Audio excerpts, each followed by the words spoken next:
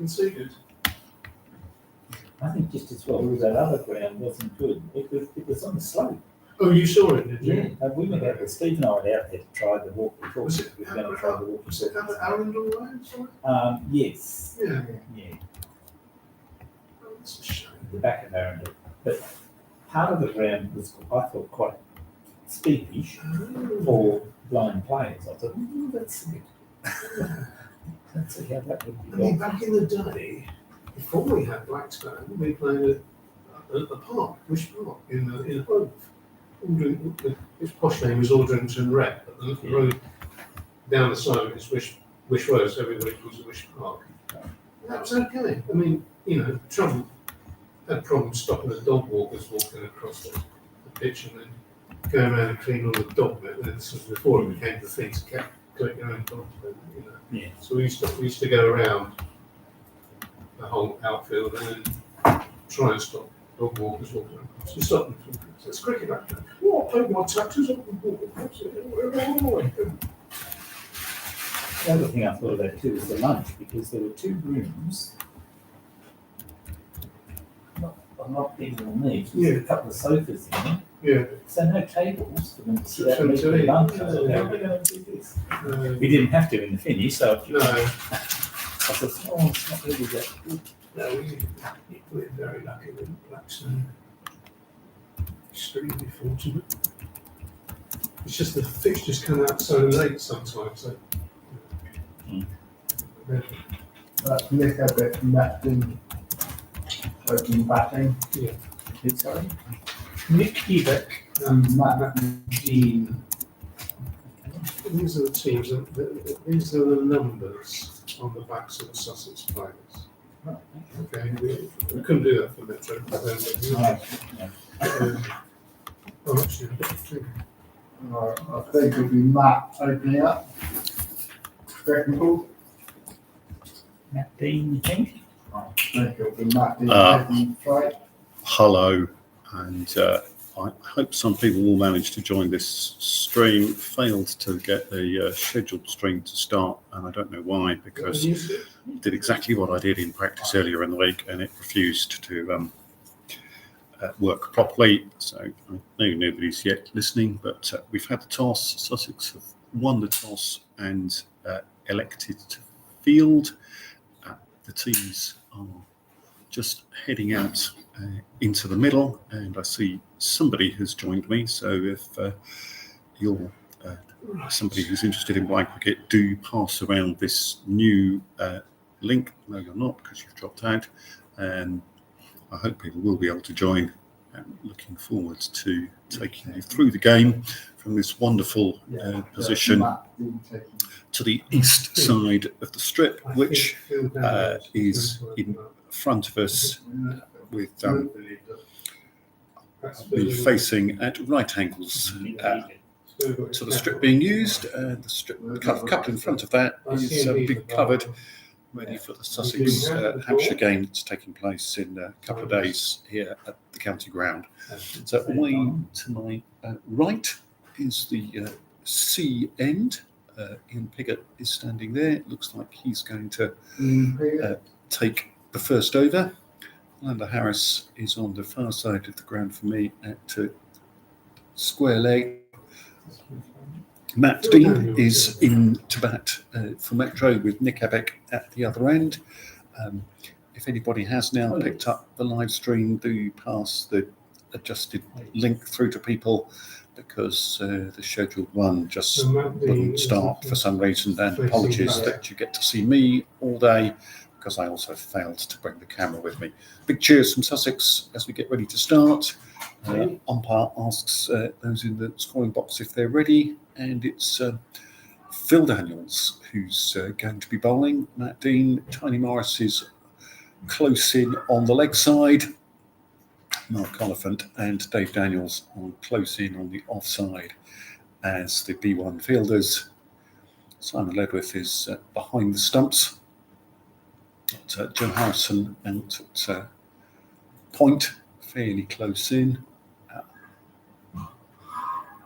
Ball is straight back down the ground. Matt Dean decides there is one there, runs through, gets home. So First run, ball hit back, very straight, left-right hand combination, so a little bit of changing of the field. Dave Daniels stays where he is at a very sort of short mid-wicket now to the left-hander.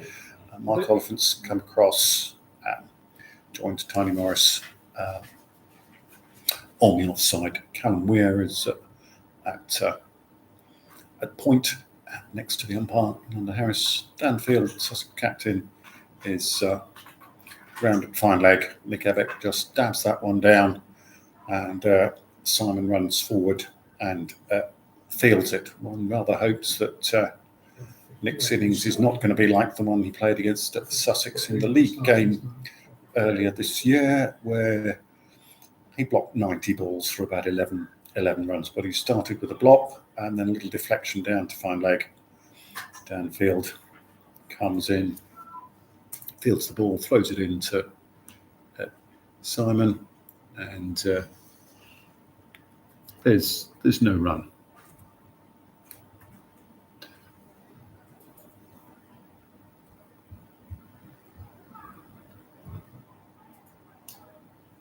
So Nick now gets a little bit more into that, drives it back back down on the leg side, fielded by the bowler, and again there's no run.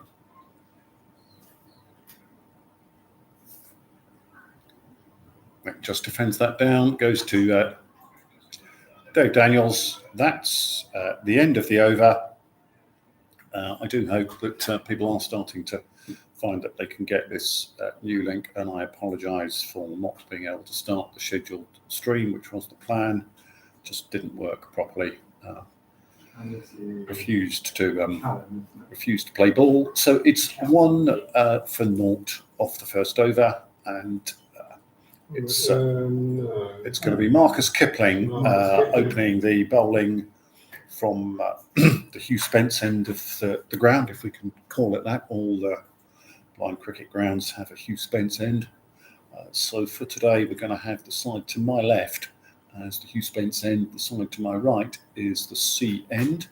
So Marcus Kipling crouching, 3 or 4 paces in. Matt Dean gets hold of that, drives it through extra cover. Fielders are after it, Joe Harrison and Mark Bond. Neither of them can stop it going over the ropes. It's the first boundary of the day.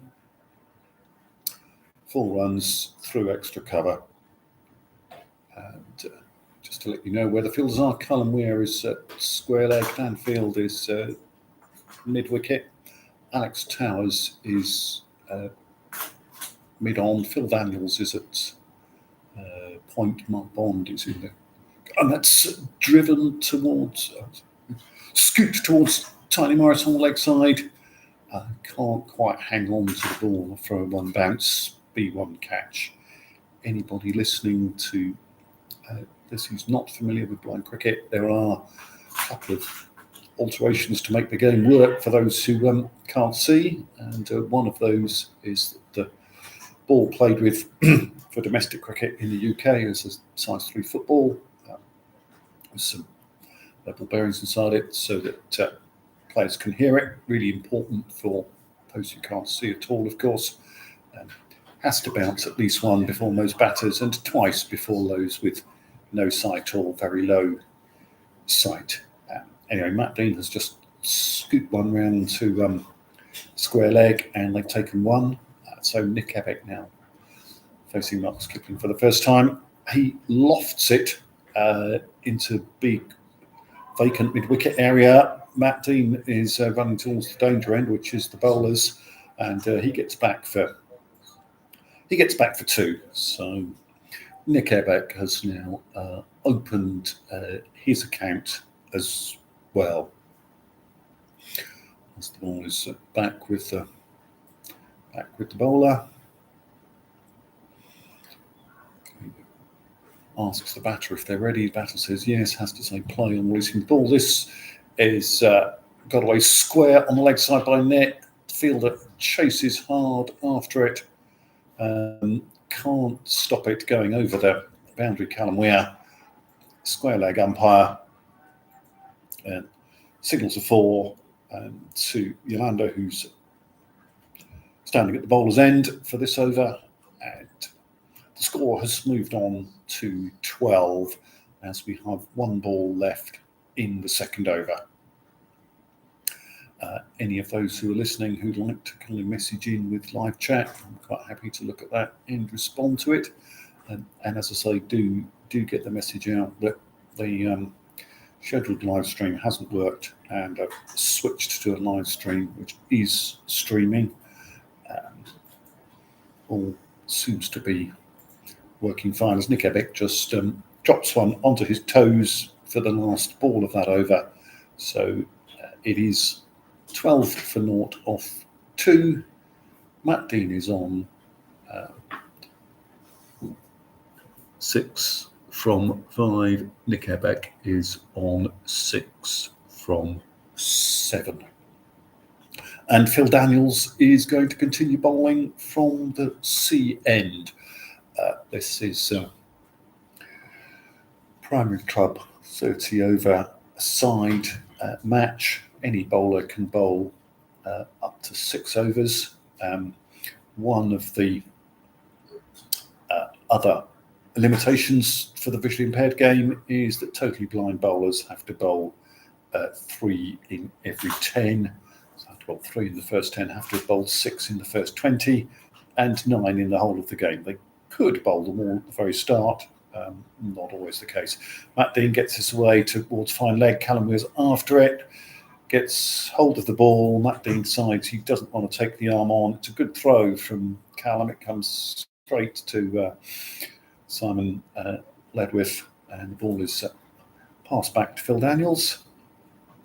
And Nick Ebick comes on strike. Downfield drops slightly deeper as fine leg for him. Callum Weir goes out to point close to the umpire. Ball comes through, beats Nick outside the off stump, through to the wicketkeeper. Dot ball back now with Phil Daniels, stands upright, swings his arms a couple of times, comes in about 3 or 4 paces. This is leg side. Nick has a big swing at it, no connection, through to the wicketkeeper. As Joe Harrison looks on from his position in front of us at square leg. This one again, leg side, straight through to the keeper. Nick can't get any bats on it. So good over this thus far from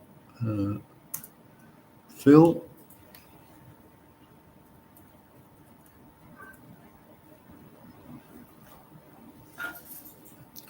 Just the one from it.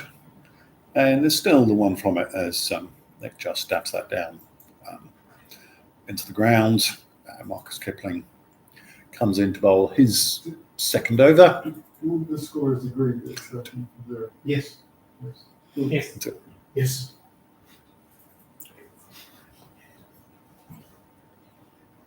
We all agree. Good start. It won't last.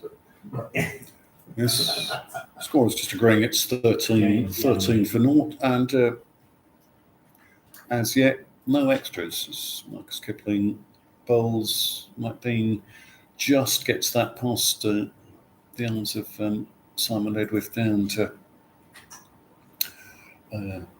back and square leg, fine leg.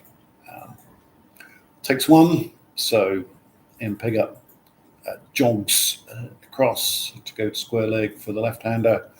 Field changes for Nick Ebick with downfield going to fine leg. Wide square leg is Callum Weir, and Nick once again goes leg side. It's just back at a square.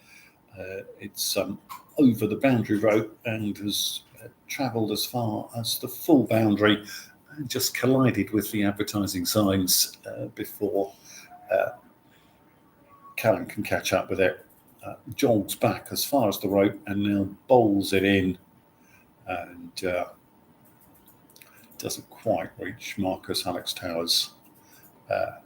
Just helps the ball onto him, and so he now crouches behind the umpire, moves forward, bowls outside off stump. This one is too wide for the umpire to be happy with it. That's the first extra of the day, wide outside the left-handers off stump.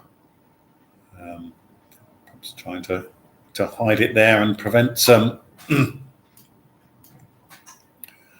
prevent the shots being pulled into the leg side. Wide is followed by a no ball.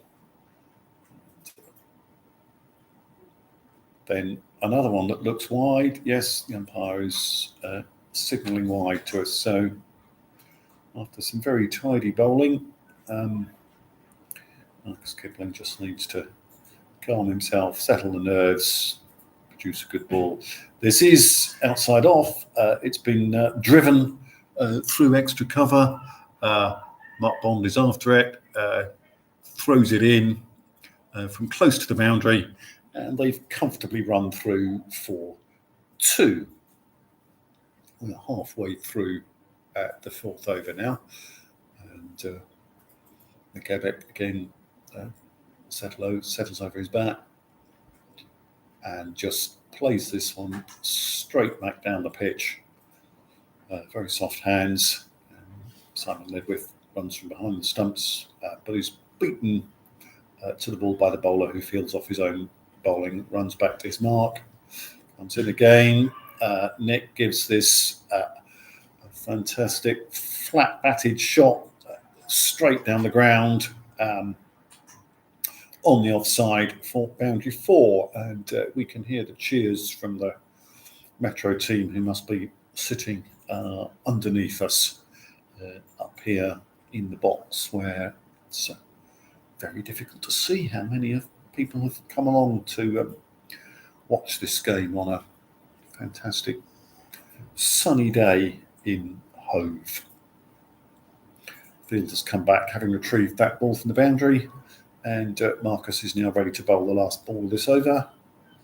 And Nick just again dead balls that down the pitch. Goes a little bit further than the one earlier in the over. It was easy to decide that was the bowler's ball to field, which he does, and it's downfield. Skipper holds the ball to Phil Daniels for his 3rd over. And the score is 27 without loss of 4. Matt Dean is on 8. Nick Ebeck is on 16 off 17, and there are 2 wides and a no ball. Just checking here in the score box that all the scorers are in agreement and that we are all happy with 27 as Phil Daniels comes in down the leg side. Well taken by Simon, who's fairly close up to the stumps, even for the speed of Phil Daniels, who's pretty quick. He's the fastest bowler possibly in the Sussex team. This one is driven to mid-on. Callum Weir fields. There's no run. There's no run there. And Nick Ebeck turned and looked around to see where the ball was going. I think Matt Dean was able to see what was going. It was his call, and he called no run. This time he gets it away, fine leg. Nobody's going to kind of catch that. It's a boundary 4. This is Matt's 2nd boundary 4. At the moment in this game, it's slightly unusual in that Nick Ebeck is ahead of Matt Dean on the scoring and on the boundaries. Nick's got 3 boundaries, Matt 2, but with that boundary though, Matt's scoring rate has certainly accelerated past Nick's. He's 12 from 11 balls. As Phil Daniels comes in again, sort of outside edge really onto this, down to short third man, fielded by Joe Harrison. Just the one run, and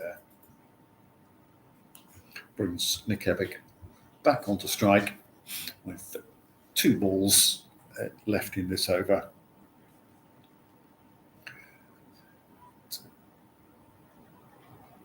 Phil Daniels coming round the wicket to Nick, just making sure everybody's ready. Comes in. Nick does connect with this down the leg side, but Simon moved across in anticipation and was able to block the ball, and so there's no run. Good wicket keeping. His captain congratulates him as Neil moves back to his fielding position, short fine leg. We're ready for the last ball of the 5th over with Phil Daniels coming in. That's very good length ball, pitched just in front of the crease, outside the left-hander's off stump. Couldn't get anywhere near it. Dot ball to end the 5th over. Score is 32 without loss. At some point, we're going to have to see a change in bowling, but Marcus Kipling is going to continue for 3rd. If we go unchanged and Phil Daniels bowls a 4th, then we will know there's an enforced change, because, as I said earlier, in this format of the game, totally blind bowlers have to bowl 3 in 10, and Phil Daniels and Marcus Kipling, who are bowling at the moment, are both partially sighted players. Partially sighted players can be low partials with very low vision, such as Simon Ledwith, who's behind the stumps for Sussex, mid partials, which is most players, and high partials. Both teams have one high partial in their side today.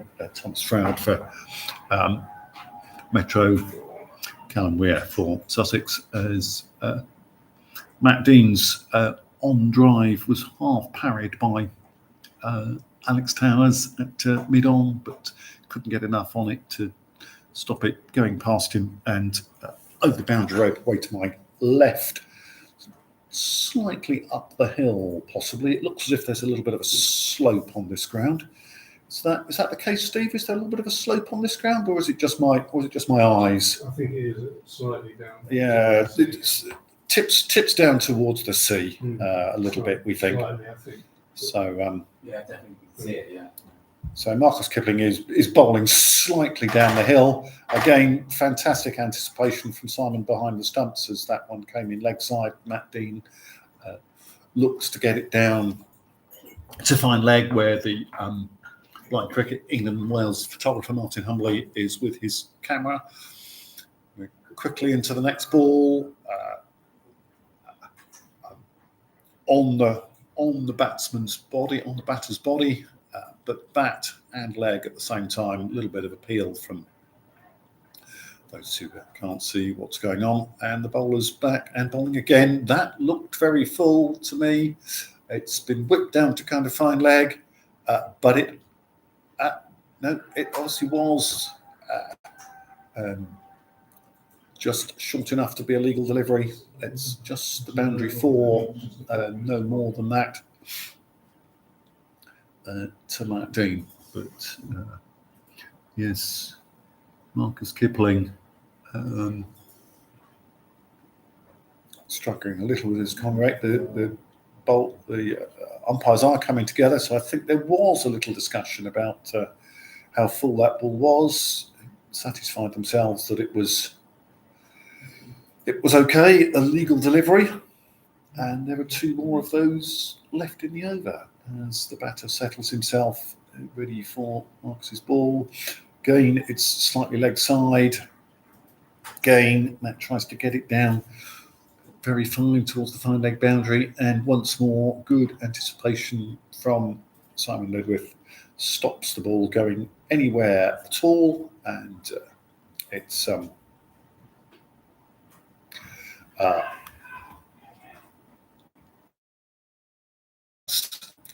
square, fielded by square leg, fielded by Callum Weir for 1.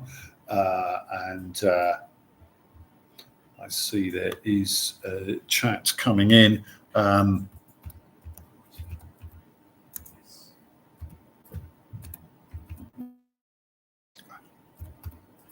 Looks like Hove's still bowling.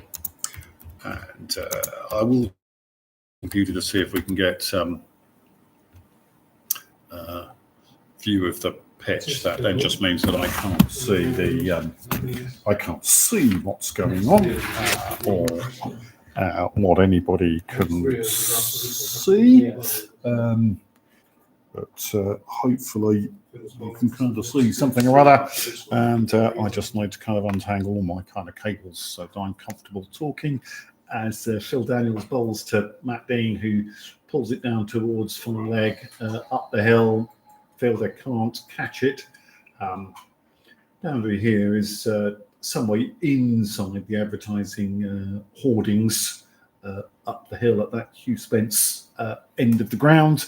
And well, it's certainly good to see that people have found out that the live stream has changed. So if you could kind of make sure that as many people as possible know about the new link, and apologies for the fact that the Schedule 1 wouldn't start as I thought it should. I practiced at home to make sure it was working, so I thought that it was right. It's my own fault for not bringing the second camera that makes this just slight pain in that I can't see what you're seeing from the kind of computer camera. So I don't know whether it's any good or not. And I now can't read anybody's live chat because I'm not looking at the screen, because I'm looking at the back of the computer. I can keep an eye on the scores for you because I've got those and pick up my other computer. Oh, and that's hammered hard against Dave Daniels' head. It's then caught by Mark Oliphant. Dan Field is holding his hands out with his side because I think this may be the same as has happened before, the other way round, when Metro thought they'd caught somebody. It's hit Dave Daniels in the head, that shot from Matt Dean into the offside. That means that it's a dead ball. So although the totally blind Mark Oliphant could catch that with one bounce off Dave Daniels' head, and that would have been a perfectly legal catch, the ball was dead and therefore couldn't complete the catch. But this time, it's a run out. It's played into Tiny Morris, who hoofs it back to Simon Ledwith. So that's Matt Dean run out by Ian Morris with some support from Simon Ledwith for 26, and Metro are 45 for 1 in the 7th over. So Sussex were thinking perhaps Morris. The umpires are just saying run out Morris. I thought that was what I just said on kind of commentary. Primary fielder Ian Morris, secondary fielder Simon Ledwith, who kind of tidied it up and actually broke the stumps. Matt Dean, 26 from 21 balls with 5 boundaries, and coming out to bat at 3 is Sam Hostin. Was it 22 balls? With Thomas Found to run for him. Yeah. Taking a word for it. Is Andy Law.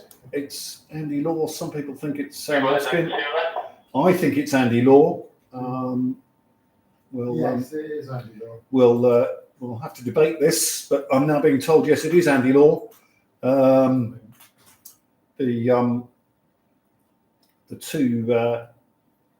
two Metro totally blind players. I'm sure Andy Law would love to be confused with Sam Hoskin, because I can tell you that some players have been around the game for a very long time, and the person who played first in a primary club cup final, who's here today, must be Andy Law, who started playing even before Rory Field and Matt Dean played in 2003 when Metro beat Birmingham Stars. First ball to Andy, just think off the bat and through to the wicketkeeper for the dot. So 2 balls left from Yeah, I was just exactly what I was Phil Daniels before, as I say, we get this enforced change of bowler, because we'll have to have 3 B1s in a row, and you'll all place that out into the covers. Fielded by Mark Bond, thrown back to the keeper. Dot ball to end the over. It's 45 for 1 off 7. So Phil Daniels finishes a spell of 4 overs where he's conceded just 11 runs. It's been harder work. Perhaps it is harder work bowling down the hill for Marcus Kipling, who has conceded 34 from his 3 overs. So it's going to be Dave Daniels to bowl from the Hughes Bent's end down the hill, with Nick Ebeck facing Dave Daniels. Totally blind bowler. Will probably bowl. Looks as if he's going to bowl as normal off of 1 pace. He's standing next to Thomas Froud, who's come in to run for Andy Law. As Dave sets himself pointing down towards the batter. It's a real challenge if you can't see, to try and make sure you get the ball straight. So pointing down, you're not going to deliver the ball with, is a technique that's often used. The wicketkeeper will give him a shout to kind of make sure he knows where the stumps are, clap behind the stumps. Simon's done that. He has to then check batter's ready, bowls outside off stump, too far outside off stump for the umpire's liking. Yolanda Harris signals wide. As the ball comes back to Dave, and he's ready again. We're all ready for the official start of his over, hopefully. That is even more wide though. Signal wide, and dead as well. I think mine will have come off. Ian Morris, who's on the offside, Mark Oliphant is on the leg side, so just 2 close infielders with a totally blind bowler. Simon led with up to the stumps. Phil Daniels at point, Mark Bonds at cover. It's Joe Harrison at mid-off. It's another wide. Callum Weir is at mid-on. Marcus Kipling is deep on the mid-wicket boundary. Downfield is just backward of... no. Callum Weir is just backward square, and Danfield is down at fine leg. That's the field for you as we come to the second legal delivery of this 8th over. And Dave is keeping it outside the off stump. That one Nick reached for, couldn't make connection. Taken by Simon. Ball now back. Joe Harrison is tending to jog in and help Dave gather the ball as it comes back to him. This one's down the leg side. Nick tries to get something on, doesn't do so. Simon's across the field, throws it back down to the bowler's end. Joe jogs in from his fielding position, hands it to Dave. Jogs back, turns around. There's the call at stumps from behind the stumps. Nick does manage to get this one away down to fine leg. It's very slow. Downfield, jogged in 3 or 4 paces to field the ball and throw it into the wicketkeeper. And on this occasion, Nick Ebeck has helped to hand the ball to the bowler. So Dave, who's been round the wicket to Nick, is coming over the wicket to the right-handed Andy Law. There are 2 balls left in the 8th over. This field comes in a little closer for the totally blind batter, trying to make sure there are no singles in this game. Runs scored by those who are totally blind are doubled, so if you run 1, it's 2 scored. So if the ball just goes behind your legs down the leg side and is fielded by the wicketkeeper, that's a dot ball, as it is in any. To the last ball of the 8th over. That is just too wide, and that is the Metro 50 off of 7.5 overs in 32 minutes. Just hear a little bit of applause as that is flashed up on the big scoreboard opposite to our scoring position. A lot of shouting at the end of the over. Nothing really happening though. But we can say fantastic hosting from Sussex at this event. We've got fantastic scoring and commentary position in their box. They are supplying somebody to operate the scoreboard for us, so everything is there to look at on the scoreboard opposite if I kind of need any information. I don't need any information to tell you that it's Ian Morris who's going to bowl the next over, because Ian is easily recognisable on any blind cricket field. He's called Tiny because you're bound to notice him. If you see him standing next to Dan Field, he towers far above him. He's bowling to the left-handed Nick Ebeck, gets one on the leg side. Nick plays it down to fine leg, exactly where the Sharks thought he would play the ball. So it's fielded by Dan Field, thrown into Simon, and now the field changes around for the right-handed, totally blind Andy Law. The field is quite a lot closer in as before. And, it's a ring of 3 on the leg side. And Andy has lifted it over Callum Weir on that leg side, and they've run 2, 4 scored, and just backward square leg. Ball was in the air. Downfield gives pat to his fielder. He was backpedaling, couldn't kind of catch it. So there's a ring of 4 on the leg side with Simon Ledwith at mid-on.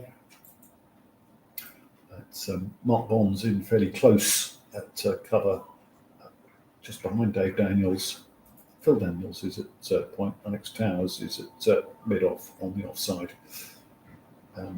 Andy Law plays this down to mid-on, fielded by Joe Harrison, who gives the ball to Tiny. We've got 2 left in this over. And the ball is with the bowler in. That's hit Dave Daniels, so that's wide ball and a dead ball. Ball is thrown back. Joe Harrison's there to help get the ball to Tiny. Andy Law, just with one hand on the stumps to locate himself, steps forward, ready for the ball, beats in through to Simon. There's some hands up in the air. don't think there was a kind of real appeal. There was a stumping, but totally blind batters can't be stumped. So Andy safe if he steps away from the stumps from being stumped as a mode of dismissal.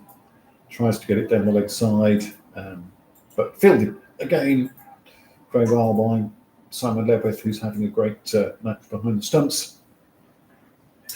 We're through 9 overs and the score is 56 for 1. Andy Law has that one scoring stroke for 4 from his 9 deliveries faced. Nick Eback has 18 from 24. We've had 7 wides and a no ball. There's now a little discussion at the bowler's end, but it's going to be Dave Daniels to bowl as Dan Field and Mark Bond have a little discussion about field placings and things. So Mark Bond, whose debut in the Cup final came before the first ever Sussex Cup final, as he played for Metro in 2008, 2 years before Sussex first got to a cup final. Sussex's first ever cup final was against Metro. It was then called the Rose Bowl. It's now the Utility Bowl. And it was on a far less pleasant day than today, when Sussex beat Metro to win their first ever Primary Club Cup. Nick placed that first ball out into the offside, and then the second one is a wide. Johansson helping Dave get the ball back. Dave orientating himself at the stumps and goes up. Call from the wicketkeeper. Dave takes a step and a shuffle forwards outside the off stump. Taken by the keeper, no run. Ball back down to the bowler's end. Walks in, hands it to Dave, walks back to his fielding position at mid-off as the ball comes in, and that is a no ball. Yes, just too long. One has to pitch before the popping crease in this game, bowling to any batter.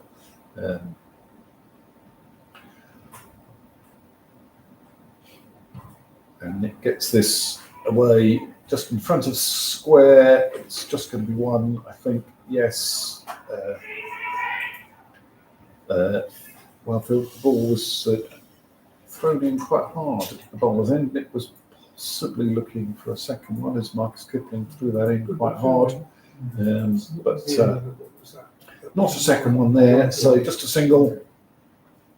Andy Law back on strike. Field shuffles itself around. Really only Johansson stays where he is, possibly a pace or two nearer the bowler.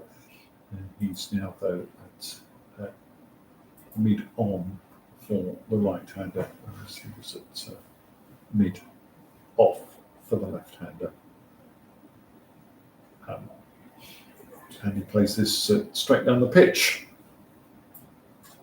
And Marcus Kipling runs into field and throw back to Dave. There's the ball now. The keeper is calling stumps. So this one's down the leg side, taken by the keeper, and no run. Quebec gathers the ball, and as it comes near the stumps, hands it to Dave. He's got 2 balls left in the 10th over. The score is 59 for 1. Dave just slightly resets himself, Make sure he's ready. Another one, too wide on the leg side, and signalled wide by Yolanda Harris. So Dave still has a ball to bowl in this over. Again, leg side, but that one close enough. And at the end of 10 overs, the score is 60-1. Quebec has 19 from 28. There's been 9 wides and 2 no balls, and Andy Law has 4 now from 12. Ian Morris to continue his spell up the hill. This will be his second over. As the field gets themselves into position for the left-handed Nick Ebeck. Downfield running up the hill to my left here to the fine leg boundary. Puts himself right on the kind of rope. That one though is outside the off stump, too far outside the off stump for Ian Piggott, who signals wide. Joe Harrison runs forward in front of Thomas Froud, who's running for Andy Law to gather that ball back in and hand it to Ian Morris, who sets himself again outside off stump. Nick tries to steer it away to the offside, a little bit of bat on it, doesn't go very far. Chased by Simon Ledwith, who throws it back to Simon, and there's no run. Ball out towards point. Well, Phil Daniels is at kind of point, but the ball didn't get anything like near him. Now Nick manages to get hold of this one, plays it to mid-wicket. Marcus Kipling throws it in. There's some confusion. Are they going to get 2? With an accurate throw, maybe they might have done, but the throw was several yards wide of the stumps as Joe Harrison gathered it in from Marcus Kipling. And, they were able to complete 2 runs. Apologies, I've just hit the back of the screen. If you're watching the live stream, there's not been an earthquake. It's just me hitting the back of the screen. And that's dead ball as it's bowled straight at Mark Oliphant outside the left-handers off stump. Ball though is now back with posing figure Ian Morris and another dead ball. Encouragement from the totally blind fielders, but I'm sure they'd much prefer that the ball was whizzing down somewhere between them rather than hitting them. That is hasn't hit the fielder, but it still looked very wide on the leg side, and it has been signalled wide by the umpire.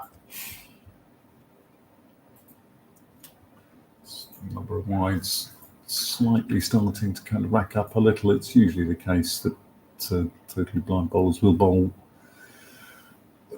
perhaps a few more. That's outside off stump though, and inside the line of wide. So we have now had 3 legal balls in this over.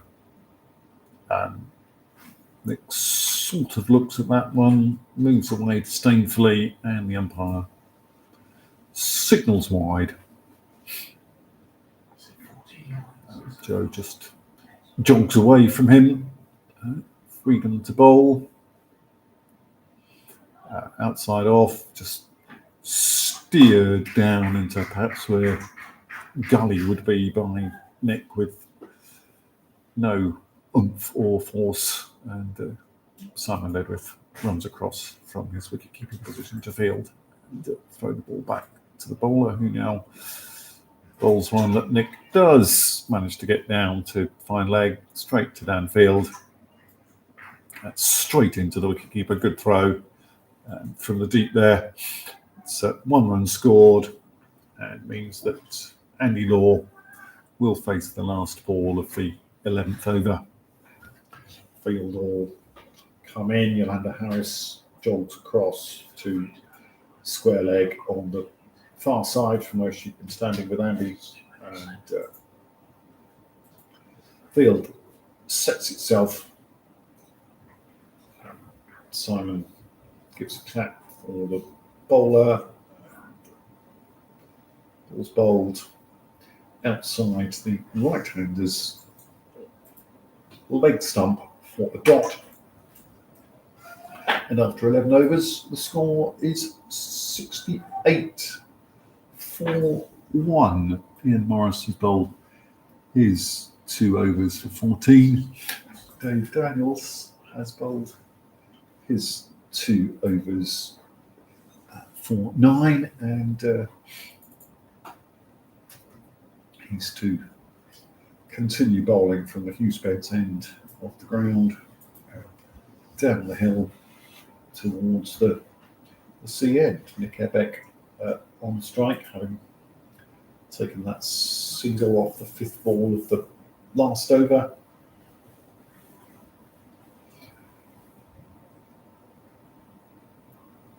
Facing, and the ball outside off stump through for a dot.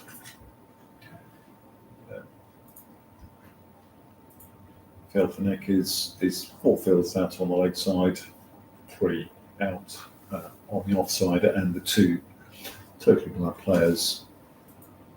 Jim Morris closing on the offside. This just evades Alex Towers in the deep as it's hammered towards long on. It doesn't go to the ropes, but they do run 2. 2 more to Nick brings his score to 24 from 35 balls faced.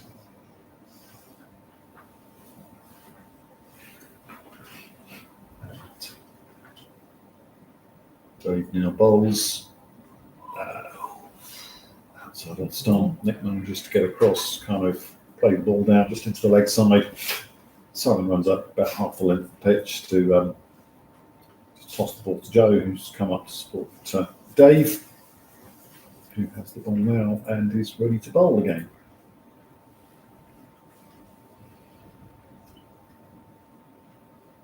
Comes in, it's down the leg side. There was a swing at it. I don't think it was hit. Umpire is signalling a bye, yes. So a bye brings Andy Law on to strike for the last 2 balls of Dave's 3rd over. So good spell from Dave. 3 overs. His 3 overs have gone for 11. His son's 4 overs went for 11, but this is a really impressive performance from a totally blind bowler as he beats Andy Law outside the off stump. It's gathered by the keeper and thrown back to Joe. So, and the bird flies across. Shadow goes onto the plane surface, I think not noticed by anybody, as the last ball is down the leg side, taken by the keeper, and another dot. So 3 overs for 11 from Dave Daniels. And we are now through 12, as again, little discussion at the bowl's end. I'm sure it's going to be time to bowl, yes, just downfield and not bombed again. And just making sure the tactics are right for the bowl to make sure that it's difficult for Metro to score with any pace as they would have expected if Maclean had stayed in. Nick Ebeck gets this away.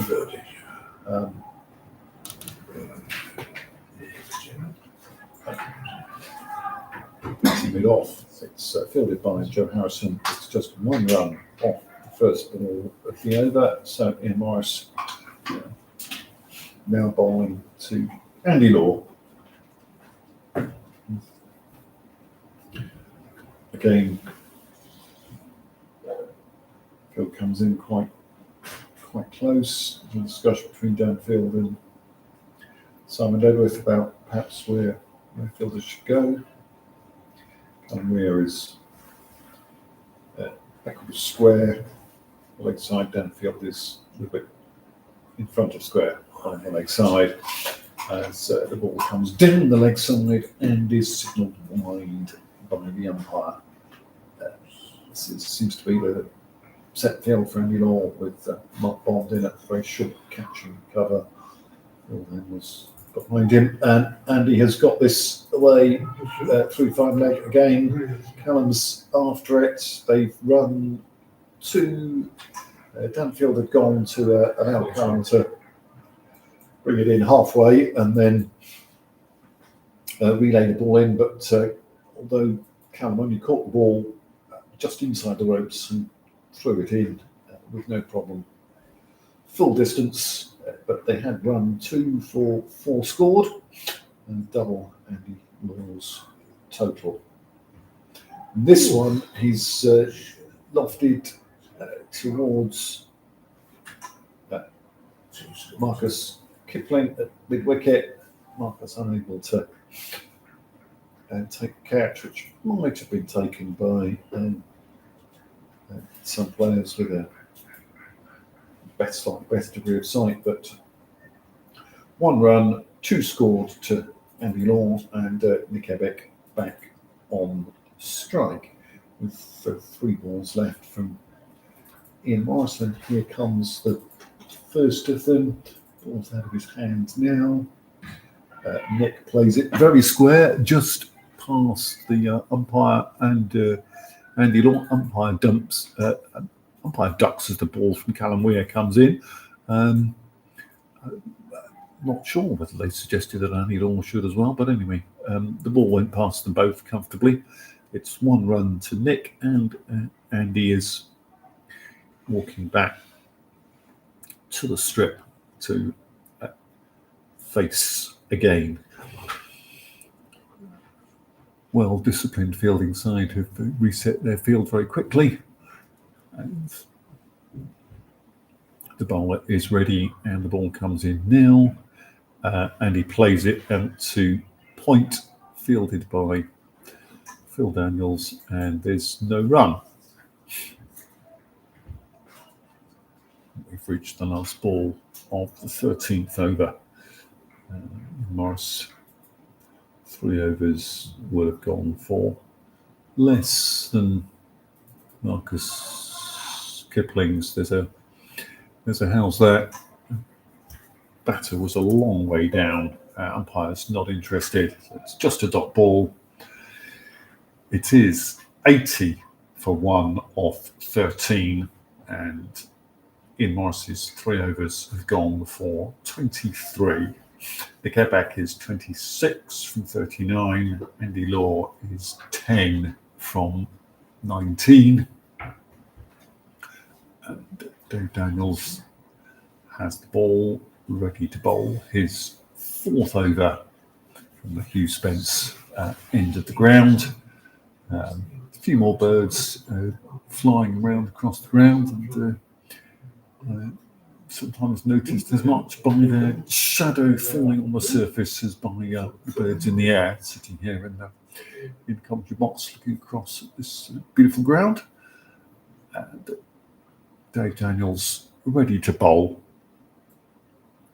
Comes in, outside, left-handers off stump, good ball, well taken by the keeper. The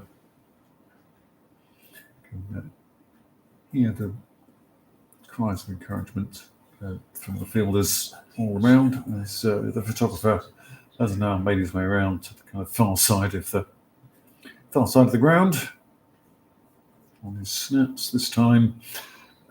Leg side, but Nick can't get anything on it. Safely gathered, by Simon behind the stumps.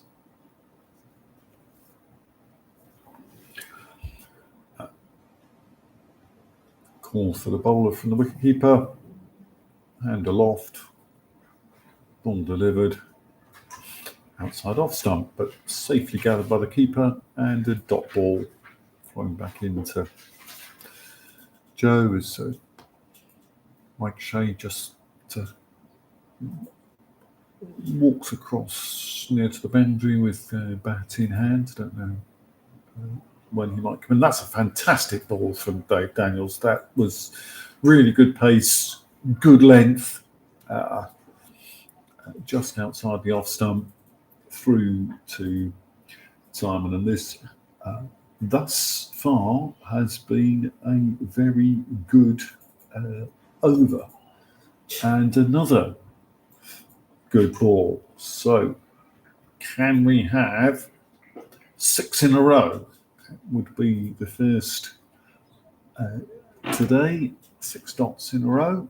Be fantastic from Totally Blind's bowler, and would mean he had gone one better than Dave. But unfortunately, Nick does manage to get hold of this one, flick it down to fine leg. He's interested in 2, but it's downfield's arm down there. Rather too good. It comes pinging straight into Simon. So just 1. So Dave, 4 overs for 12. So just 1 more run conceded than Phil from his 4. And it's going to be Ian Morris to continue with a 4th over as we come up to what I think will be a drinks break after 15. That's usually what happens. It's a 30 over a side game. So drinks at 15. Metro are 81 for 1 from 14.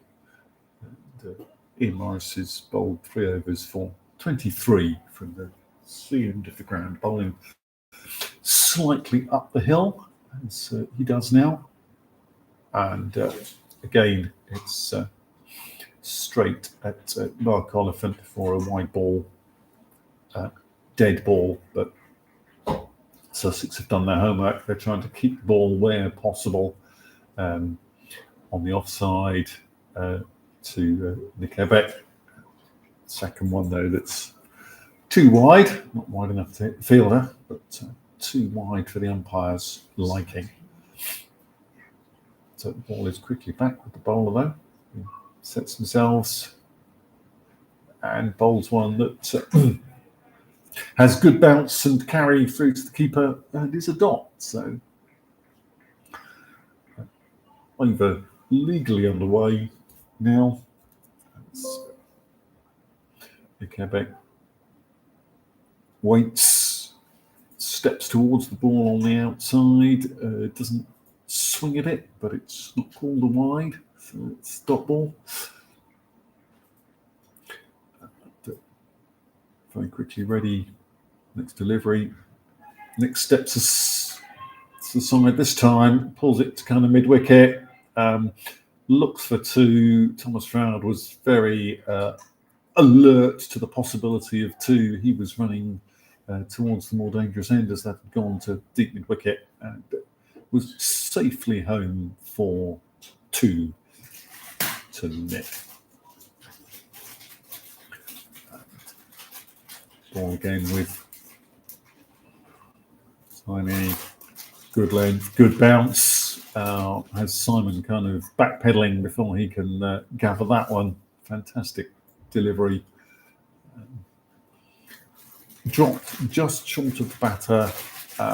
Got good steepening bounce. And very, very difficult ball to try and hit. And 2 for dot. Swing outside off stump this time. Wicketkeeper thought that was the end of the over, and the umpire didn't think it was the end of the over, so he's been asked to kind of run back and wait for 1 more. And perhaps he'd forgotten one of the wides in the over, because we started with 2 of them. So, and I'm not quite sure that you need to run straight up the other end if the likelihood is it's going to be drinks. And that's another beautiful lifter that goes past the batter. Sides are jogging in. I'm not sure.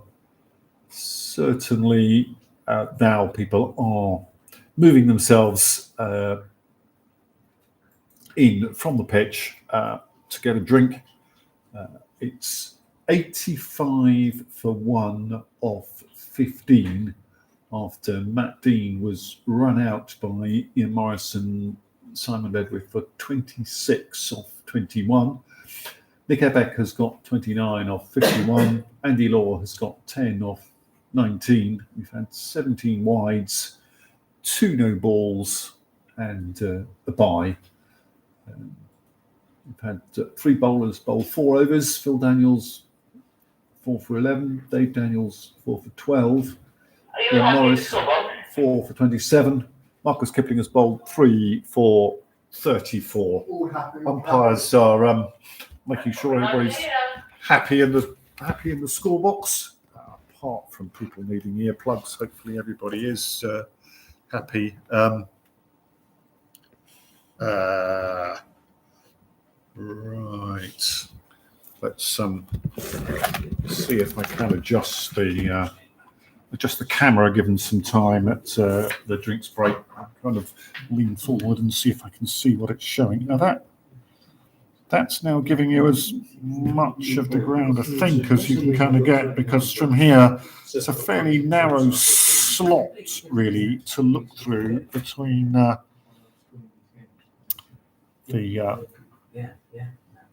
little projecting canopy that provides shelter to those sitting in front of this position, and space to see what's going on the far side of the ground. I think that's the best view you're going to get. Anybody who is listening and trying to watch, you will have to make do with hopefully having enough audio information to be able to follow the game and know what's going on. There's a discussion in the background behind me about, is that a good score? 85 for 1. I think Sussex would probably be happier with 85 for 1. Metro, I think, would know that if Matt Dean had been out in the middle, they'd have been wanting to look to score faster than they have been. But you never know what a good score is until the second side has started batting.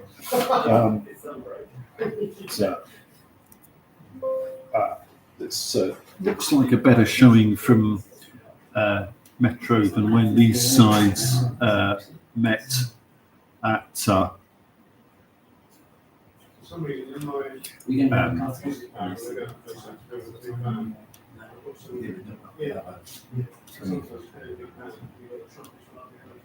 Beckenham, the year that the Primary Club were inducted into the blind cricket Hall of Fame, which was 2018, I think.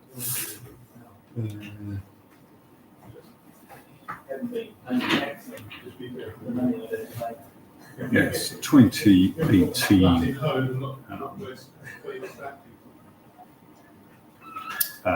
Where Metro slipped to 87 for 4 and only scored 122, which was very easily chased down by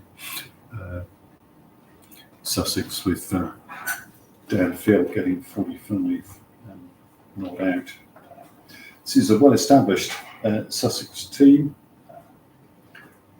Sussex, as I said earlier, played their first cup final in 2010 at then the Rose Bowl, now the Utility Bowl, where they beat Metro, and they've got 4 players from that side playing today.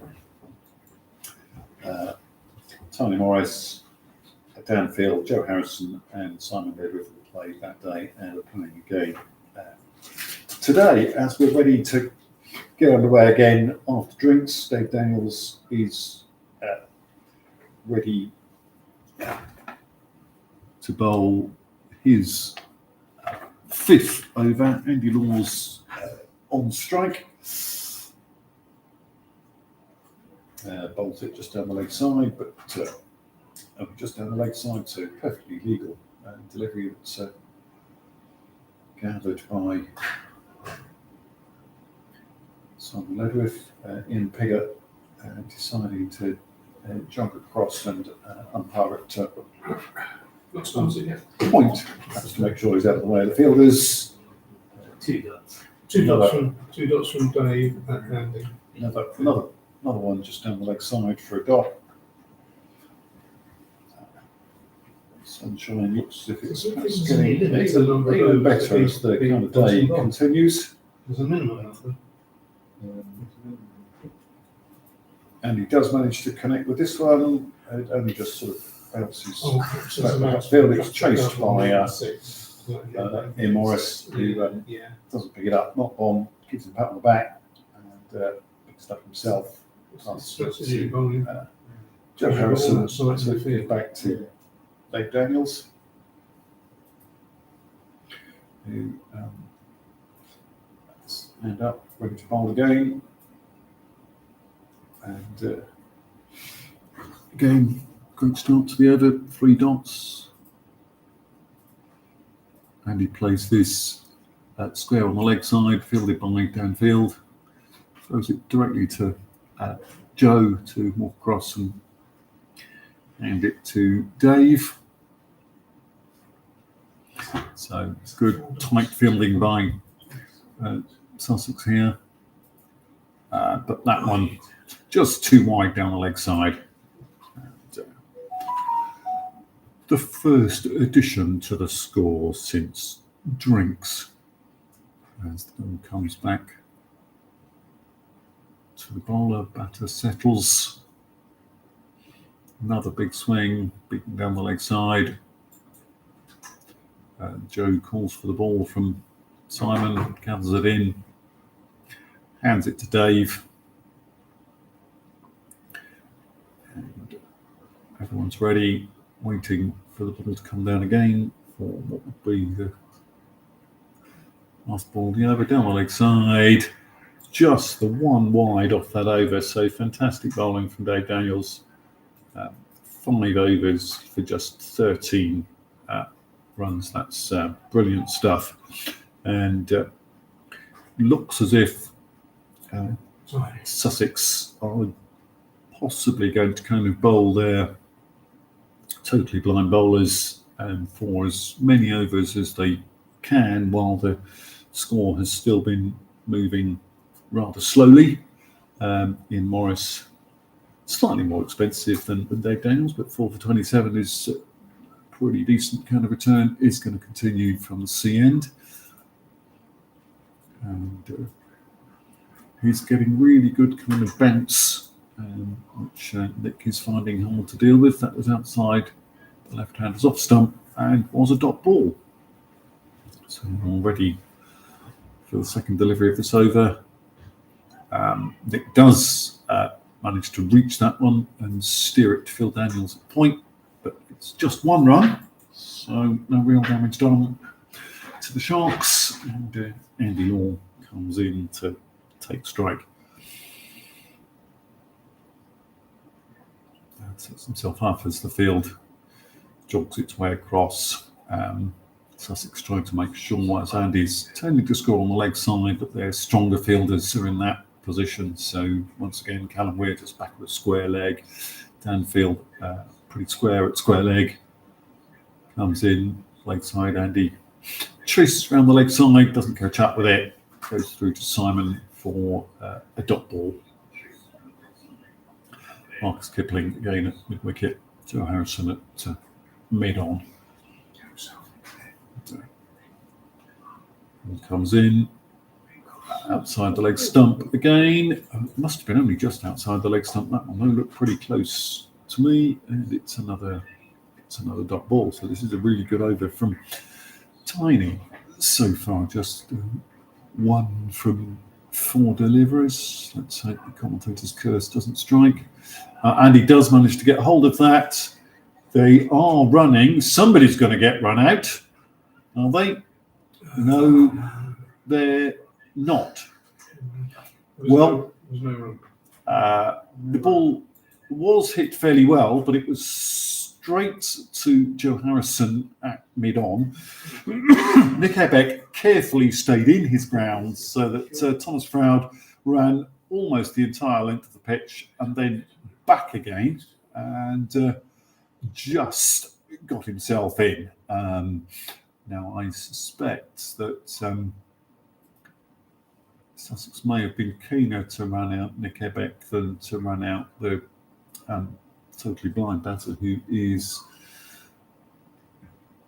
trying to give the ball a thump but struggling to score as he thumps that one into covers, and Mark Bond, feeding it short cover, gathers it up and it's a dot. So just 1 and over so far since drinks, and if they score at 1 and over for the rest of the game, they'll reach 100 because they're currently on 87 for 1 and there are 13 overs remaining, and looks like it's going to be Dave Daniels to complete his bowling stint from this top end of the ground. There seems to be some concern around the stumps. Both umpires at that end on the stumps. I don't know whether there's been a little bit of damage caused as the ball was thrown towards them, attempting to complete that run out in the last over. Yeah, it looks as if maybe there are some. Oh no, it's a umpire's piece of white paper rather than a separate piece of the stumps, I think. But it's taken away with him. And settles herself behind the stumps. Dave Daniels. Dave Daniels going over the wicket to the left-handed Nick Ebeck. Sort of body and arm, and it bobbles away to point. Phil Daniels strolls in and doesn't field it. Simon Ledward sprinted out from behind the stumps to field. It's signalled as a leg by, and that brings Andy Law back on the strike. So Dave Daniels staying, not surprisingly, over the wicket to the right-handed batter. We've got ourselves ready. The field's changing over for the right-hander. Andy on a little bit of a charge, big swing, no connection.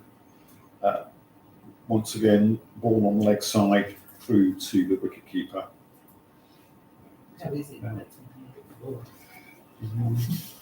Just notice the flag fluttering on the far side, so down the hill you're possibly slightly kind of into the wind. Bowling, although it's now fluttering and facing the wind is something like off the sea, or maybe towards us, it seems, from the flag. And Steve comes in, bowls down towards the sea end. Another one down the leg side, this time too wide for the umpire. And so there you go.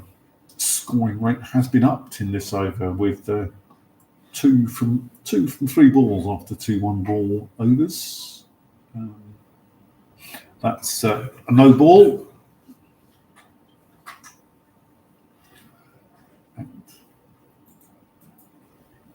Dave Daniels still then has 3 balls left to complete his maximum 6-over spell, and that's a wide. That is very wide. Simon Ledwith ran a long way to his left and dived to grab hold of that one. was so wide it passed outside Ian Morris on the batter's leg side. This one though is much straighter, and again, yes, just leg side through to the keeper. Dot ball, normal service resumed. Therefore, it seems. There's a plane buzzing around somewhere. It seems as if that's not going to hold up play. No, because the keeper is signalling. Bowler's in. Batter has got that one to fine leg, and that is a run out as Callum Weir gets it in to run out Nick Ebeck. So second run out of the match. So both Metro openers now run out. Score 91 for 2. We've got one ball left in the 18th over. Nick Ebeck ran out for 30 from 54 balls with 3 boundary fours, all of which he'd scored very early in his innings before the first wicket fell. He's walking off. Matt Dean is walking back out, and I take it that that's because Thomas Froud is going to bat next, and Matt Dean is now going to run for Andy Law. So Nick got 30. And confusion about what's going on. But as Nick Ebeck was run out, I think Thomas will be on strike. Weir, is it? Yeah, Callum Weir. Yes, I think so. Yes, Callum Weir was the fielder who ran out Nick Ebeck. Yes, genuine kind of confusion. Andy Law not able to find the umpire who should be minding him. Batters kind of pointing all over the place. Thomas Froud knows he's on strike. He's umpire is at last. Ian is at last calling Andy over to him. Matt Dean is walking back down to the non-striker's end to run for Andy Law. Yes, high partial batter on strike, so can have a full pitched delivery provided it's below his waist. As he settles himself to face the last ball of Dave Daniels' 6-over spell.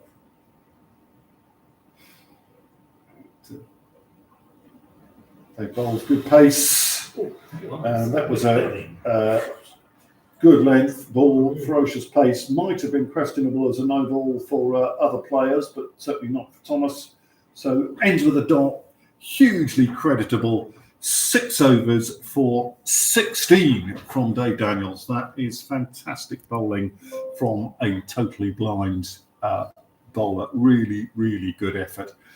And it looks as if that might signal the end of the bowling of totally blind players. As Ian Morris is now up the batter's end, close in on the leg side for the right-hander next to Mark Oliphant. Although Mark's actually now gone a little behind square, so it's sort of a leg slip position. And looks as if it may be Alex Towers coming in to bowl from the C end.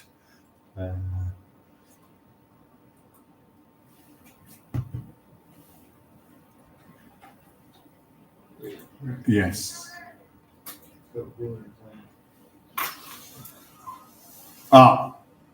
And there's a problem which all of us scorers have been struggling with. ever since there was a runner, which is that the runner should have a bib, and the runner hasn't had a bib, and it hasn't confused the heck out of any of us. But anyway, the runner is now being given a bib, so they should have, to make sure that you can't mix up the runner with anybody else. But the quality of the scoring team here means that bib or no bib, we can all manage fine because it's so good. So alongside me, Steve Field, who has scored ever since Sussex Sharks started, Seb Egan, who is scorer for both Surrey and Hampshire, as well as being the Surrey County Scorers Officer, and Bruce Vile as there's going to be another run out. This time they do decide to run out Andy Law. So the bib didn't last very long because Andy hit that to mid-on, was fielded by Marcus Kipling to run him out, surely. Is there a question as to kind of who was run out? Had they crossed is the question. It looked as if they'd crossed to me. Perhaps they hadn't crossed. Is Thomas run out? It is out. And Matt Dean is leading Andy Law off the field. So that is a third run out. Was it Marcus Kipling that got run out? Yes, I believe it was Marcus Kipling who took the run out. Batters had crossed. There was a discussion between the umpires. I'm not quite sure what it was about. Andy Law, 10 off 35 deliveries. And so now Mo Galib has joined Thomas Froud in the middle.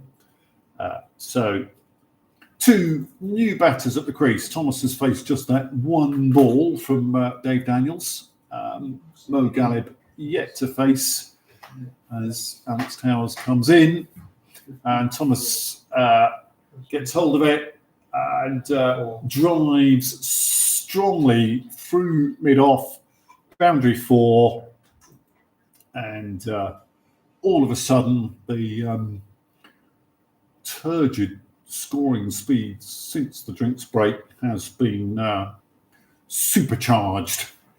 Began to look as if Metro were playing in the same way as their home league game against Sussex when they crawled through the whole of their allotted overs, batting out for a draw. You can't get a draw in the cup, so hopefully a few more runs on the board will enliven the remainder of the game for those who are interested parties to see a good game of cricket. Not necessarily the best thing for Sussex, as Thomas plays this one in towards mid-wicket. Danfield runs in from deep mid-wicket, but is beaten to the ball by the bowler, who fields off his own bowling and heads back to his bowling position. Like Marcus Kipling, he stands bent over before approaching his run-in, bowls outside off stump.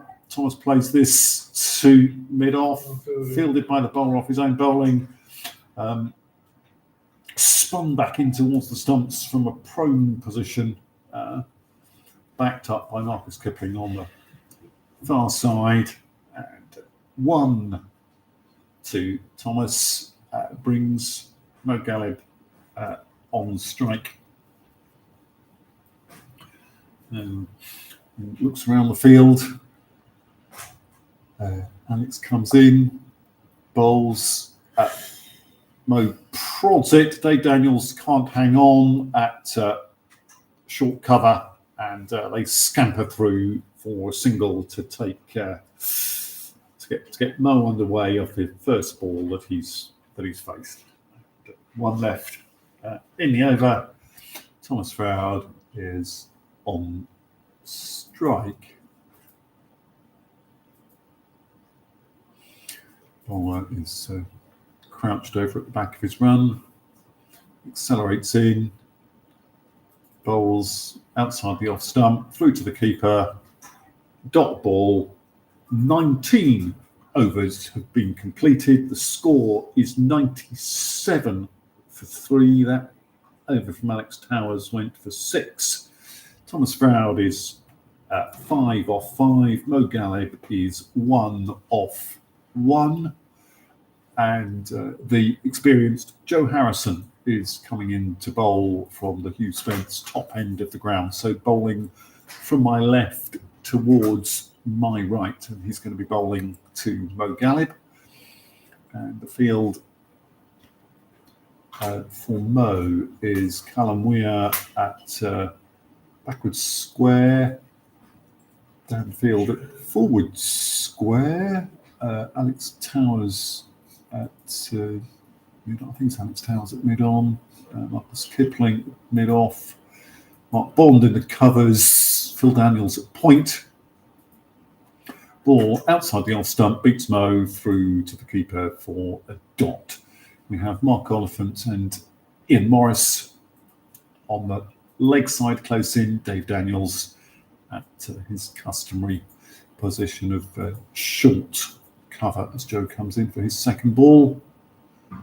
Mo tries to give it a huge thump, doesn't get it very far. Joe sprints forward to collect it at a very short cover.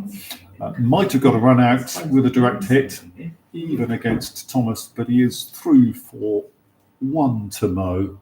And Metro's score creeps towards 3 figures. Joe settles down, and Mark Oliphant has now gone offside. And then this is slightly leg side. Thomas turns it to backward square. Mo says, kind of come back. That's sorely suicidal. The throw from Callum Weir is not good enough, though, and so they aren't able to get to. That's the 100 up for Metro, but surely that second run was suicidal. Callum just couldn't. On this occasion, having thrown in very well on others, just didn't get any accuracy on that throw in. Perhaps didn't realise he had quite as much time as he had. That's a fantastic diving stop by Alex Towers, and at mid on. But as he was off his feet diving to stop the ball, they were able to come through for another 2.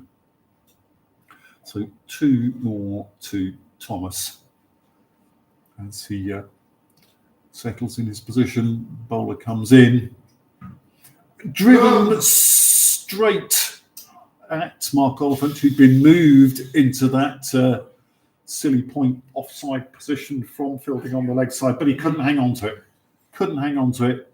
Tapped it down. Simon Redcliffe tied it up, but yes,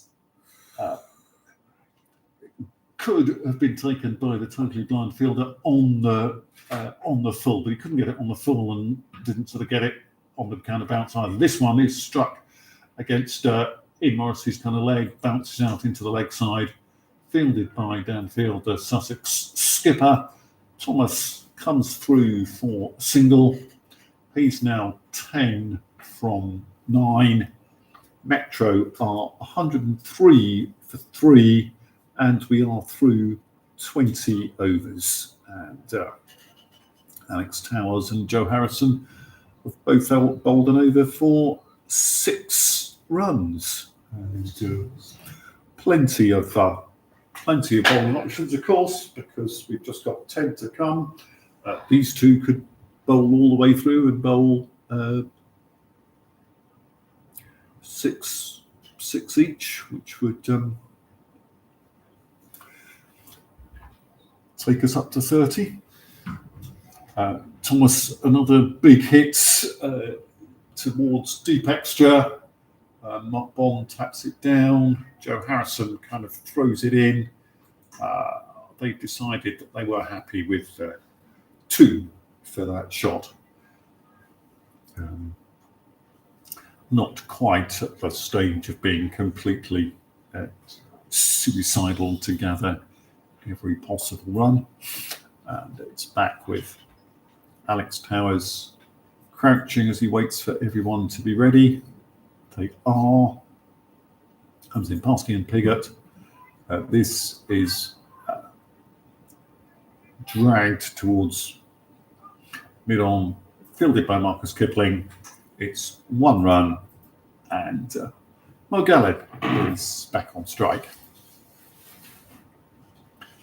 And for Mo, Mark Oliphant goes on to the leg side. So two close in B1 fielders on the leg side. Just Dave Daniels, it's a short cover on the offside to Mo. Mo has a big swing, doesn't get hold of it. Caught by Simon, breaks the stumps, but Mo did have a foot down, so didn't lift it at any point. So no stumping. Yolanda Harris runs in, tidies the stumps up, gets back to their position at square leg as the ball comes in from the C end.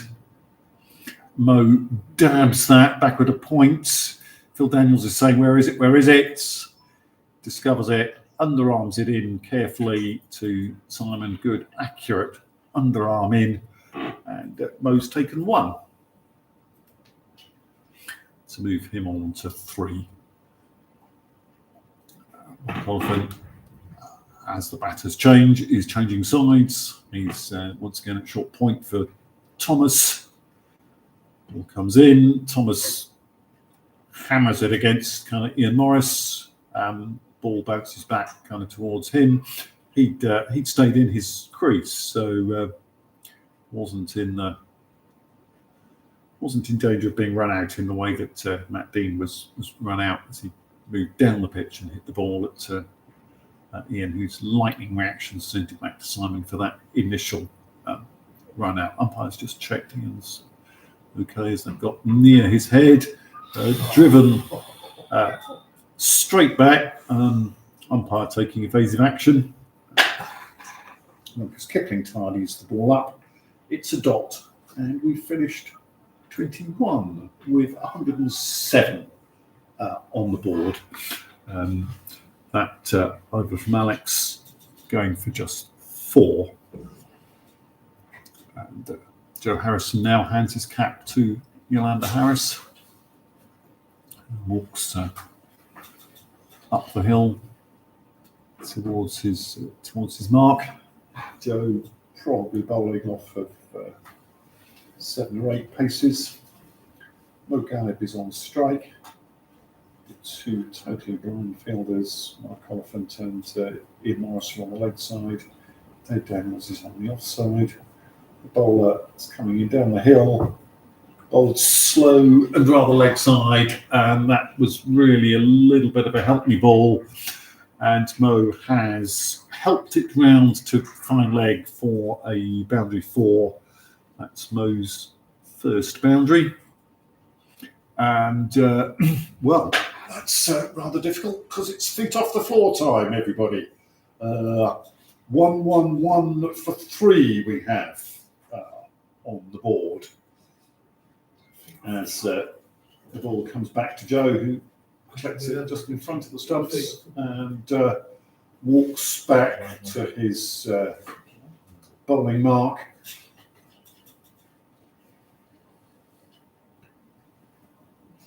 A couple of little hops into his stride. Mo chips this leg side. Oh, downfield chases in, can't quite catch it. Throws it towards the stumps. Mo drops his bat. Marcus Kipling tidies the ball up.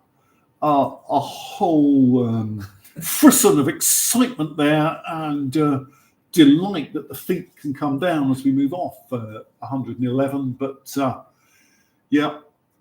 as that ball was chipped up in the air, Dan, who's not that deep, he's only back where Ian Piggott is at umpiring at square leg, but he was just too far away to be able to run in and catch that, as it went really nowhere from Mo.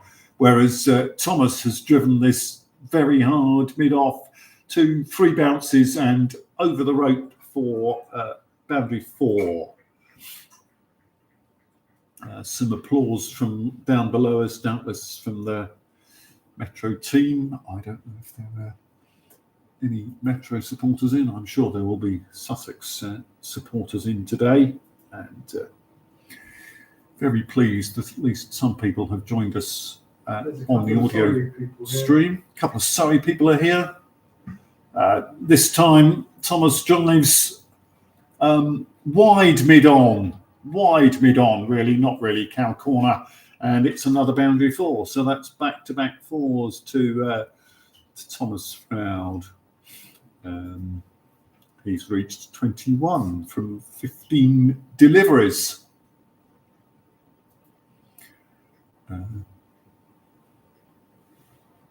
Having this season become an experienced player, so he's the current skipper of Berkshire Stags, now an experienced player when wanting to play in the visually impaired game at development level, so not a national level. But just as he hammers this one into Ian Morris's shins, Ian just kind of walks away for a moment. Simon Ledwith comes across to make sure he's okay, but there would definitely have been more runs there if it hadn't gone straight into the shins of Ian Morris, sort of short, silly mid-wicket. And it's the last ball of the 22nd over. Comes in. Thomas calmly pushes it to extra cover. Mo is sprinting back because he wants a second and wants to be on strike for the next over. And as the ball came into that end, Mo was so quick that there was 2. Thomas just jogged down to complete his 2, and the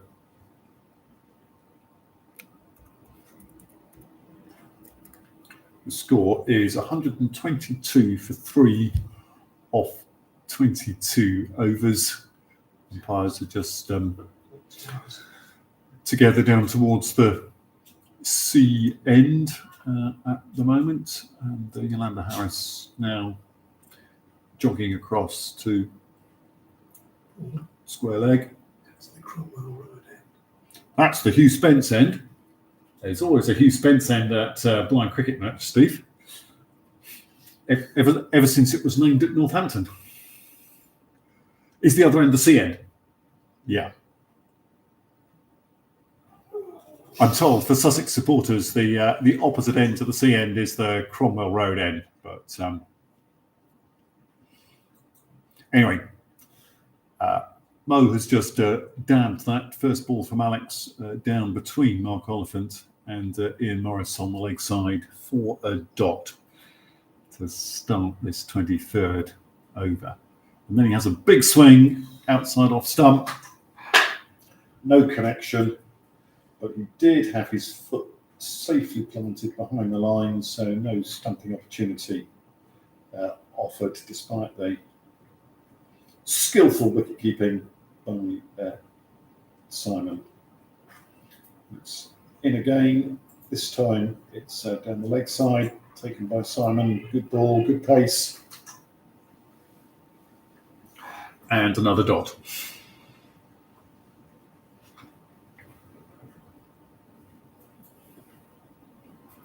Bowler crouching down, stands up, runs in for that's a bit slower, and Mo lobs it up in the air. It bounces almost on top of Marcus Kipling, but he really struggled to see that dropping out of the sky. It then bounced behind him. He had to chase back and collect it from where it bounced down towards the ropes at that far end, and they've run through for 3. So that Thomas, who's now just tying the shoelace on his left shoe, will face the next 2 overs once he's ready. He stands up, has a quick look round at the field. It hasn't changed. It's as it has been. And Yes, he's drilled that back down the pitch. Mo had left his ground. There was contact from the bowler, and it's a 4th run out. Thomas will be very disappointed with that. He drove it really hard straight down the pitch. Touch from the bowler onto the stumps, and it's another run out. It's 125 for 4 run outs. As Mo departs, and another totally blind batter will have to come out. And this time they are coming out with their runner, who is putting the bright orange high-vis runner's vest on. The B1 coming out this time is Sam Hoskin. Mike Shea is going to run for him in the high-vis vest. Mo Galib scored 11 at a runner ball with 1 boundary 4 in his brisk and short innings.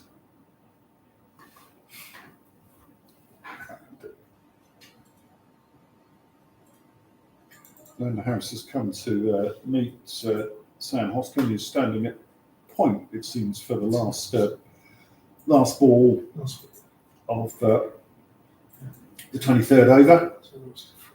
As Alex prepares to bowl to Thomas Froud. Bond has come in, took a very short catchy cover. Again, maybe hoping to bounces off Marshall, but it's played to mid-on. This is going to be another run out. No, Joe Harrison fielded the ball, threw it towards the stumps, direct hit, and Thomas might have been in trouble, but he might still have got home just. It was very, very, very tight. He scored 1 to pinch the strike and leave Sam Hoskin to walk down to the other end of the pitch. Leonard Harris has taken him down to the position at square leg that Ian Piggott is now coming across to join Sam. Joe is going to bowl his 3rd over, 24th of the innings. Thomas Froud is 24 not out from 19 at the moment. And looking round, as Joe comes in, played against Tiny Morris again, then bounces out into the offside. Joe continues running down, having delivered the ball, fields off his own bowling, and walks back past Mike Shea, past Yolanda Harris, continues on up the hill to the Cromwell Road, Hugh Spence end of the ground, and now begins his run in. Thomas drags that from outside off towards mid-on. Dan Field is sprinting across to that wide mid-on position. Can't stop the ball going over the ropes though, and it's another boundary 4 for Thomas. Ball is thrown back in, and umpire helps by gathering it and handing it to Joe Harrison.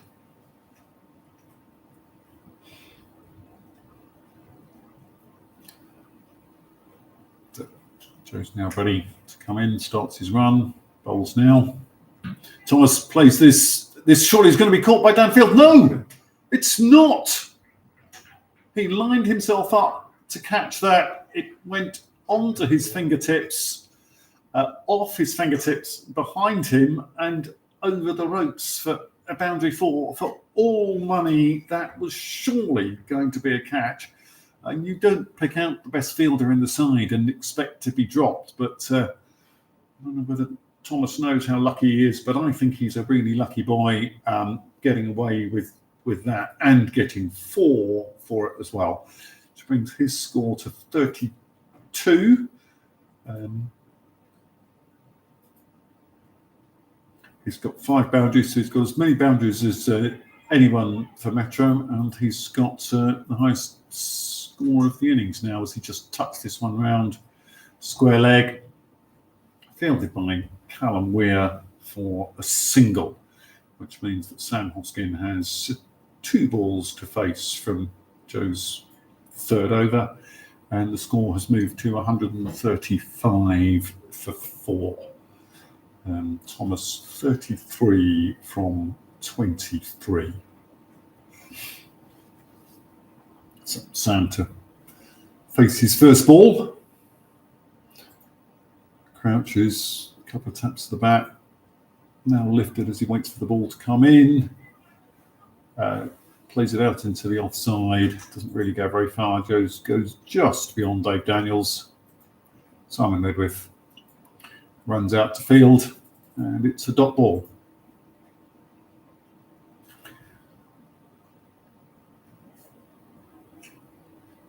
Sam is, I was going to say he's standing very deep in his cross. No, he's just moved a pace forward, ready to face the ball. Comes in, outside his off stump, through to the wicketkeeper for a dot. So it's 135 for 4 off 24. And we wait to see. Looks as if it is going to be Alex Towers to continue. He's bowled 3 overs for 14, bowling up the hill. If anything, therefore, it does seem as if it's been slightly easier to be economical bowling up the hill. Those bowling down the hill perhaps have found it a little bit more tricky, apart from, of course, Dave Daniels, who bowled down the hill 6 overs for 16. But Marcus Kipling struggled a little bit down the hill, and Joe Harrison has been more expensive than Alex Towers bowling down the hill. Anyway, we are ready now as Thomas crouches over his bat, ready to receive from Alex. Full delivery, driven out into the covers, and Thomas is sprinting back as Mark Bond had to move to his left to kind of feel that, and it's 2 scored. At some point during that, the stumps at the bowler's end clattered and kind of fell over, whether Thomas ran into them, turning for his secondary. Order now restored, and the bowler's in and bowls just tucked round the corner to Callum Weir at backward square leg by Thomas for a single. And, Sam Hoskin now walking in to face his first balls at this end of the ground. He's faced those 2 from Joe at the end of the last over. Little word with Simon. Settles himself, standing right next to the stumps, takes just 2 shuffle paces forward to get his foot outside the off stump. Swing, lots of applause. Oh, and he must have nicked that through to Simon then. Very difficult to see from here whether there's a little nick or not. He's been handed the high-vis vest by Mike Shea and asked to carry that off. So Mike obviously batting at 7 then. And that's 138 for 5. And that's the first wicket for which a bowler gets the credit of the day. Sam Hoskin caught Simon Ledwith, bowled Alex Towers for 0 off 3. And then just getting a nick on through to the keeper. So 2 relatively new players to the Metro Club at the crease now. Thomas played last season. Mike Shea joined Metro really back end last season. He's played quite a lot this season. but much of the Metro experience back in the shed, although there's still the enormously experienced Rory Field to come, of course, as Mike Shea plays his first ball almost nowhere, sort of off of Ian Morris on the leg side, across onto the kind of offside. He's set off like a rocket to take one. Thomas came down and got himself in as Phil Daniels came in from point to tidy up the ball, bobbling around, and totally blind B1 fielders not being quite sure where it was. It's one run and it puts Thomas on strike. And he absolutely thumps this against Mark Oliphant. It then goes away behind the wicketkeeper. They're 3 for 1. I'm not quite sure whether that hit Mark in the head, face, or top of the shoulder. Must have been on the helmet, I think, because the umpires are coming in as they have to whenever anybody's hit on the head, just to kind of check that everything is okay. And hopefully it is all okay. And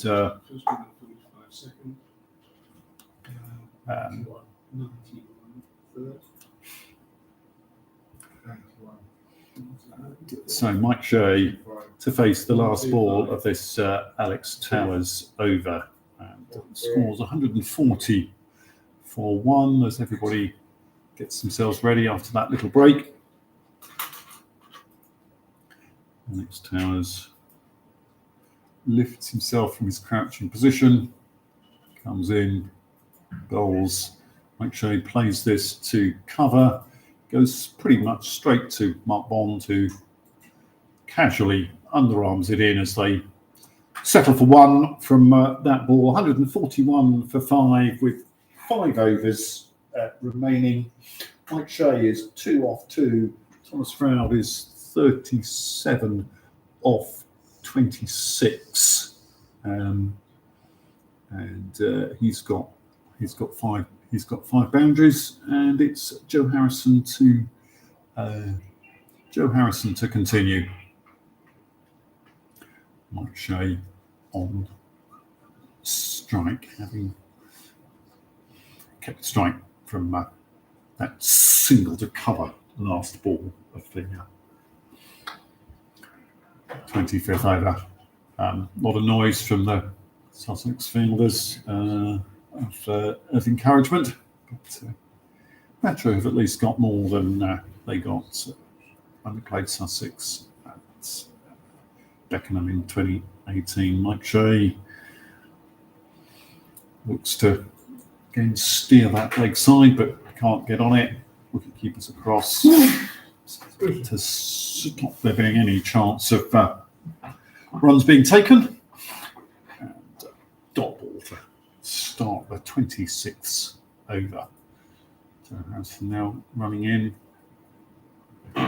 Mike manages to get this to mid-wicket. Oh, it goes through Danfield's legs somehow and gone beyond him. Alex Towers tied it up behind him, throws in to Joe Harrison, but that's turned what might have been a risky one into the managing to come through for 2. Now means Mike Shea is still on strike. Perhaps Dan was too keen on getting yet another run out, and perhaps design for the ball. This is lofted backward square by Mike Shea, and that has gone all the way for a boundary 6. It's the first 6 of the day. As Mike picked it up and lofted it just backward of square. Umpires coming together. Are they?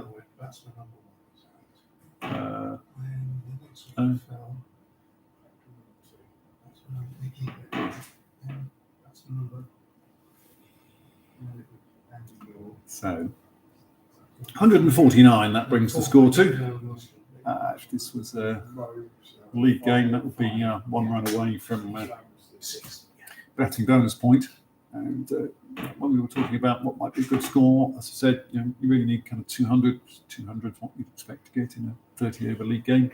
It's a cup final, of course, though. You never know what could happen. As Joe Harrison comes into bowl to Mike.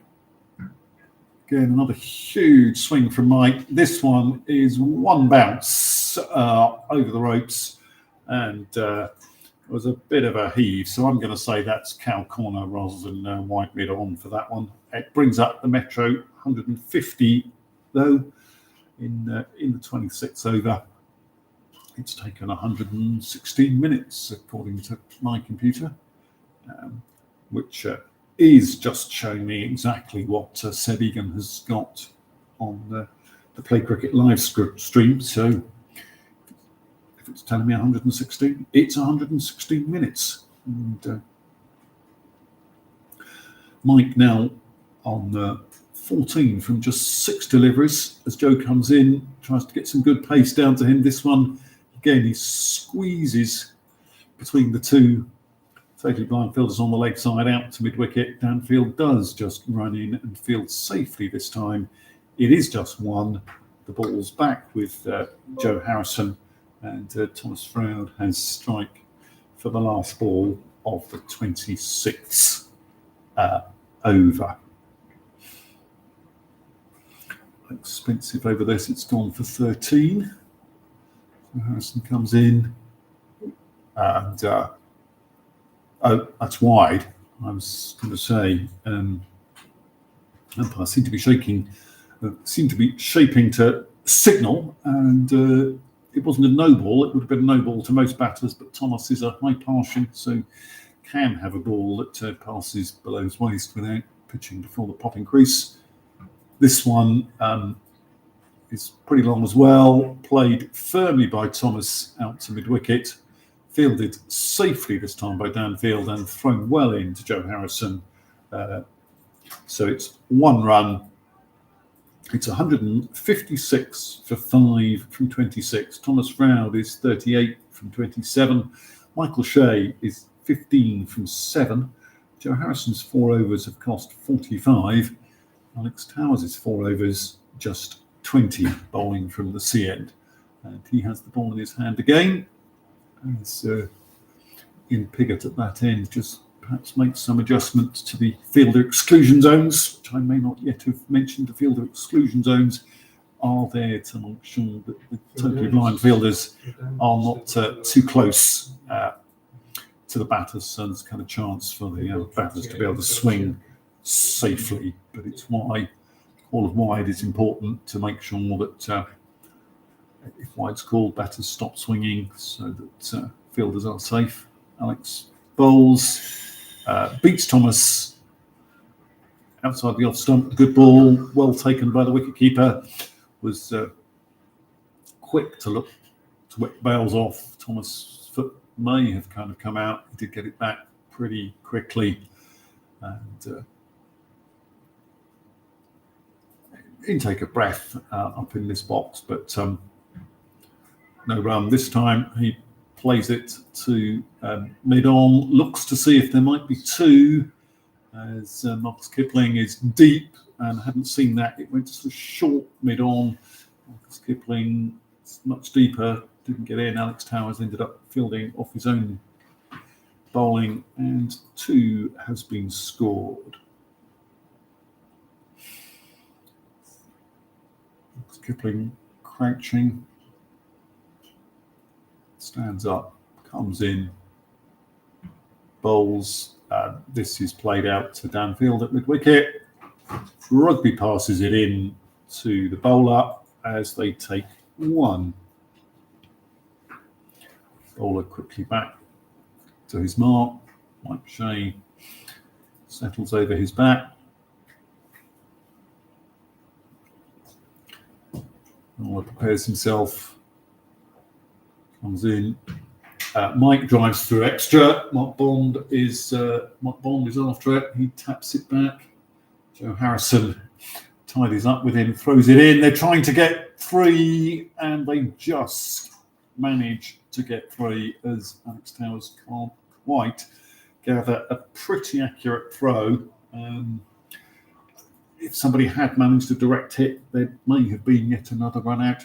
And I guess at this point, perhaps Metro are just looking to score every run that they can to build their score. Anyway, 3 there to Mike, and Thomas back on strike, and he now lofts it.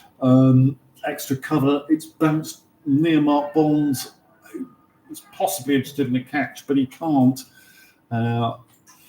catch it, and in fact he can't stop it going over the cover boundary rope for another boundary 4 to Thomas, who now moves on to 45 from 31 deliveries, and that's his 6th boundary, so he's now scored more boundaries than anybody else in the Metro side. Goes past Blackbeard's 5.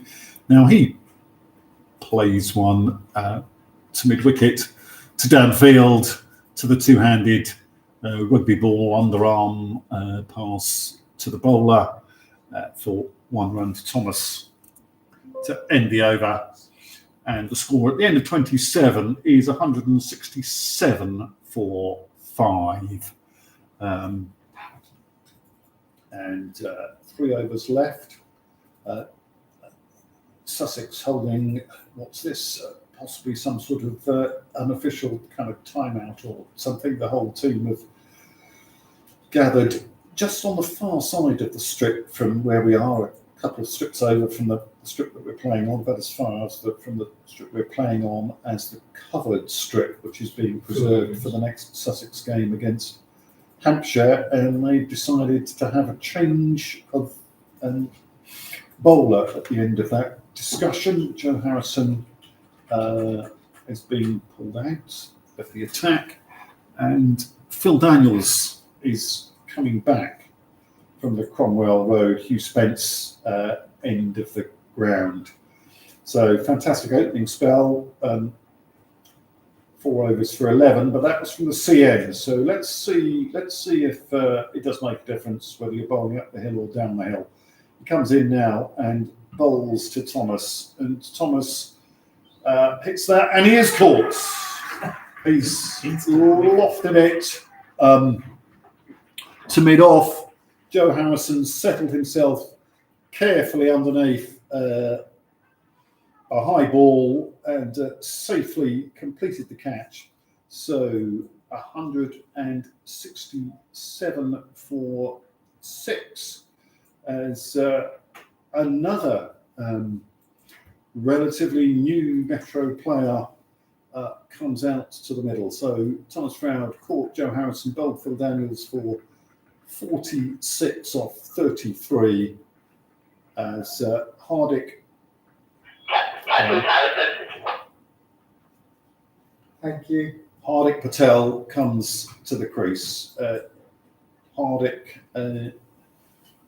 played his first game for Metro away at Northants when they were beaten in the league, then played against Northants in the Cup. This is his 3rd game, but might be his first chance to have a bat. So let's see what happens as Phil Daniels, 1 for 11, comes in and bowls to him.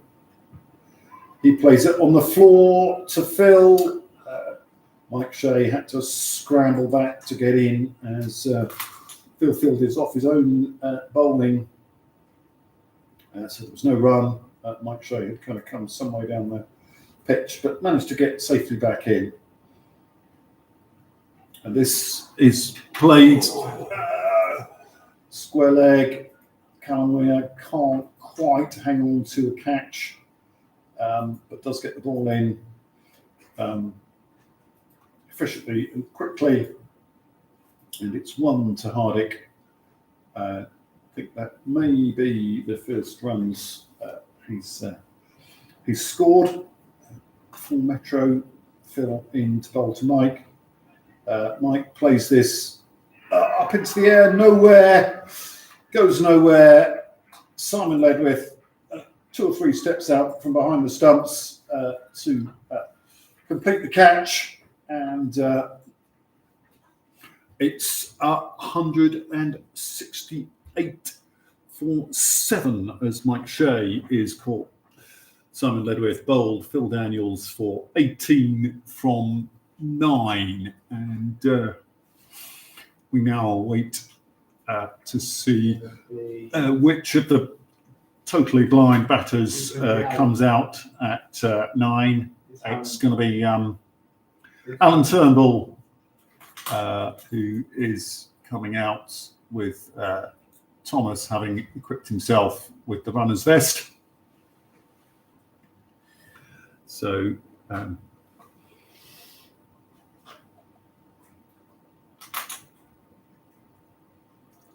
this current little spell from Phil Daniels, 1 for 1 from 4 balls. So other people may have struggled bowling down the hill, but it seems like if your name's Daniels, you can bowl down the hill without any difficulty. 2 for 1. 2 for 1. Sorry, yes, 2 for 1. So.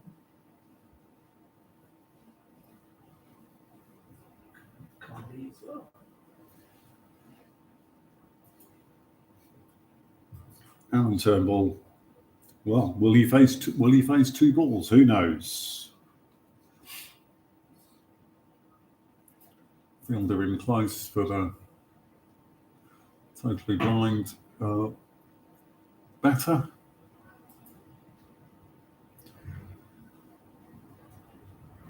Phil comes in. There is some bat on it. That's a square leg, fielded by Callum Weir. No run. Wind just gusting a little bit and moving the window in front of us here in the score box. As Phil Daniels is back to his possibly slightly shorter run towards the B1s. Gain something on that, an appeal. I think it was hands and back, not leg before wicket. So 1 over, 2 wickets for 1 run for Phil Daniels. Bowling down the hill, and so we now wait to see who's going to bowl. It's going to be Alex Towers to bowl out from the C end. 5 overs, 1 for 31 at the moment. He's going to be bowling to Hardick, who is 1 not out from 2 balls. Two overs left. And if Metro can score at the rate they are scoring, they will just reach 180 at 6 and over. Can they get 6 and over off the last 2 with 7 wickets down off of bowlers who've been very miserly? And Alex gets that one down. Good delivery, lots of pace, good bounce outside the off stump, through to the wicket keeper, and a dot ball. He's ready now to come in again past Thomas in the bright orange high-vis as the runner for Allen. Hardick plays this to square leg, sets off for a run. It wasn't there. Downfield, underarmed it back into Simon. Hardick had got himself back, having come a few yards down the pitch. And a dot ball.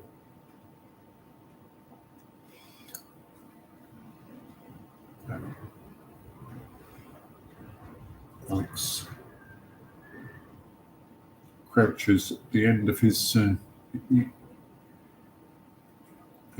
now comes in, bowls. This is played straight back to him, fielded off his own bowling, just on the offside by Hardick. Joining the dots. Can we get somebody to join all the dots in this innings? So far, closest was Daniels. That is not going to be, because it's a no ball. Too long, unfortunately. So there will be just 1 more opportunity for Sussex to bowl a maiden in this innings when we have the last ball from the Hugh Spence end of the ground. Hardick does connect with this, driven very firmly through mid-off and is over the ropes now for a boundary 4. So Fun leave off the over with 2 balls to come.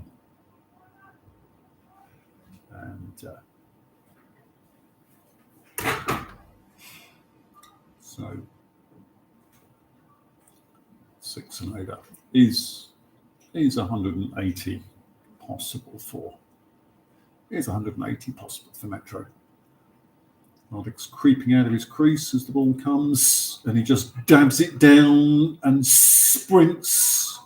Thomas is through. He's looking to come back on the overthrow, and they have taken 2. Oh, and yet another, as it's all a bit kind of slow coming back from Alex Towers to Simon Ledwith, and a ball that was poked into the offside and travelled off the bat, not even halfway down the pitch, and they have managed to run 3, which means that Hardick may well be thinking that he's going to have the strike for the last over. And let's see what Alan Turnbull does with 1 ball to face in this over. He's faced 2 dots so far. Alex Towers about to bowl out, complete his 6th over and the 29th of the innings. Comes in and bowls. Alan gets some bat on it, just past Mark Oliphant, but fielded close in by Dan Field. They're not interested in trying to do silly runs on that one. It's a dot. It's 29 overs complete. It's 176 for 7. Hardick is 8 at a runner ball with 1 boundary 4. Alan Turnbull is none from the 3 balls he's faced. Phil Daniels is going to bowl out the last over of the innings, so Joe Harrison not coming back after his 4 for 45 down the hill. Alex Towers, 6 overs, 1 for 39, bowling up the hill. Phil Daniels, that last over going 2 for 1, which means he's 5 overs, 2 for 12 at the moment as we set up for the last over. Comes in, bowls, Hardick, huge swing, but ball just dribbles out into the offside, not very far at all. Marcus Kipling comes in and fields. There's no mark.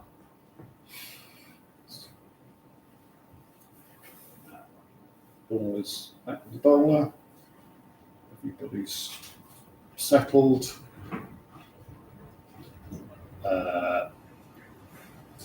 Batter beaten outside the off stump.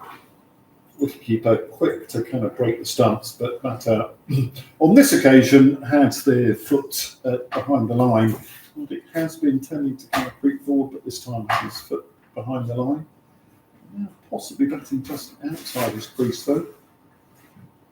Goes back slightly and plays it to mid-off. Fielded by Joe Harrison for just a single. So 177 for 7. 3 balls remaining.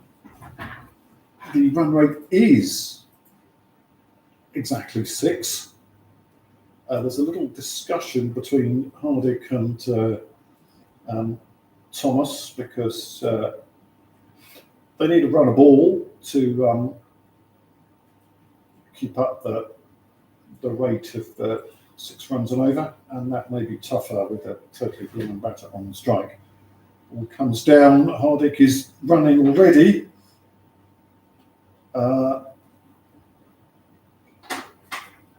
He's on the far end. The umpires are coming together. I'm not quite sure what's happened there. Umpires arms out for a pre-signal, but we can't. The government pre-signal by, Uh, or did it nick lots that? of lots of discussion about this. It was bowled fairly slow. Hardick chased the ball down. I don't think he left the crease too early. Umpires are returning to their positions. Ian Peggott's walking back out to square leg, and Alan Harris is going back behind the stumps. And no signal. So presumably there must have been some bat on that, and it's 1 run, 2 scored. We will just wait till the end of the innings to double check that with you. I think the thing to do for now is to put. Oh no! They've denied the run. Sorry, they've denied the run. Yeah. It's a dot ball. It's a dot ball. The batters have been returned to their ends.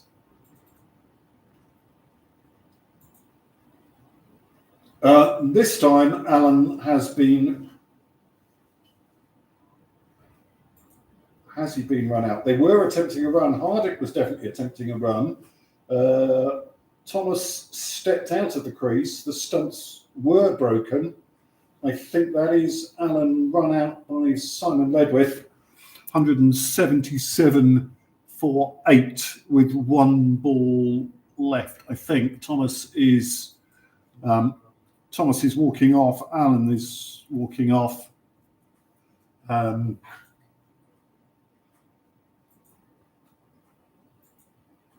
The batting side and the fielding side certainly seem confident that a wicket's fallen. I'm not sure. Have we seen a signal from the umpires? No, but No, but unless they're going to call the batters back and they're walking out, then I take it the umpires have agreed that it is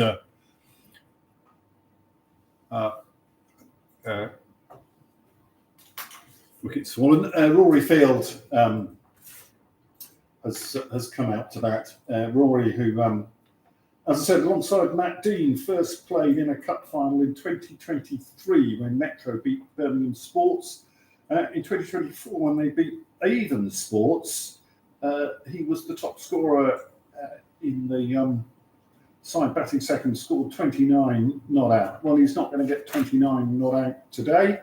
Can he get 1 or 2 and drag the score just that little closer to 180? Phil Daniels is in. He makes contact, hits the ball back to Phil Daniels, and Phil Daniels runs out Rory Field on the last ball. It's 177 for 9 from 30 overs. Sussex will need to score 178 to win at just under 6 runs and over. One must feel they surely are the happier side at the end of that innings. Rory, I'm sure, is a member of the primary club, but that's a first baller. So just to remind everybody who's listening, anybody who's interested in blind cricket, we get fantastic support in blind cricket from the primary club, set up to support our game. Also offers some support to other visually impaired sports these days. But the primary club, fantastic supporters of blind cricket, and you can join the primary club if you're out first ball, any form of cricket whatsoever. And I am going to stop talking in a kind of little while. We will come back for the second half. I'll just leave this stream running, so you will just have to wait and see when it starts. Those of you who are following, I see there are six people on at the moment. Hassan, thank you for your comments. There's no point sending in comments when I've got the screen turned around to show the ground, because I then can't see the comment screen. But thank you very much for listening, guys. Do remember, blind cricket, there's a fantastic opportunity for the UK women potentially to go out to India for the first ever women's blind cricket T20 World Cup later this year. We are fundraising for that, if you go to the Blind Cricket England and Wales website and look at the news post about that, you will see the link to support that on Just Giving. We need to raise 60,000 to kind of send them out there. Somebody very generously has put in half of that, 30,000. We are trying to gather the rest. So any publicity that anybody can kind of push out to support that cause would be very welcome. I'm now going to take a break and get a drink because I need one. And hopefully, although I'm commentating and not scoring, I'll be offered some tea. And I'll be back with you in perhaps 35, 40 minutes for the second half of the game. And thank you very much to those who have been following. Do make sure as many people as possible know where this kind of link is, because it wasn't the original one, because for some reason that failed to start up as expected. But it's been a pleasure talking to you, and see you later. So 177 for 9. You happy with that, Steve? Yes. Yeah. Bruce has got 177 for 9. Oh, wonder whether that's a record for the maximum number of runouts in a cup final. I don't know. It might be. Certainly a lot of runouts. So, was it seven runouts and 2 bowls wickets, wasn't it?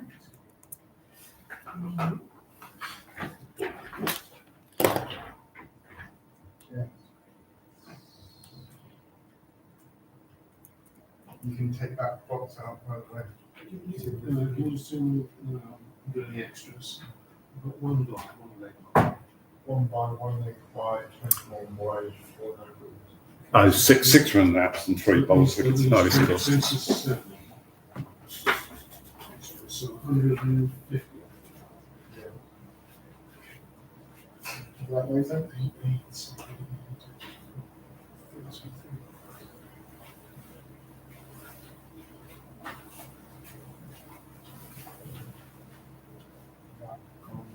Six, 30, 10, 46, 11, 18, 11, Trying to do it in my head, I should have done it with a calculator.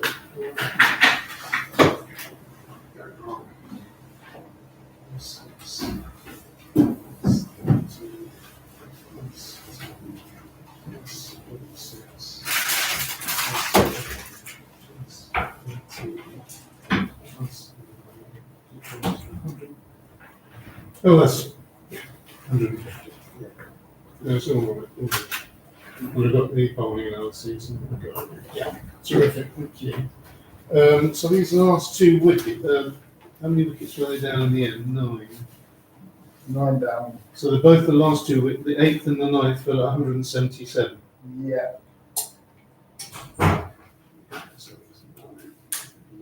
That's terrific. Presumably there's some refreshments for us. I believe so, yeah. I hope so. So I've just turned down fish and chips for that. Oh, right. Could be a mistake.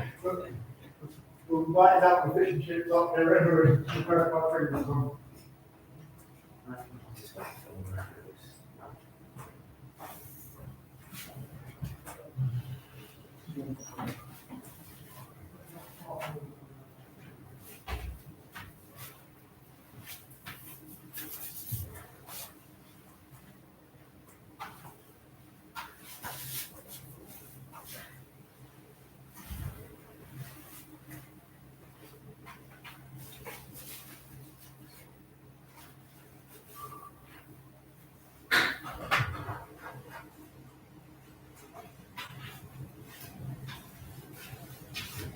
You going down to Yes. Yeah.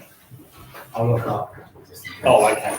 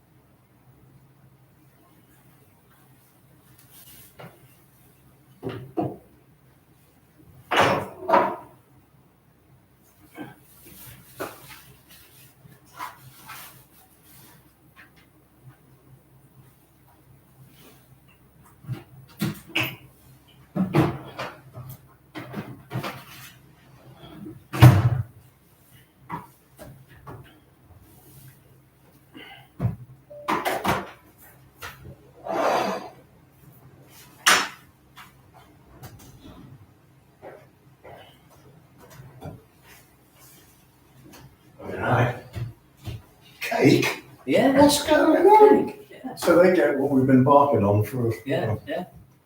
So is Seb on this one? Yeah.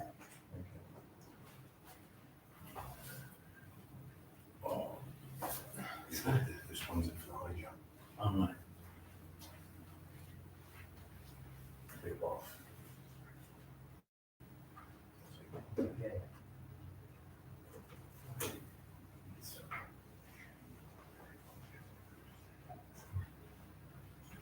Everything's all right though. Yeah, They're working all right together. Yeah.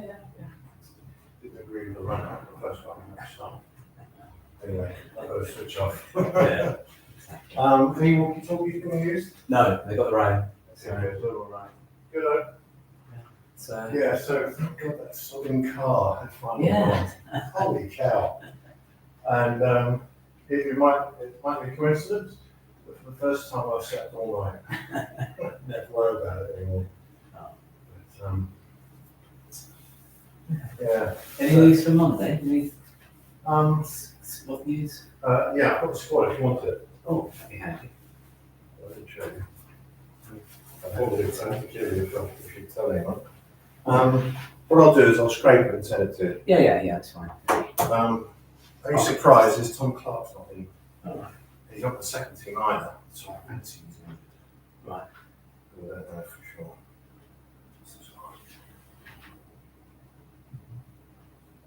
Oh, he's back. Yeah, you know, okay, yeah. All right, that's the only one I haven't got. Yeah. Yeah. I'll send it to you now. Oh, no, that's fine. Okay. Yeah. No, yeah, he's the only one that jumps out. J Dev, you know, Yeah. 91. Yeah. Good. All right, well, as long as everything's cool, Everything's good here, yeah. I'm now going to go and watch the game, which I very rarely, if ever, see. We're going over to the far side. All right. Are we Yeah, staying he for loves the second? sun. Yeah. Yeah, we're going to watch about 10 overs, see Yeah. how they get on. Okay, yeah, I'm just going to use the loo. Yeah, sure. Privilege. What else? The lady umpire, Eva Anna Harrison. Oh, really? Oh.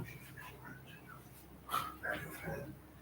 And I was with Anna, because I don't know, it sounds boastful now, I did the elimination at the Oval, the 100. Right. And Anna was at that game out there, and I didn't see her because we're not allowed anywhere near them. Talk about PMOA, it's really strict. But I happened to bump into her at breakfast the next morning because they put me up at the hotel overnight on Saturday night. And we had a chat like we've been mates for all our lives. And then Stu Redfern joined us, and then a couple of other guys, and we had a really, really nice time. Absolute chalk and cheese and behaviour. I was just about down and over. I'm very surprised. Anyway, I'm having a good day. Alienating everybody. except you. Early days yet. Yeah, I know.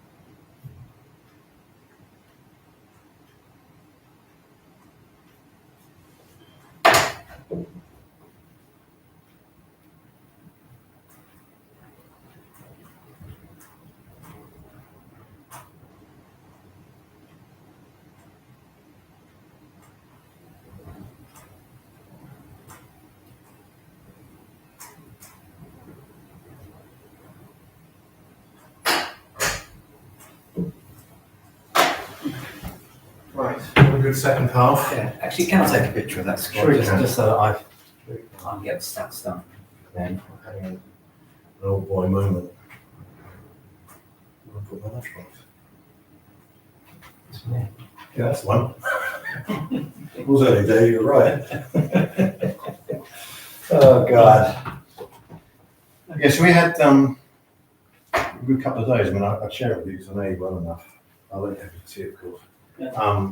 So we got rid of the car, and then Jack and I had a really, really good and very surprising financial meeting with our financial advisor who's just changed. We've had this lad for ages, Steve, and we had a new guy, George, who works for Pembroke. Oh, yeah. And it took a while for me to, because they took over the company that Steve worked for. And this lad, George, is probably mid-20s. He's got a son about 8 months old. And he's really keen, which is fine. But the Q&A that Jack and I had with him was quite extensive because we were thinking about annuities and that's, I don't know if you get into all this stuff. But annuities are doing really well at the moment. And, cut long story short, we were totally surprised at how well our funds have done.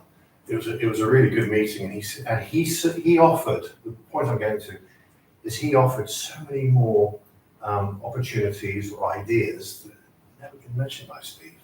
I'm thinking, oh, what a breath of fresh air. Anyway, at the end of the meeting, George says, I have to tell you that I'm leaving Pembroke in 6 weeks. Because he was really good, very impressed. And they've been bought out by Shackleton, not this lot, something else.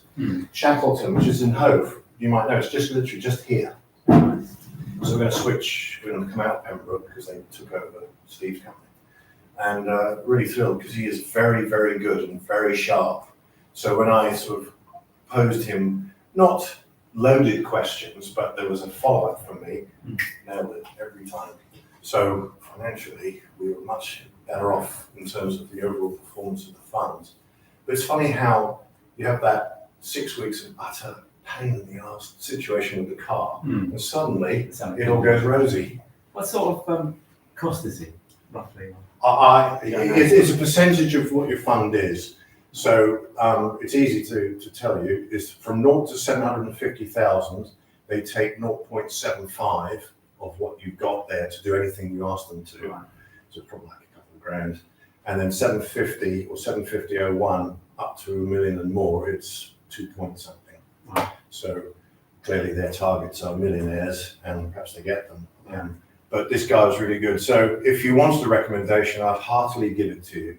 And he's very good, very good. He lives in Storrington, but he works in Hove when he comes in. I think he works remotely most of the time. But it's literally out of here down towards Moron Avenue, and it's towards even further towards Moron Avenue. And then when we do that right and left, it's down there somewhere. Yeah, all right. So yeah, have a think. And if you want a recommendation, I'd heartily give it to you. Yeah.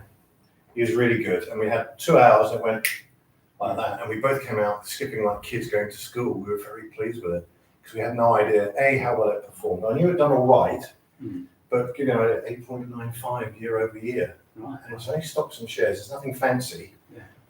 But he said, look, you're 66 and you can do this and you can do that, because we had our heart set almost on annuities. And forgive me, you know what that is, don't you? Yeah. And he managed to steer us away from that and say, look, rather than do this, do that. And we looked at each other and thought, we never thought of that, So. Anyway, we'll talk more during the week. Yeah. All right, mate. Enjoy your tea Yeah. and enjoy the second half of it. All right, go ahead. I'll see you Monday. Yeah, see you, All right. see you, Joe. Bye.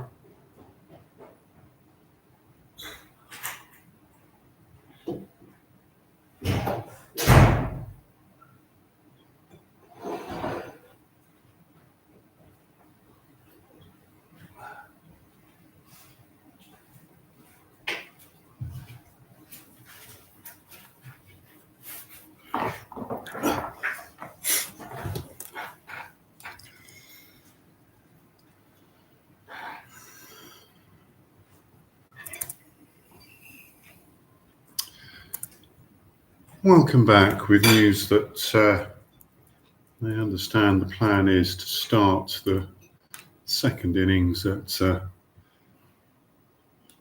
either 4 o'clock or 5:02.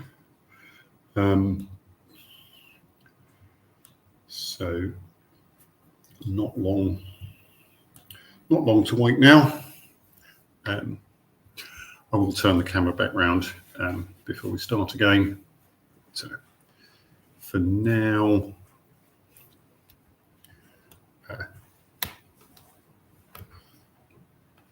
we'll just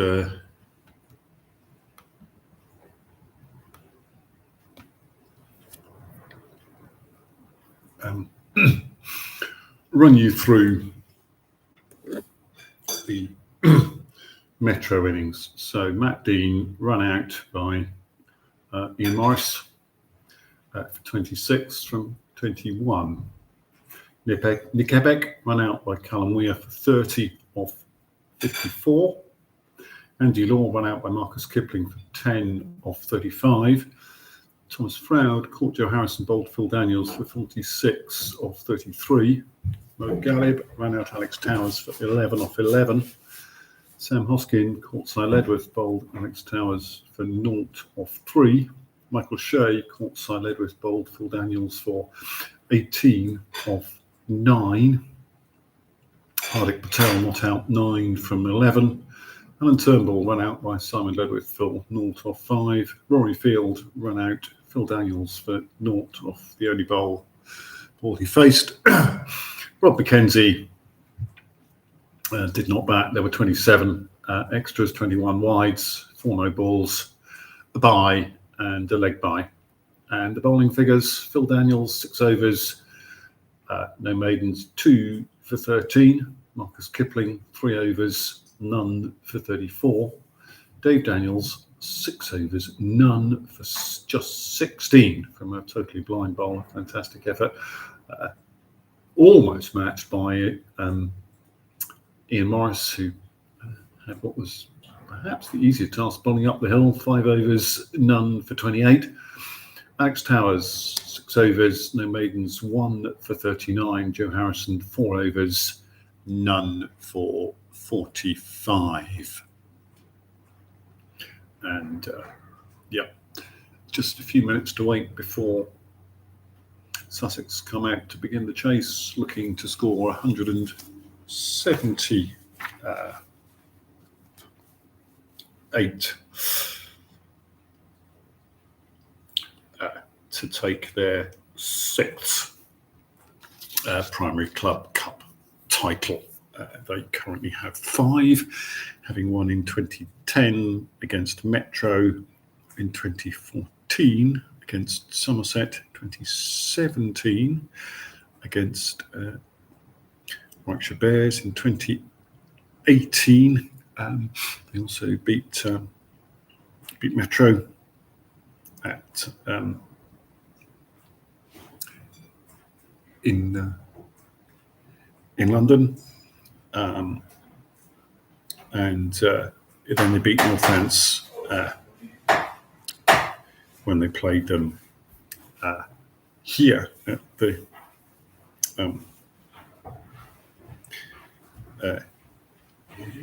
county ground. Is that right? Possibly. So the only time they've lost to Metro was 2022 when they were playing at Northants. So they are 2-1 up and possibly could go 3-1 up against Metro at the end of this afternoon. We still have beautiful sunny day. The pitch is beautiful. We just had very nice tea provided by Sussex. Both captains have been very complimentary of the quality of the playing surface that we're on today. It does look absolutely beautiful on the outfield. It is the case that the square is slightly warm, but it's the end of the summer, and Oh, really? so one would expect the ground to be showing some signs of wear. But beautiful outfield, and away on my left I can just see Metro starting to stretch and warm up. Mo Galib is just gently practicing his bowling action. He will probably be one of those in to bowl early. There are a number of others with a practice ball away to my left on the top end of the ground. Ian Piggott has just going down the steps towards the surface, so umpires perhaps about to go out. And there are Sussex batters preparing themselves. It looks as if it's maybe Mark Bond and Cy Ledwith to start, possibly. They're both kind of warming up, although it may be Mark Bond and Dave Daniels to open. That's the usual Sussex pattern.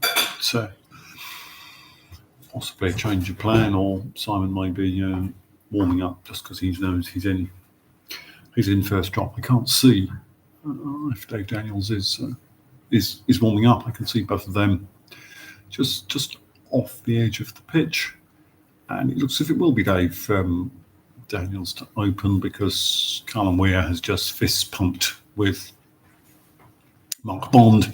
Doubtless Callum will be running for Dave Daniels, and so for those of you who want to see if you can see something, the intent of this stream is that you get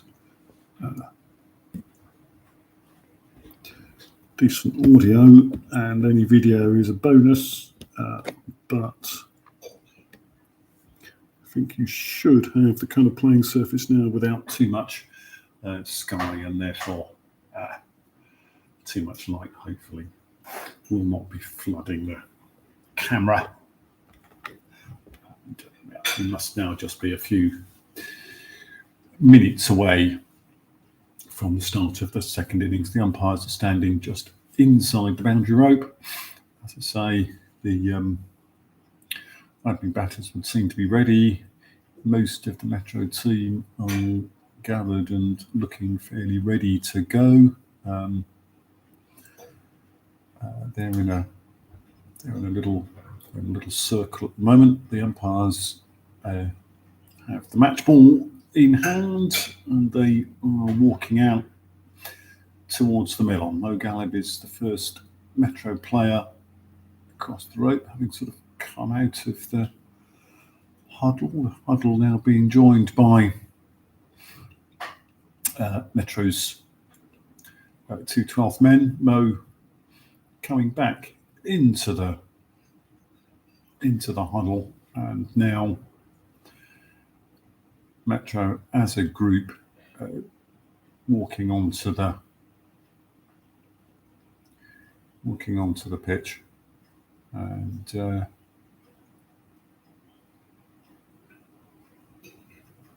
looks as if no, Rob McKenzie is there, so not sure. Shiv Verma seems to be walking out to the middle, but that I think would mean.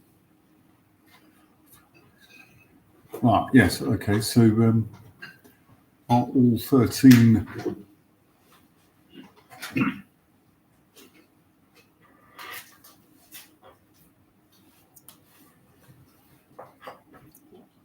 full squad walking out to the middle? Shiv's definitely out there, McGiddy's out there as well, yes, so that they've taken all 13 out for some reason. Not quite sure why, because they can only have 11 players, and yes, so Matt Dean having a word with the 2 12th men, pat on the back, and they've got a practice ball which they're taking off the pitch, with them walking towards Martin Humley, the BCEW photographer, who's now on my left with his camera, as Yolanda Harris stands at the top end of the ground. So Metro presumably opting to open from there. Ian Pegger is down at the C end. Rob McKenzie is down at the end, you would expect, as a B1 fielder, standing ready in his position on the offside for a right-handed batter. And it is Mark Bond and Dave Daniels. Have high visors, please. And Callum Weir has no high vis. There's just a radio message going out to say, can we have kind of a high vis?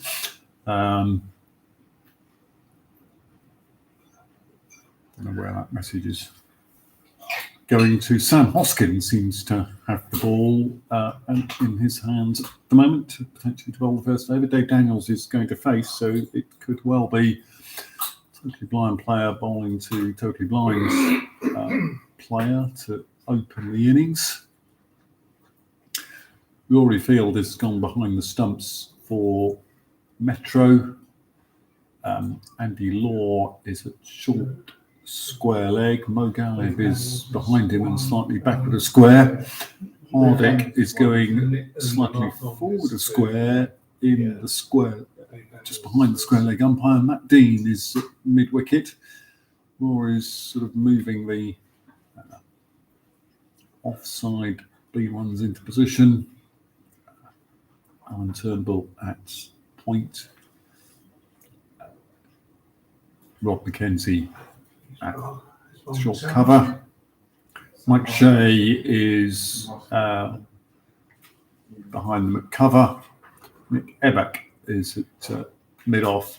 Thomas Froud is at mid-on. The umpires are waving to us to see if we're ready. We have acknowledged. So we're ready to start the second innings of the 2025 Primary Club Cup. And Sam Hoskin bowls the first ball.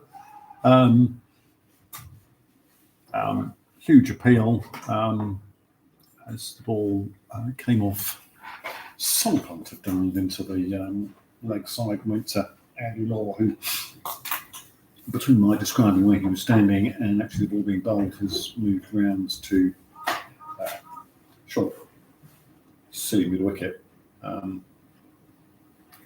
Another swing that I think has hit the legs, presumably knocked in front of the stumps. And we've started with two dots. Rory running out to manoeuvre Rob McKenzie into a slightly different position. As Sam bowls third ball, beats Dave outside the off stump, through to the wicket keeper. And some appealing going on for I'm not quite sure what. So ball back now with the bowler. Loud call of stumps from the wicketkeeper. Batter hits this out on the leg side, goes about halfway down the pitch. Thomas Farrell runs into field, jogs over and has Sam Hoskin the ball. Sam off his two paces. That seems to have kind of hit the stumps. So there we are.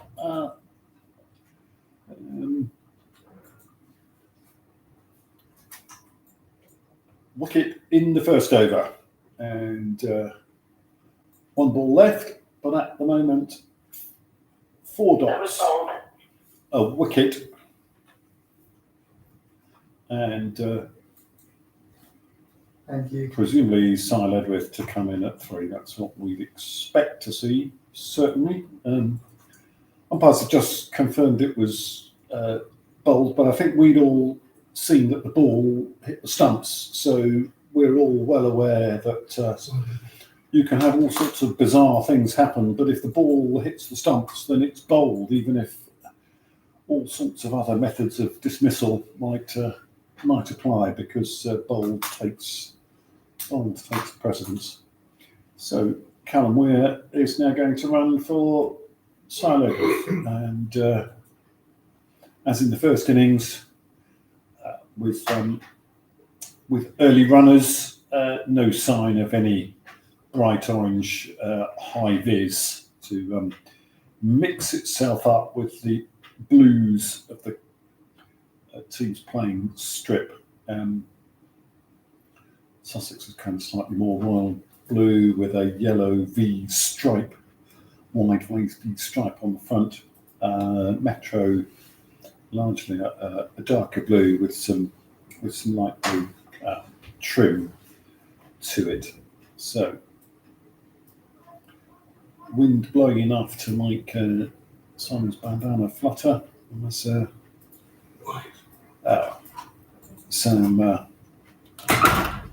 Since the first one down wide outside his off stump, and so we're one for one with one to come now.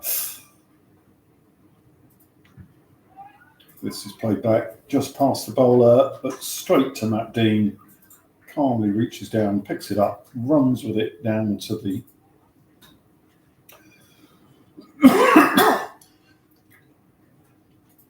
C end, where he hands it to Mo Galib, who therefore perhaps is going to be opening from the C end and bowling to Mark Bond, who thus far has just been in the best place to see the action without really having been involved. He's seen those 7 deliveries go down the other end. Wicket. And he's got Alan Turnbull at point, Sam Hoskin at short cover, Rob Mackenzie at short square leg, Andy Law at short silly mid wicket, Rory Fields behind the stumps, Hardick is out at square leg, Nikevic's at point, Mike Shea's at cover, Thomas Froud is at mid on, and Matt Dean is at mid off. So a big gap on the leg side if Mark can find it. Mo will be aiming to keep the ball outside the off stump. He does. Mark plays it straight back to him, fielded off his own bowling. Swirl of the bat from the batter. Now crouches down, ready to receive the next delivery. This one goes backward a point, fielded by McKebbeck. Callum Weir was running down, possibly interested, sent back by Mark Bond. No run, although there's now a bit of messing around, not looking after the ball by the fielding side. It's bobbled around down at the bowler's end, but nobody's tried to sneak a run while that's been happening. It's now with Mo, who is beginning his run up. It's defended back down to him. He throws it at the stumps, misses. Thomas Froud comes around and tidies up. I think he was wondering if Callum had left his ground, but Callum was having none of attempting to run for a ball that's just been played back to the bowler. Again, defended straight down the pitch. This time Mike Shea sprints in to grab the ball before Mo can get down there off his own bowling. Mike has come in to just stepping away a little, but yeah, short extra. Mo bowls. This is out into the leg side from Mark Bond. Runs through quickly as it's fielded by Hardick, and there's one run. So that Simon Ledwith will face the last ball of Mo Galib's first over.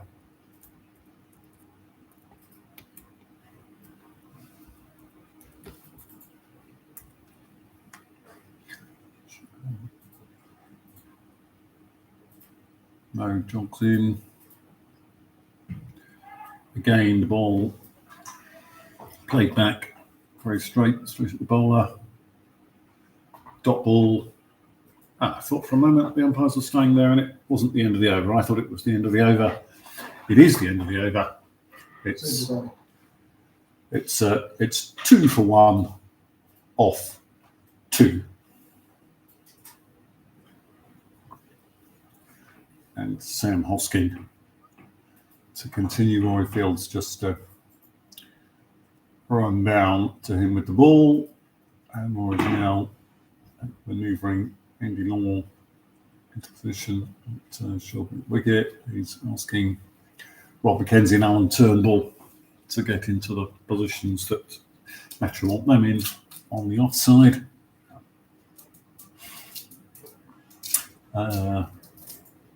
Has gone just backward a point. And Rob is at very short cover. And Quebec is behind Mike Shea, is at extra. And Matt Dean mid-off, transfer out at mid-on. Ardix at square leg and Mo is at fine leg. Big shout from the wicketkeeper. Wide on the leg side. I think it's going to be signalled wide. So, no, it's just a bye. Wicketkeeper didn't manage to gather.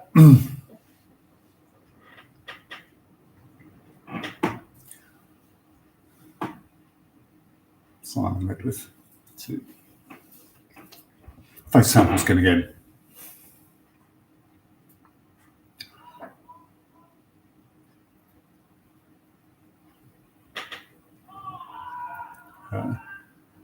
It's him on the leg outside the line of leg stump.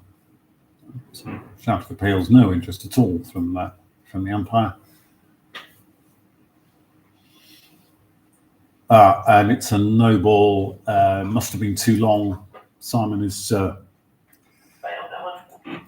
low partial, so needs 2 bounces. This time he does get 2 bounces in. It's played to short fine leg. No throws at the bowler's end. Matt Dean backs up the bowler. 1 run has been scored. And Mark Bond is back on strike. Hammers this to mid-on. Thomas Fowler's chasing, throws it in as Callum Weir manages to sprint back and get a second. Mark Bond was definitely interested. Callum had to run that second one really quite hard. As Thomas caught the ball up, controlled it with his feet, picked it up and threw it in. What a twirl of the bat from Mark Bond to get himself ready to face. Plays this straight to Connor Hardick at mid-wicket. Hardick underarms it into the keeper. They've scored 1.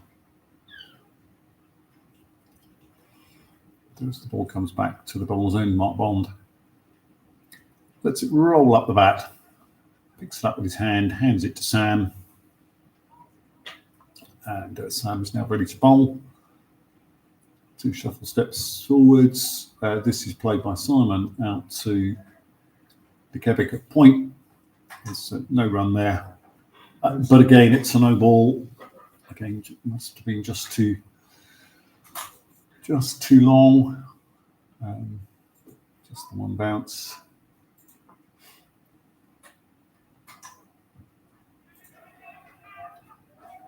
And that one was okay though. Just okay bowl. Looks it. Good length ball therefore. I think off Simon's leg, bounced out to Hardick at square leg, dot ball. This is going to be too long. Oh no, it isn't. It's fine. It's been hit to fine leg. Mo tries to throw it in really quickly, drops it. Does throw it in. It goes right up to the other end. Matt Dean picks it up. That's 1 more to the total, which is now 10 for 1 of 3. Mark Bond has 4, Simon Ledwith has 2, and there are 4 extras, 2 no balls, a wide and a bye.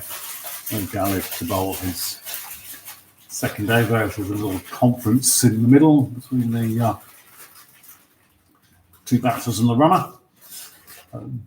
Now spread themselves apart. Mark Bond going down to the C end. That's the non-striker. Simon looking to kind of take guard. Callum Weir walking out halfway between the strip we're playing on and the square leg umpire to run. Now square leg umpire's running in. So the issue with the stumps, just a little straightening happening. And now back out. Same field as before for Mo, so a big gap on the leg side if you can find it. But Simon plays this straight back to Mo. For the dot ball.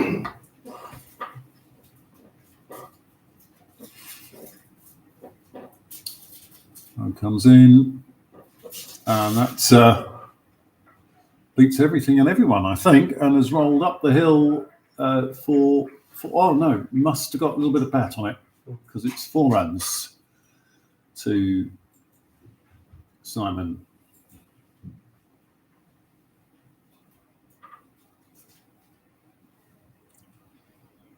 But with most pace, you don't need to get very much on it, and it will reach the boundary okay.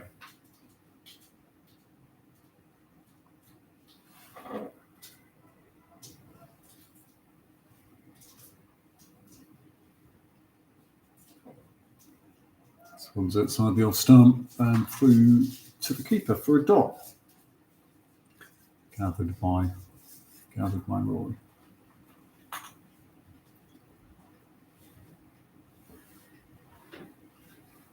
In.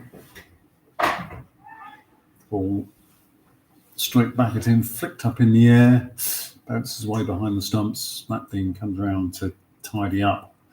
Mark Bond just stayed in his ground, no interest in taking a run and risking the nonsense of run out. All very calm. As Lou comes in, and the ball again defended out just into the offside this time, and Mike Shea comes in and collects, hands it to Mo, who also chased after a bit himself. He's now back at his mark. So Hoskin has kind of retreated a little bit, possibly trying to see if he might manage to grab a one bounce catch to kind of extra cover down the pitch a bit. So hit into the ground over his head, fielded by Mo off his own bowling. So 4 runs off the 4th over. It's 14 for 1. Simon led with his 6 off 13. Mark Bond is 4 off 8. And Sam Hoskin is coming in to bowl his 3rd over. Again, a discussion group with the batting side in the middle.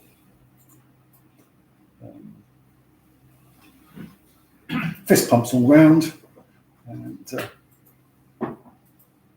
Mark Bond walks back to take up his guard. Callum Weir goes down to the bowler's end.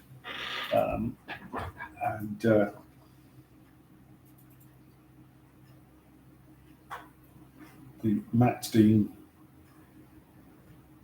and Sam Hoskin discussion moves away from the stumps, possibly because they don't want to be overheard by Callum Weir. Simon Lowworth is standing by. Ian Piggott at square leg to my right as Sam starts 3rd over from top end of the grounds. The ball is played straight back to him and fielded off his own bowling.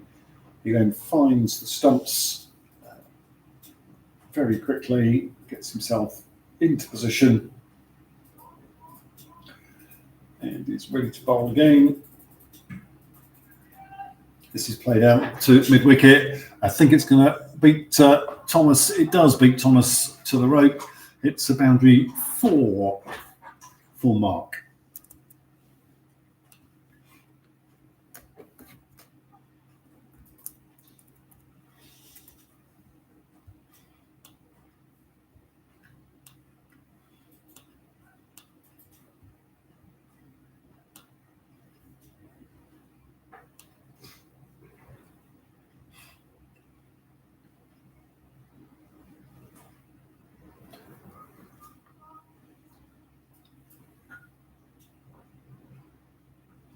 Oh, that was pulled round the corner on the floor and went straight into Andy Law's shins and saved a run. As Mark tried to get it away down to fine leg.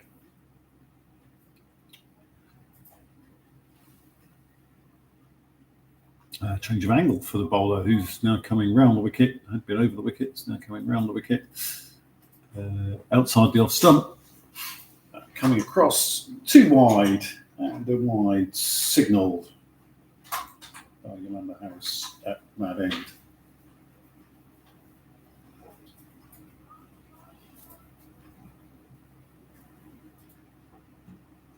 This time, Mark Bond plays it back into the mid-on position.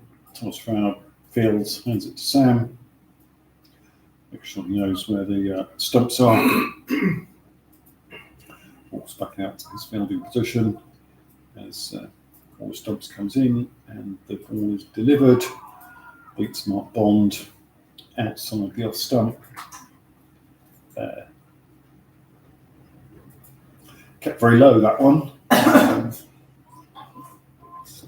Pace all again, and this is straight back at the bowler, just behind the bowler to Mark Dean, who fields. There is no run, and that's the end of the 5th over, and the score is 19-4-1. Mark Bond has 8 of 14, Simon Ledward has 6 of 13. Just as a mark of how good that spell from Dave Daniels was in the first half, 6 overs for 16. You'd think Sam Hoskin had bowled reasonably well, while he's bowled 3 overs, 1 for 13. So 13 off 3, as opposed to 16 off 6. Pretty impressive figures.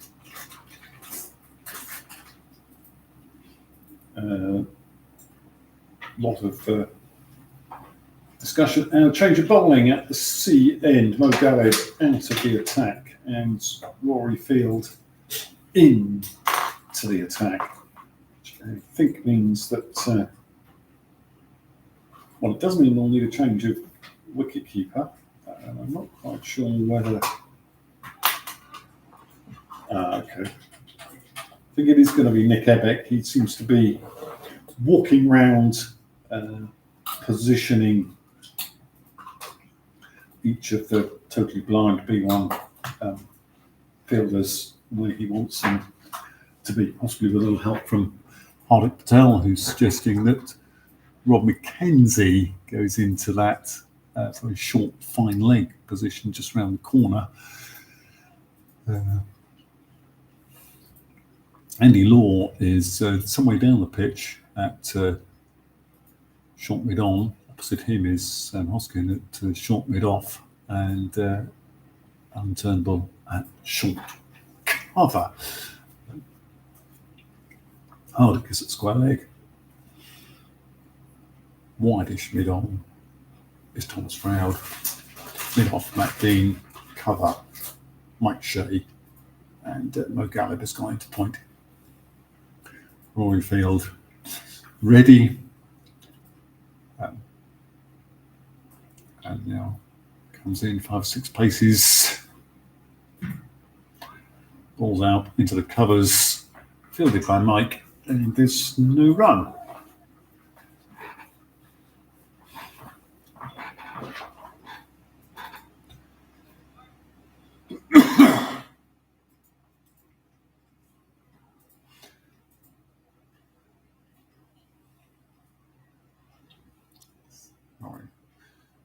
Back at his pace, back at his mark, comes in, bowls. Some places just into the big gap at mid-wicket between Hardik square leg and Thomas. And that's a no ball as well. So 1 off a no ball. And that must have been a front foot no ball, I think, because it seemed to have bounced okay. Anyway. Mark Bond now on strike, and the field changing a little. B1's coming nearer the stumps at the high end of the ground. That's Rory begins his run in and bowls. That's outside the off stump, through to the keeper. Certainly on length, that would have been a good ball to Simon as well. The second bounce was just short of the line. Anyway, Rory into bowl.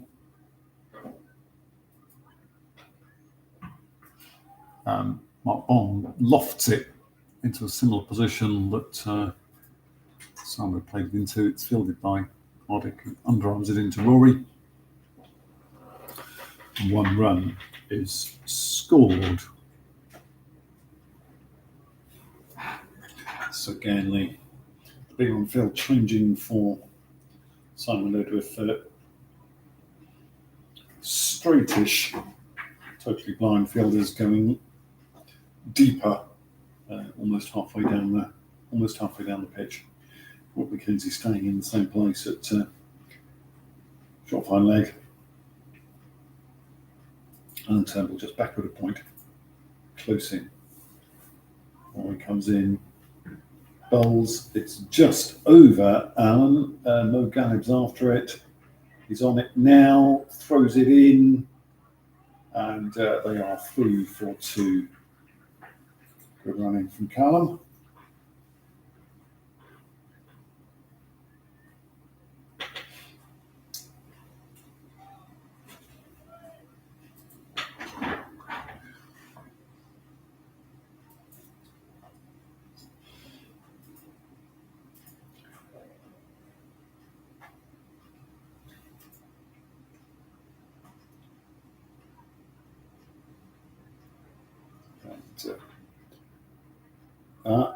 Another no ball.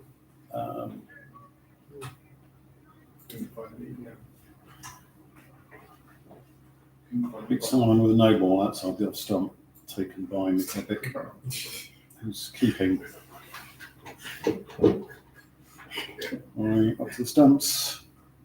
Make sure this one isn't going to be a no ball. It's hit back straight at him and bounced over. Sam Hoskin, as he and Andy Law both seemed interested in possibly can't try to take catch. We have 2 balls left in, 1 ball left in the 6 over. Simon scuffs it past Rob McKenzie at short fine square leg. It's 1 run scored. Score is 26 for 1 off 6. And no change of bowling at this end. So coming down for his 4th over.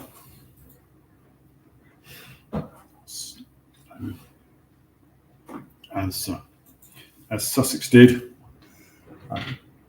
Metro getting ahead of when they need to bowl their B1 overs. So Sussex bowled 7 partial overs, then bowled 3 totals, which they had to bowl at 8, 9 and 10, and then bowled their totals through until they'd finished and didn't need to bowl any more total overs. So in fact, they bowled more than they needed to. They bowled 11, need to bowl 9. Metro getting 1 ahead here, and if Sam bowls another, they'll be 2 ahead after 10 with 5 bowled. Ian just jogging back to his position at square leg. Field is as before for Sam. He is again around the wicket. Simon drives this into the covers. It's fielded by Mike. 1 run scored. Brings Mark Bond back onto strike.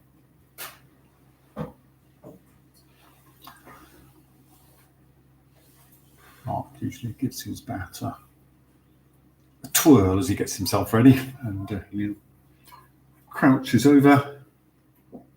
Ball comes down. He hacks it out wide mid-on, mid-wicket sort of region, fielded by Thomas Froud, who throws it into Rory. It's another single. Simon jogs in. He's instantly recognisable with bright orange flashes on his shoes. Near the top when the bright orange flashes on Hardicks. Now he lofts it to mid-on. That's where Thomas Froud is, and these days, I mean, Sussex know that they mustn't hit it in the air to Matt Dean. I think they also know that they really shouldn't hit it in the air to Thomas Froud either. That's Simon Ledworth caught by Thomas Froud, bowled by Sam Hoskin for 11 off 21, and the score is 28 for 2 as Simon and Callum walk off, and Sussex skipper Dan Field comes out to join Mark Bond. And earlier in the competition, it was fantastic innings from Dan that blasted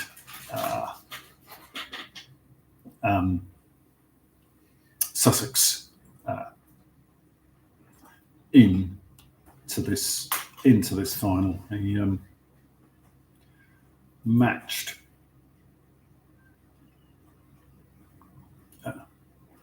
Shazay Hyder's magnificent 167 with his own 169. Well, he won't need to score 169 today because they don't need 169 more. Now he's now down at the sea end, looking round, checking that he knows where the fielders are. Sam prepares to bowl to him. Nice, classic steered cover drive, fielded by Nick Epic, running round from point, gets him off the mark. First ball with a single.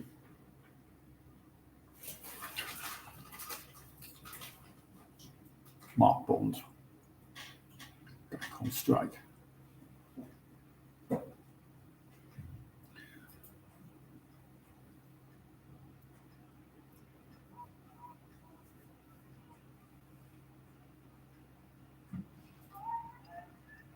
Mark Bond drives to wide mid-off, fielded by Matt Dean, who pops the ball in towards Sam. Thomas has come across to help him, but Sam actually picks the ball up himself. Thomas makes sure where the stumps are.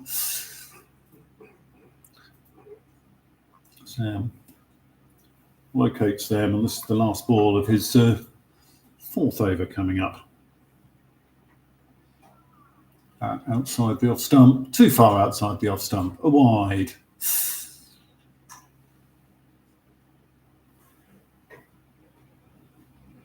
Ball is thrown back to the far end, gathered by Mark Bond and handed to Sam. Field loose swing of the arms and the bat. Now Crouch is ready to receive. Again, a measured all the way along the ground push out to cover. This time Mike Shays in fast enough to grab it and stop a run being taken. It's 31 for 2 off 7. Mark Bond is 11 off 18. Dan Field is 1 off 2. And Sam Hoskin, 2 for 18 from his 4 overs. And looks as if Back on. Metro have decided that they need to, as they probably do, they need to keep kind of hunting wickets. So Mo back on from the C end after that one over from Rory. That went for 7. Mo's bowled his 2 overs so far for 5. And he now has his B1s lined up as he usually does. So he's got Alan Turnbull, Andy Law and Sam Hoskin all on the offside, just Rob McKenzie on the leg side. It's defended through that wall. Mike Shea is the person who sprints into field and return it to Mo Galib of the 3 fielders on the offside. Quebec is at point. He's at deep cover. Dean is at short mid-off. Hardick is deep into square leg. Thomas is at mid-on. And Mark gets this away through third man. Quebec runs down to field. Mike Shea gives him a halfway house to throw into. Stumps are thrown down and Yolanda Harris comes in just to make sure they're okay. As 1 run is taken and Dan looks to kind of carefully set and take his guard before he faces his first ball from Mo. A word to Mo from Matt Dean. Dan looking around, making sure he does know where the field are. The field hasn't changed, so there is a big gap at mid-wicket if you can find it. Mo comes in, it's into the B1 wall. It was Andy Law, bobbled away then onto the leg side. Mo raced across to collect the ball and now walks back to his mark. Turns as the batter readies himself. I thought Sam Hoskin was going to stay on knee there, which he kind of can't do. And Dan steers it away into mid-wicket, into that huge gap. Hardick runs hard and is the first one to the ball, throws it into Mo. Went quite a long way there to get to that ball faster than Thomas. And, Mo animated gesturing to his fielders as he comes in, bowls outside the off stump, through to Rory, and a dot ball. So we've reached the end of the 8th over, almost just 1 ball left in the 8th.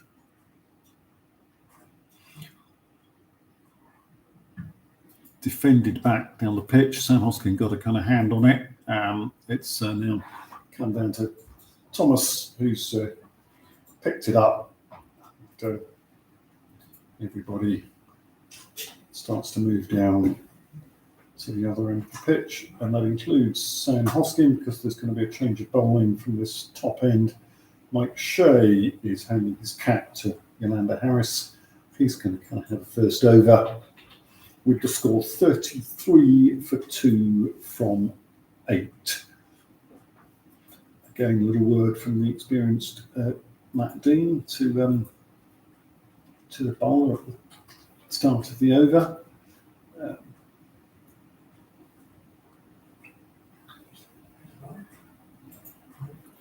Set up is Mo is slightly adjusting the kind of setup of the B1 fielders, but it's Alan and Sam in the offside, Andy Law and Rob McKenzie on the leg side. Mo is being told by Matt Dean to move around to point as he comes to cover. Matt Dean is at mid-off.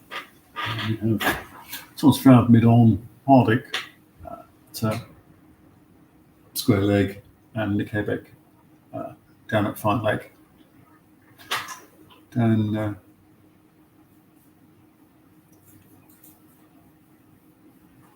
gets one down the leg side, through to the keeper.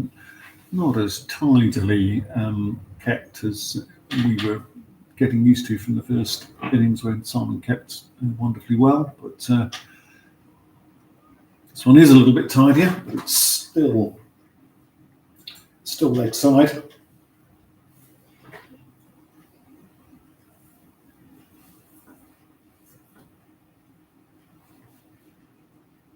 Mike asking Mo to come slightly more towards cover, and now comes in and bowls, and straight up, and Dan defends it back to the bowler.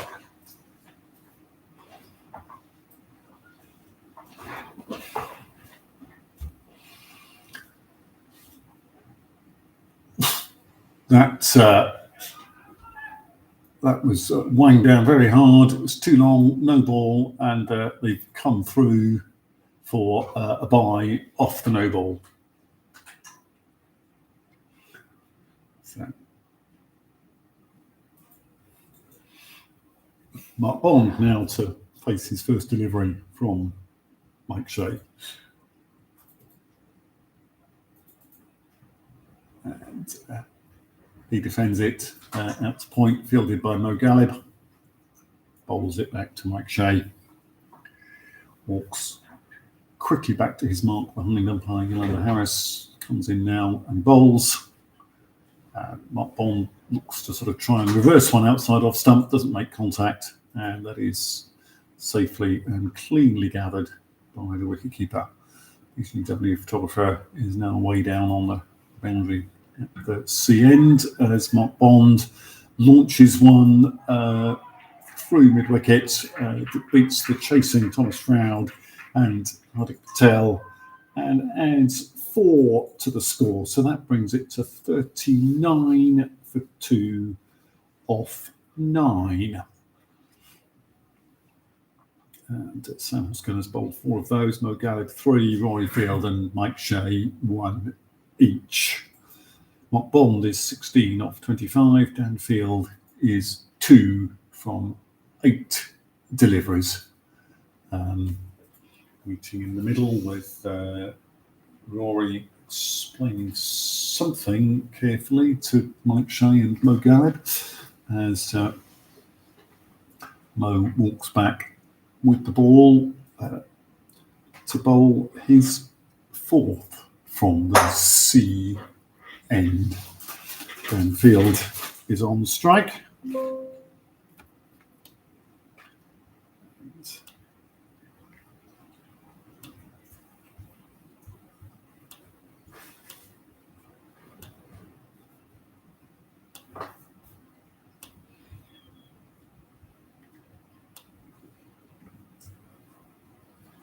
Gets himself ready.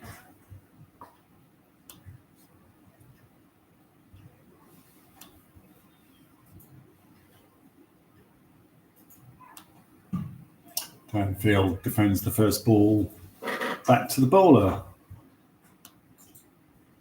And we have spectators on the balcony over there. Oh, Yeah, right we there. have people on the.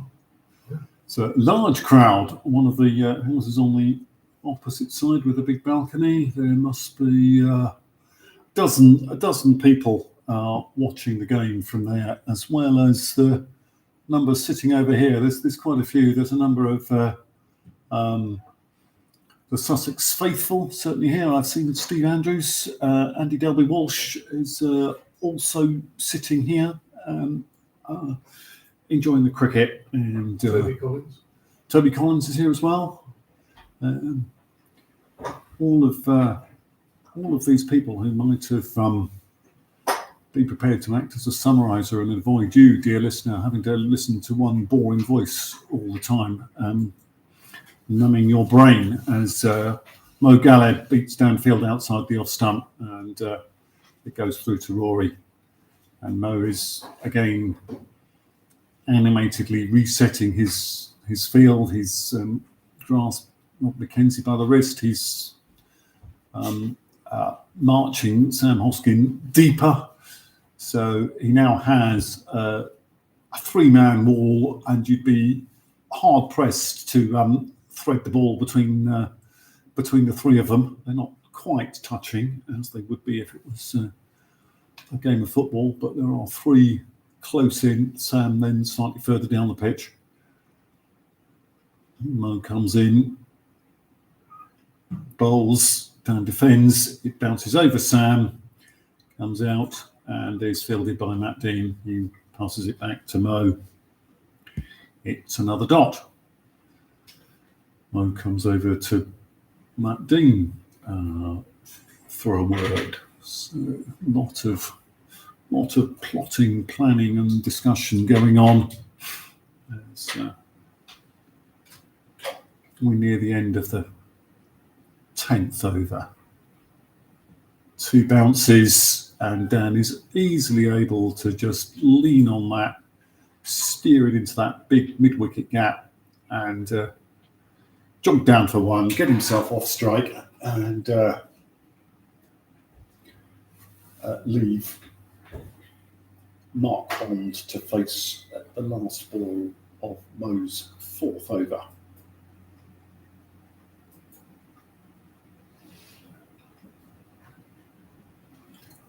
Mo comes in, bowls, it's defended back on the onside to Tom Stroud, who picks it up. That's the end of the over, the end of the 10th. It's 44-2 from 10. 138 needed from the next 20. So Metro may be reasonably pleased with where they've got to after 10. They've bowled 4 B1s, which is 1 more than they needed to, and they've squeezed the rate up from that smidgen under 6 that it was up to 6.9 required now. As Mike Shea prepares to bowl his 2nd over.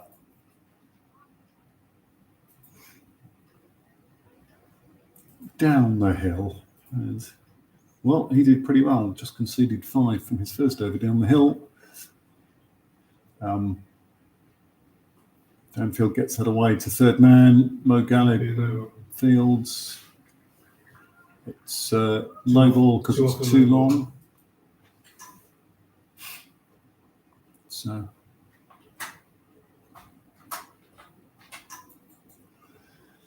very long, caught the edge. Went away down the hill, had to be chased by Mo. This is another no ball, surely. Tucked square. The Quebec is after it, hands on it. They're easily able to get through for 2. Not a no ball. Looked a bit long to me, but I'm not in the right place, really. And Rob McKenzie is slightly in the way. That's definitely not a no ball. It's played between Alan Turnbull and Sam Hoskin, who are some distance apart in this instance, and went to Mo Galib at point for a dot.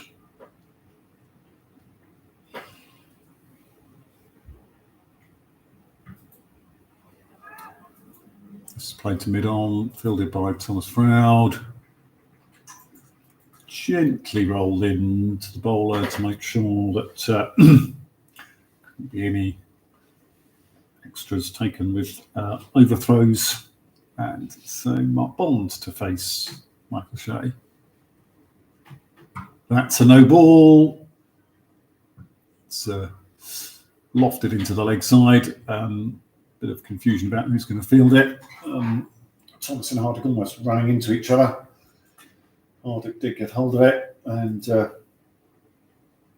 threw it back to Mike. So Mike struggling with his no balls. He's trying too hard. That's a horrible no ball. That is a horrible no ball. Dan has somehow managed to evade it, get it down to find that a very fine leg.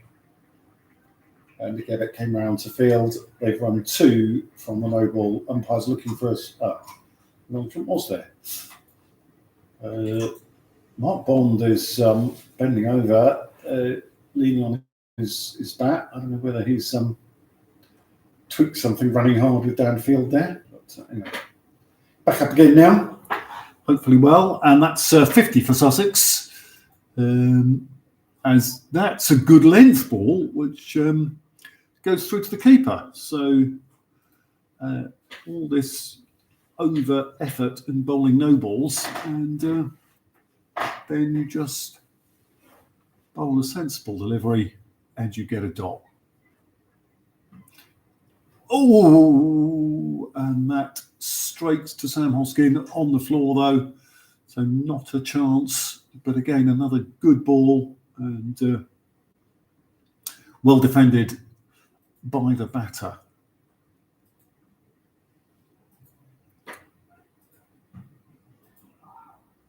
And this is played out to wide mid-off, fielded by Matt Dean. No run off the last ball. So expensive over, but would have been much less expensive if there hadn't been all the no balls, because there were 3 off the over, but then the 3 no balls and 5 runs off the no balls made it an expensive over. Little bit of a discussion again, as it seems as if Rory Field's maybe going to bowl a second over. 8 no balls, 3 wides, and 2 byes in the innings so far. So 13 extras in the 51 for 2. Mark Bond has 17 from 27. Downfield has 10 from 21 balls faced. And it is going to be Rory Field to bowl a second over. He's bowled 2 no balls. So Metro, not a huge amount of runs, really want to be trying to avoid the no balls. I think it's the effort balls from the bowlers desperately trying to kind of take wickets. Mark Bond tucks that away to fine leg. Nick Ebeck has chased all the way after it, as well as Hardik Pandya. Nick throws it in. Galib runs to behind the stumps to gather. And they're easily back for 2 as the wicketkeeper ran almost the whole way to the boundary to field that, as Mark flicked it off his legs and beat the Rob McKenzie, the short fine leg, who is in position to try and block off that as a scoring area. This is outside off stump and through to Nick Ebeck for a dot.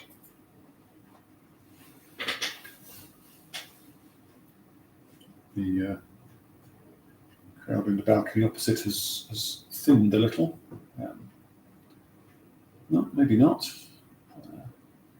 Perhaps people just making sure they're kind of topped up with drinks, as that's longish. Yes, and the no ball. Played back down to Rory by Mark.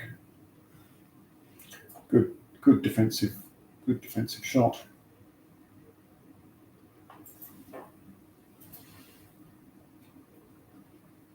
And Rory up to the wicket again. Bowls, make sure this isn't a no ball. It's lofted into the air. Matt Dean settles underneath it at mid-off. And that is a 3rd wicket for Metro. It's Sussex 54 for 3. As Mark Bond goes for 19 from 31.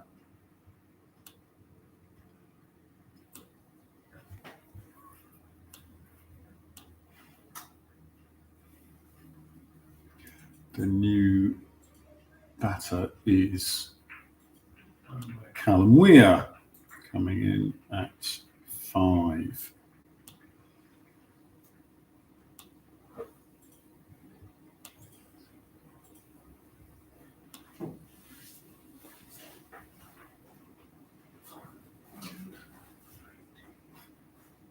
So 3 wickets down, and at the moment the Worm just behind that of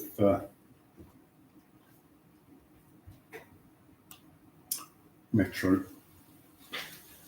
There's 3 balls left in the 12th over.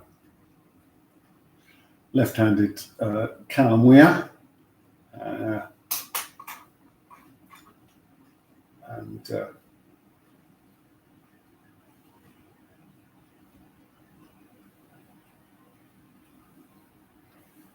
Rory failed to bolt in. Discussion between Matt Dean and Rory. Thomas is asking where he's wanted to field. He's going out to wide mid-off to the left-hander. So a couple of big ones behind square, close in on the leg side. Ball goes out to wide third man, fielded by Hardik Patel, rolled in for a single. Callum's off the mark. We've got a left-right combination in, so a little bit of adjustment in the field, not too much.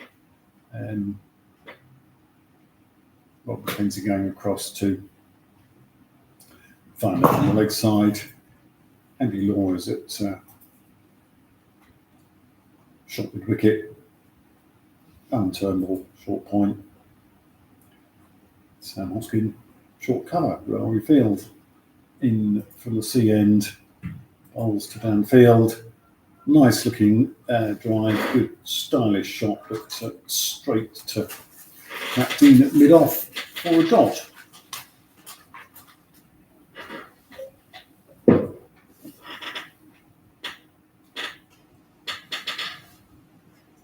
Rory prepares himself, comes in, bowls down, plays it into that big gap at mid wicket. It's going to go over the rope, surely, isn't it? Yes. Thomas Froud did his best to get round, but couldn't do it. It's boundary 4 to end the 12th over. The score 59 for 3 off 12. With that, boundary downfield goes to 14 from 23. That's his first boundary of the innings. And it looks as if it's going to be Mike Shea to continue from the top end of the ground. 2 overs, none for 16 at the moment. He's been searching for wickets, trying really hard. I think that's why the no balls have come. He's now got a left-handed batter facing Callum Weir. It's got off strike with that first ball he faced from Rory. Mike's going to come round the wickets to the left-hander as Rory goes back behind the stumps and sets up the field. So Rob McKenzie and Andy Law, short cover, short extra, unturnable just behind square on the leg side. Sam Hoskin just in front of square on the leg side. Mo Galib is behind them. Moving round slightly as Nick Ebeck comes slightly squarer at fine leg. Actually bowls, and the ball beats a diving Mo, and that's going to go to the boundary, surely. Yes, it's over the rope now. Boundary 4 to Callum. It went in the gap between the two relatively close in B1 fielders. No guy dived, couldn't stop the ball, and Nick Ebeck and Matt Dean ran over to retrieve it from beyond the boundary rope. It's now back with Mike. Matt Dean's jogging back into position. Nick Ebeck's walking back into position.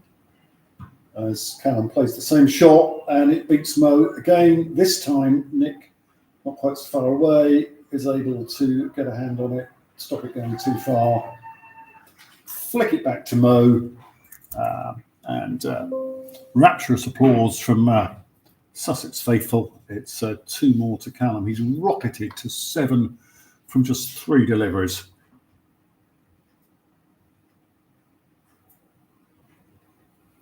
So good innings from young batter Thomas, found for Metro, and shaping perhaps to be a good innings from a young batter from Sussex, Callum, as he defends it into the offside, and Andy Law dives forward to catch it, ends up on the floor under a pile and a scrum of bodies from Metro.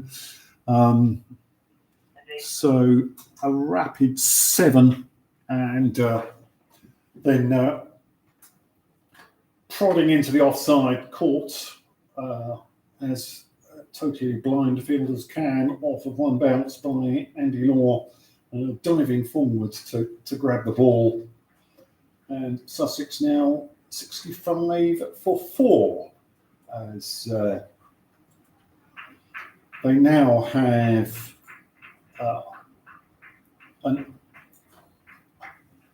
a mismatch in height between the 2 batters, with Dan Field and Tiny Morris. And we still see no high vis coming out yet in this innings, as Callum prepares to run for Tiny, who's got 3 balls to face from Mike Shea in the 13th over.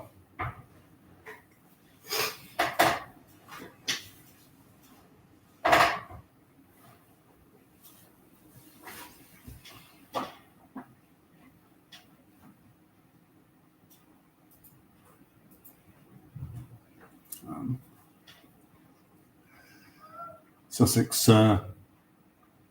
will be able to bat all of their remaining partials at 7, 8, 9 and 10. They won't have to bat their last total until 11, because they have batted a low partial batter. Simon Ledwith batted at 3, so they will have had 3 low-sighted players in the first 9. But Ian has to bat now, because you can have that in the bank, but you still have to have 2 totally blind batters in the first 6. So Dave Daniels opened, but that's 4 of the 4th wicket. Another totally blind player has to come in. So, Field in close to the totally blind player. Beaten down the leg side, but by a wide ball. So 1 more to the total.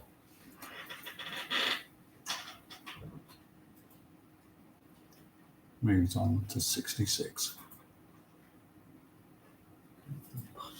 That comes in, beats him outside off stump and through to the keeper.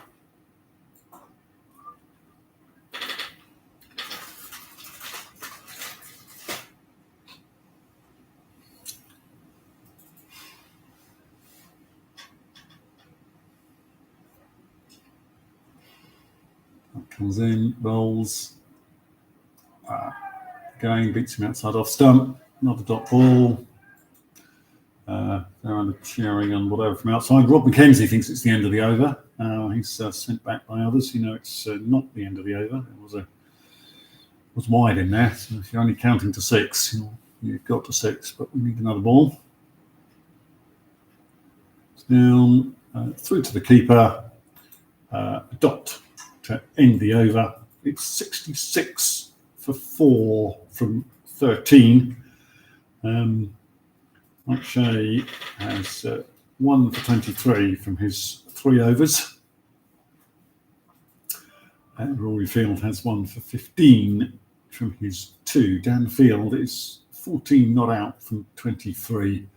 As Sussex meet in the middle for a conversation, and most of the Metro side, apart from Alan, Rob McKenzie and Andy Law, who are already up the other end waiting for the next over to start, are all having a meeting down at the C end, presumably trying to decide what happens for the next over. Looks as if it may be... No, Rory is not going to carry on bowling. It's a change of bowler. Alan Turnbull is going to bowl. Metro getting in a fifth B1 over. So, well, they could bowl another B1 in the next over and be kind of well ahead at halfway. We recall that Sussex had bowled 8 B1 overs after 15. Metro will not have been able to bowl more than 6 if they bowl both of these two. Anyway, Alan Turnbull to bowl.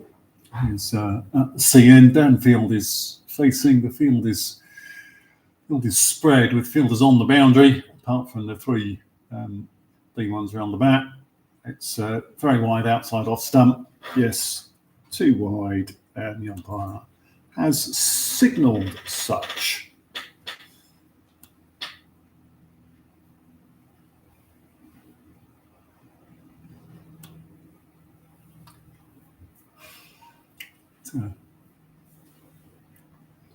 Alan readies himself. Big call of stumps for Rory. Leg side turned towards the boundary. Hardick fields, throws in.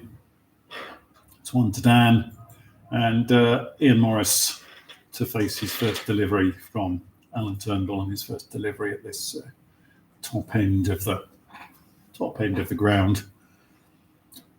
The fielders drawing in closer for the totally blind player on strike. Quebec is at 45 on the leg side. Mike Shays at slip. Sam Hoskin short cover. Andy Law and Rob McKenzie short on the leg side with Hardick Patel behind them. Thomas Froud at mid-wicket. Mo Galib in the covers. Matt Dean at mid-off. On bowls. And it's wide. Outside the off stump.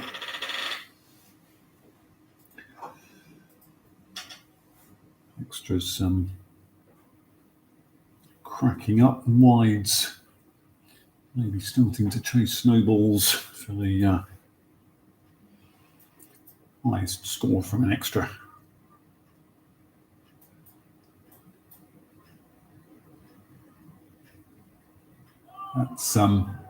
That's a rather straighter ball. Beats Tiny outside the off stump. Dot ball.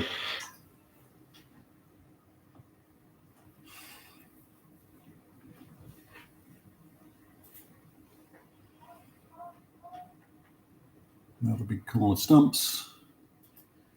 And Turnbull.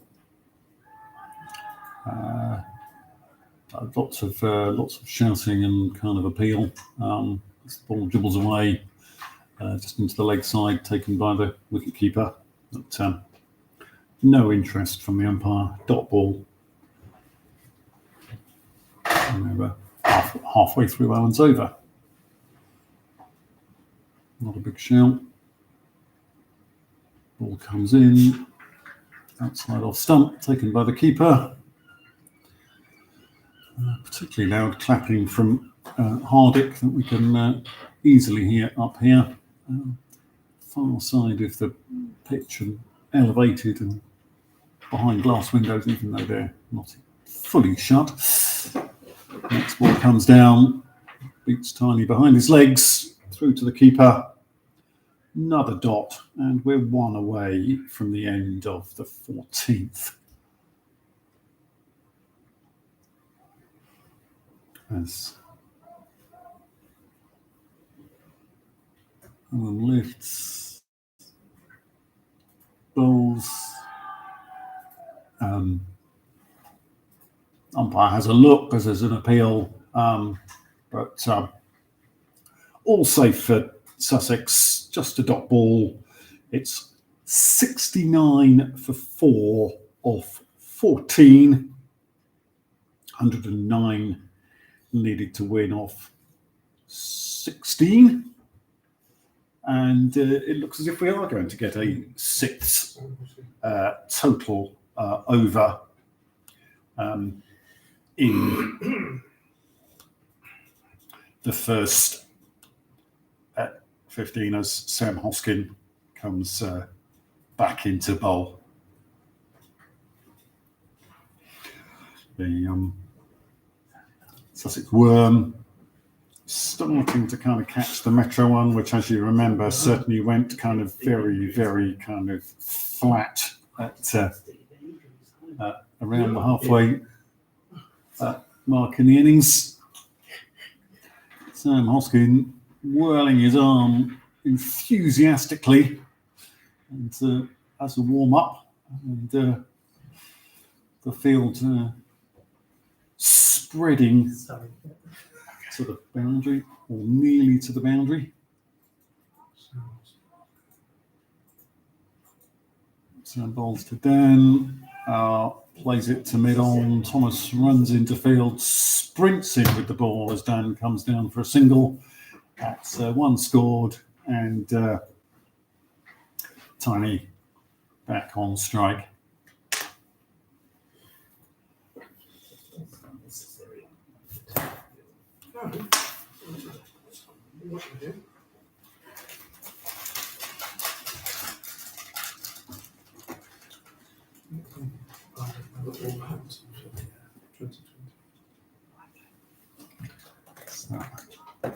Fielders now come in as Sam bowls to Tiny, beaten outside the off stump. Taken by the keeper, not cleanly, but safely enough. And Matt Dean back to the bowler. And that's a straighter one because it's hit the stumps. And that's 70 for 5. And I wonder, with 3 balls to go, whether we might take drinks early, and I don't know. Let's see what's happening. The on the side of staying out there, the umpires are coming together. The sun has just brightened a little as Joe Harrison comes out to join Dan Field, and it looks as if they are coming off for drinks.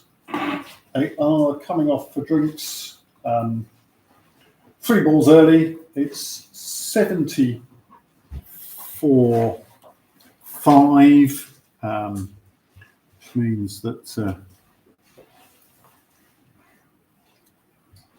the Worm is just behind. And so the game perhaps more evenly poised than some of us thought it might have been at the halfway stage as we reach almost the 3/4 point.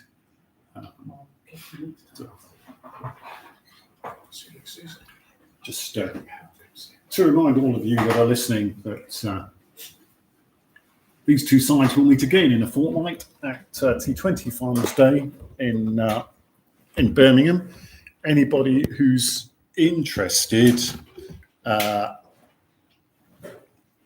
in following cricket, hopefully we'll have commentary from there, and we might even manage to make the live stream work properly so that it's on the right link. But I see that we are up to 6 people following, and I've even got 1 like, so that's very impressive. And the total being chased is 177 for 9 was what Metro scored. So 108 needed by Sussex off of 15 overs and 3 balls at the current time. And just want to be really boring and remind everybody who's listening that you can share this link and see if anybody else needs sending to sleep this afternoon by listening to the most boring voice. But more importantly, do get the word out, do spread the word as widely as you can around the fundraising, because it would be a real shame if the USA had a team at the first ever blind women's T20 World Cup and there wasn't a team there from the UK. So there is a Just Giving page trying to raise the money that is needed to get the team out there. A very generous person has put up half of the estimated 60,000 cost, so they put 30,000 in. We're trying to get the remaining 30 on the Just Giving page or by other means. And visit the page, spread the word. If we get the word spread enough and we collect enough £10, we will be there. And there will be UK representation in India at that Women's World Cup. And I see I've gone up to kind of 2 likes and 7 listeners. We're just about to restart. So I'm going to spin the camera back round so that people can see what's going on, but I can't see if there's any kind of comments to see about how bad the commentary is, or whether you've got any kind of questions about information that's missing.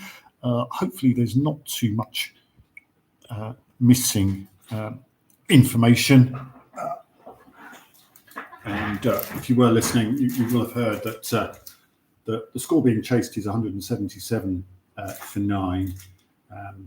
Sussex, having just lost the wicket of Ian Morris, now have Dan Field and Joe Harrison at the crease.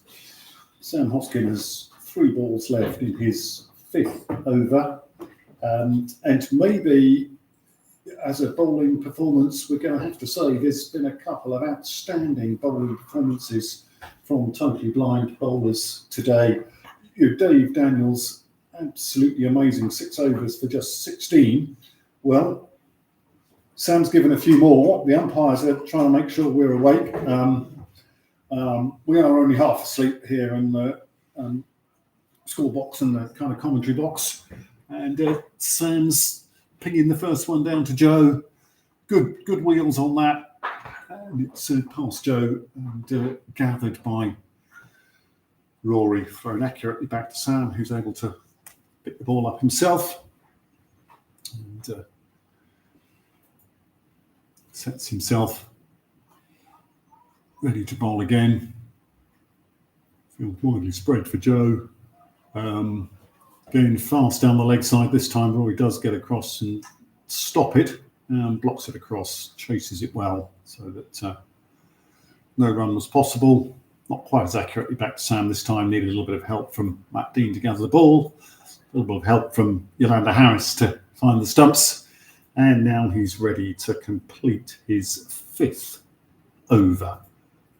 And Joe gets that away at mid-on for 1 run. Thomas Fowle beats Matt Dean to the ball. Young legs and all that. Throws it back in. Misses Sam. Picked up by Mo. It's 71 for 5 off 15. I think the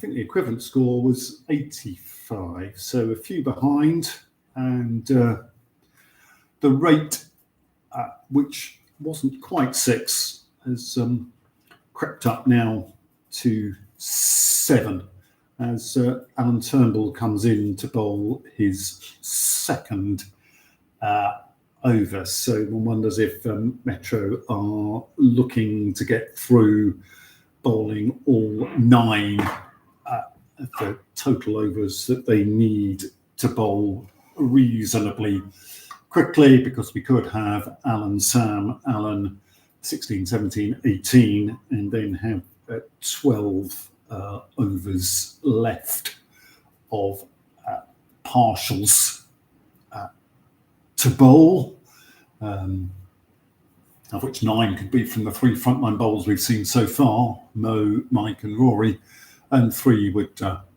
come from elsewhere. Thomas might have a bowl, Nick might have a bowl, possibly Hardick might have a bowl. Joe has reversed that through third man. There's no way Mo's going to catch that.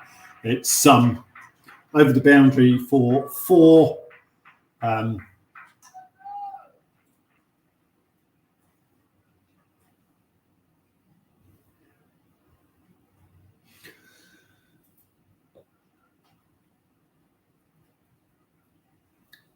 Great shot. Was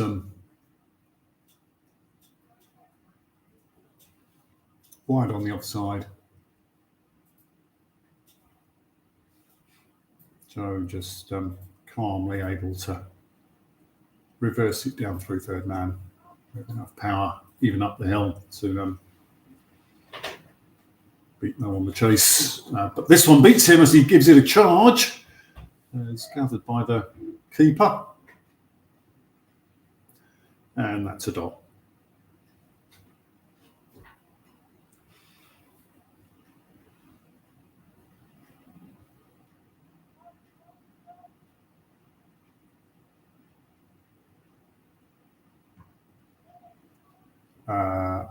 This one he gets to fine leg. Nick Ebeck perhaps had a little bit of difficulty seeing it.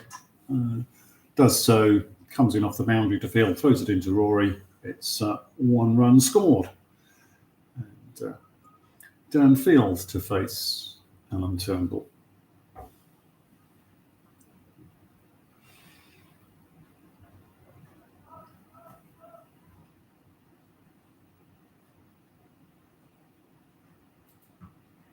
He thumps it to fine leg. It wasn't far away from Nick Ebeck. He didn't see it till late, and his tumbling attempt couldn't stop the ball going over the rope, and that's second for in the over. And the Sharks up to 80.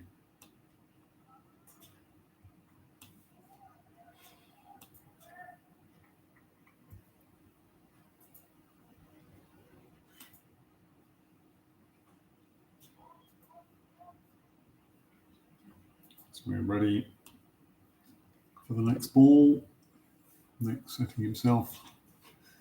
It's pretty close to where the photographer's now positioned himself at the moment. Big shouts. This has hit the umpire. The umpire didn't manage to get out of the way, so it was very square. It's bounced back off the umpire to the wicketkeeper. So whether Hardick would have got in fast enough to prevent them taking 2 there, we won't know, because Yolanda Harris acted as an extra obstacle in the field, and meant that Dan could only get 1 for that shot. And Joe Harrison then to face the last ball of Alan's over. It's wide down the leg side. So Joe Harrison will face. We need to acknowledge, guys. Yes, thing's gone. Light has gone on. Just some problem with the scorer's acknowledgement light there. Joe possibly kind of got something on that. It's gone fine. Mo Gabbs raced across to it, throws it even quickly. There's 1 run as it went almost straight behind the wicketkeeper. And the score is 83 for 5 off 16.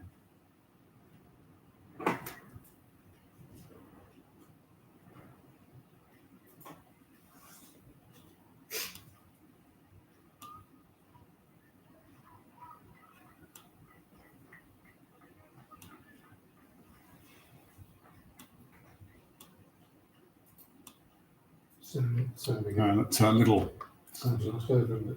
tick up has brought the worm almost level now as Sam begins what must be his last over. 5 overs, 3 for 20 at the moment.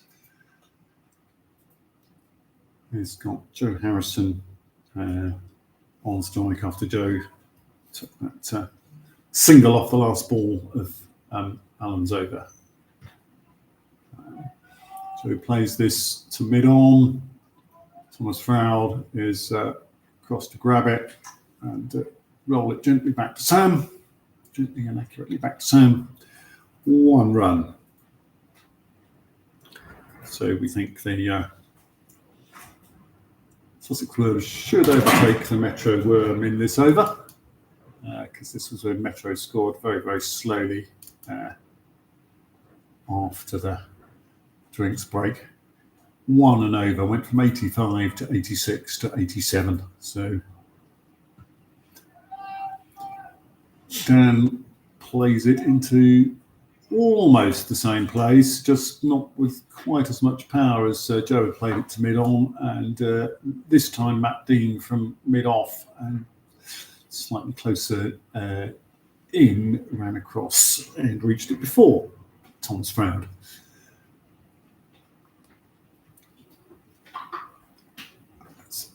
Sam prepares to bowl to Joe. Dan pointing out where Matt Dean is. You need to know where the people are who might take catches. Joe gets bat on good ball, squeezes it down to short third man where Mo Galib fields, and there's no run. Not quite such an accurate throw back to Sam this time. And Danfield needs his foot in his hand to help Sam gather the ball. And he now flies the next one down wide of the leg side, surely too wide. It's going to be signalled as a wide. Yes, it is signalled as a wide. Umpire's just waiting until everything had finished and calmed down.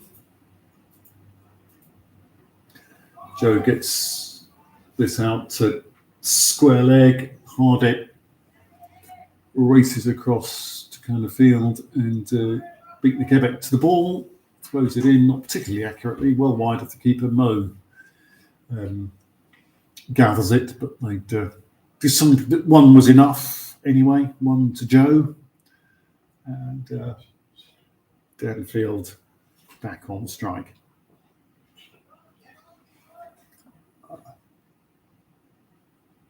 So bowls, it's played out to point. Mike Shays across the field. 1 run, 1 ball left in Sam's over.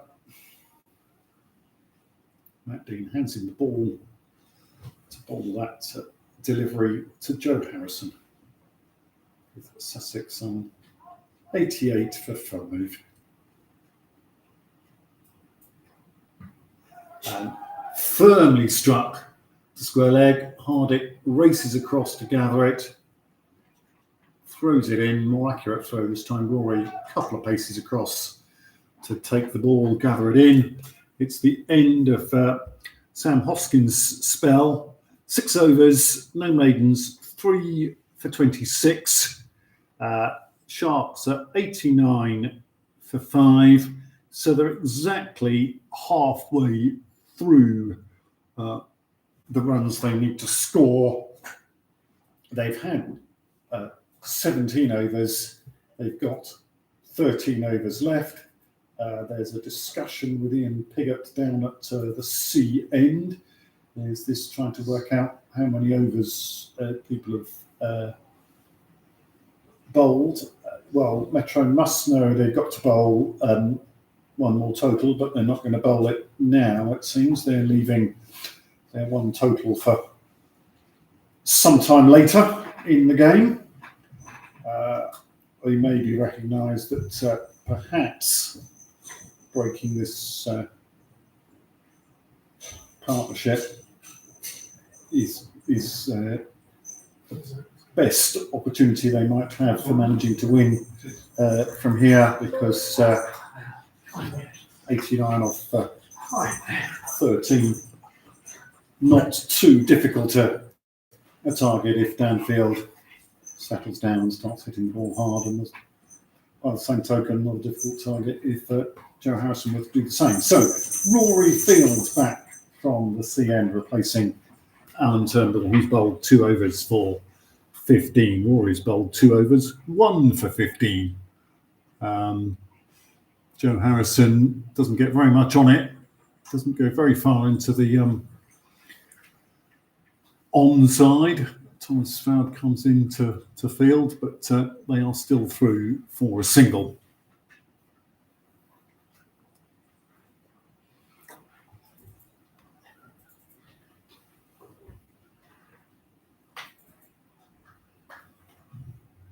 Field very spread for Dan. Rory comes in. Dan gets it. This time the umpire's out of the way as it goes out to square leg. Hardick has it, throws it in, and with it gone, having gone all the way to the boundary, they were able comfortably to run 2. So it may well have been that striking the umpire in the last over definitely gained a run for. And as a result of that shot, there's a fielding change. Hardick and Thomas being switched around. So Hardick now at deep mid-wicket, cow corner. Thomas Stroud at square leg, presumably looking to try and see if they can prevent 2 there. So Dan will probably just hit the ball in a different direction. Well, in fact, he plays it out to point, fielded by Mike Shea, who kind of has a look at the bowler's end as Dan jogs down there. But clearly no run out possible. So 1 taken. And Joe back on strike. As Sussex near their century. And when it comes in, bowls, that sort of goes nowhere. Dribbles out onto the leg side in the end, bat and body, I think. And Nick Epic picks it up, throws it back to Rory. Dot ball.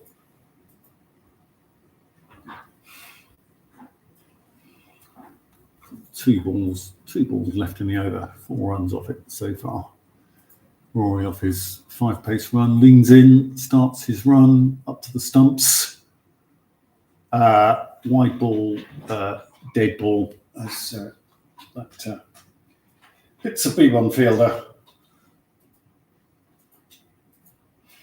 And Rory has to kind of pace back downhill to his mark again. Turn and set himself. Grasps the ball, rots forward into his run. Bowls too long, a no ball.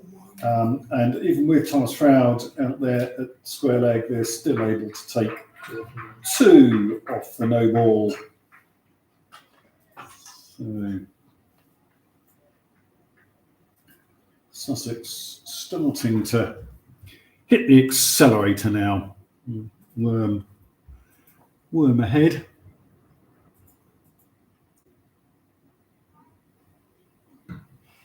Joe drives this extra cover. Mike Shea sprints across to gather and prevent the scoring. Dot ball and 1 left in the over, but it's already gone for 8 with the 2 extras, and that's comfortably more than the required 6.7. So even more when you kind of bowl 1 wide outside the off stump.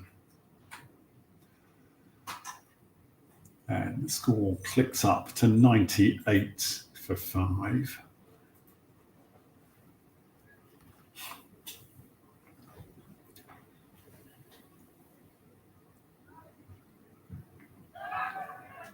Oh, diving. Mike Shea can't quite catch that, and they're through for one as Joe lofted it into the covers. And so we're on the ice cream score, 99 for 5 at the end of 18 overs. As the batters come together in the middle, the photographers round on the far side, the crowd on the balcony opposite are still watching the game, and Metro gathering in the middle and presumably discussing who's going to bowl, what the plan is. There's 18 overs left. Of those, there's 12 overs left. Of those 12 overs, 8 could be from their more frontline bowlers. Rory's got 3, Mike Shea's got 3, Mo's got 2. So one wonders if they will continue with those guys looking to pick up wickets, and if they don't get wickets and Sussex haven't already won by then, they might just finish up with the last 4 being whatever they are. But we'll see how the plan develops. It's Mike Shea at the moment anyway, from the Hughes Pence end, with Joe having pinched the strike for his 14 off 16. As he just gently tucks this leg side, goes just past the umpire, fielded by Hardick, and 1 run is scored. And that's the 100 up for Sussex. 100 in 18.1 overs and 94 minutes.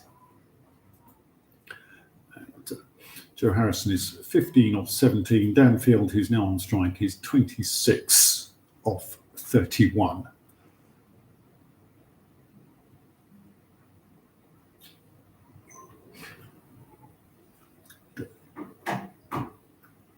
And just looking around the field, preparing himself. Now Crouch is ready to receive the ball. Mike delivers it. It's driven back firmly to mid-off, fielded by Matt Dean. And there's no run. So we're quickly ready for the next ball as some of the shadows begin to lengthen across the ground. This is played through mid-wicket. There is a fielder out there. It's Thomas Froud. That throws it. It's straighter than I thought it was going to be. It's still not particularly accurate, and they're able to get through for 2. As the ball beats Hardick, who's even shorter, and they couldn't see whether there was anyone in behind him. This is driven again to mid-off to Matt Dean. Umpires signalling 2 balls left in the over. As it comes in, and it's defended against Alan Turnbull, bounces back to Rory Field, and that's a dot. Mike Shea quickly back to his mark, turns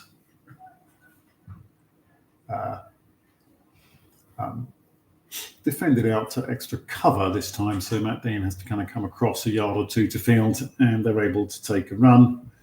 So 4 off the over, 103 for 5, 75 needed off 11. And plants the ball down towards the C end.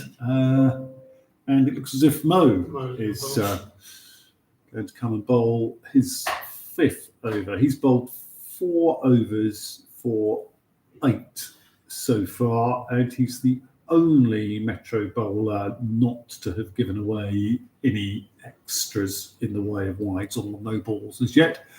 But doubtless, the commentator having said that, we'll probably have a feast of those deliveries in the next over. But Mo Gallagher from the C end, little chat with Matt Dean. They're both waving arms and kind of pointing and perhaps trying to make sure that Nick Ebeck at fine leg and Thomas Froud at square leg are really where they want them. Mike Shea's at point. Hardick is at mid-on. Matt Dean is going to mid-off as Mo prepares to bowl to Dan. Comes in, bowls. It's played to square leg. Thomas Froud fields and throws it in towards the bowler's end. Bit of animation from Mo about that, but he didn't gather it in. Matt Dean was on the ball behind him though, so no risk of overthrows, and 1 run scored. Joe Harrison to face Mo Gallup.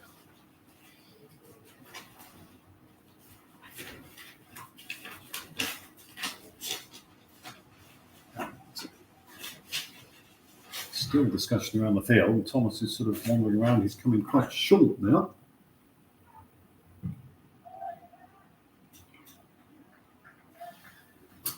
Good ball. Joe plays it back down the pitch. Fielded by Hardick at mid-on for a dot.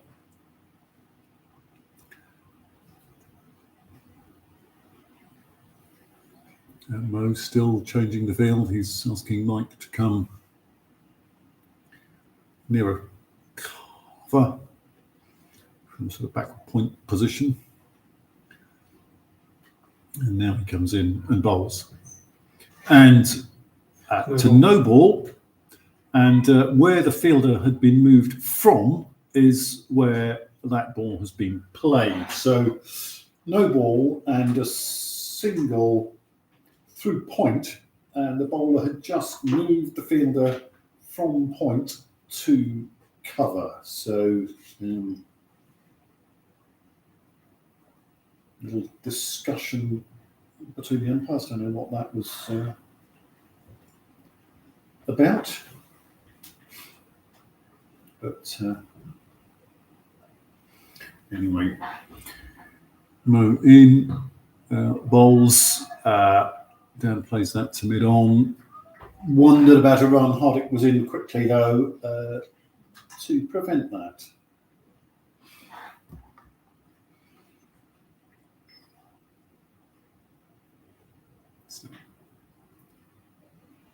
Mo, as the shadows begin to lengthen, comes in.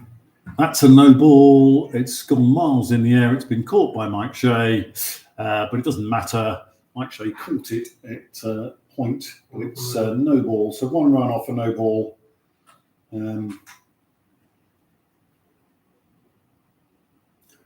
So once you know it's a no ball, it doesn't matter if you hit it in the air because it can't be caught. You just need to make sure you're not run out, of course. But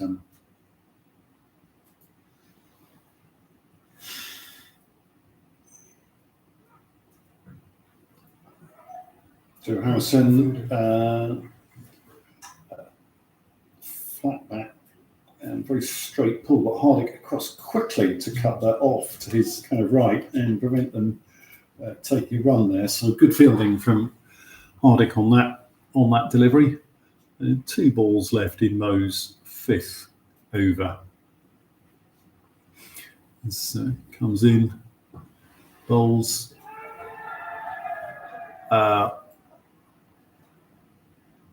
Has that bounced twice before Sam has got his fingers underneath it? It looked to me as if it was on the floor as his fingers got to it. The umpires are kind of coming together. And nothing doing.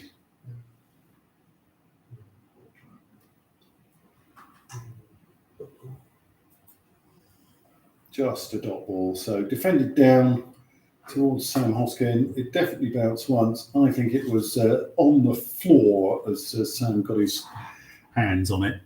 Can't bounce twice.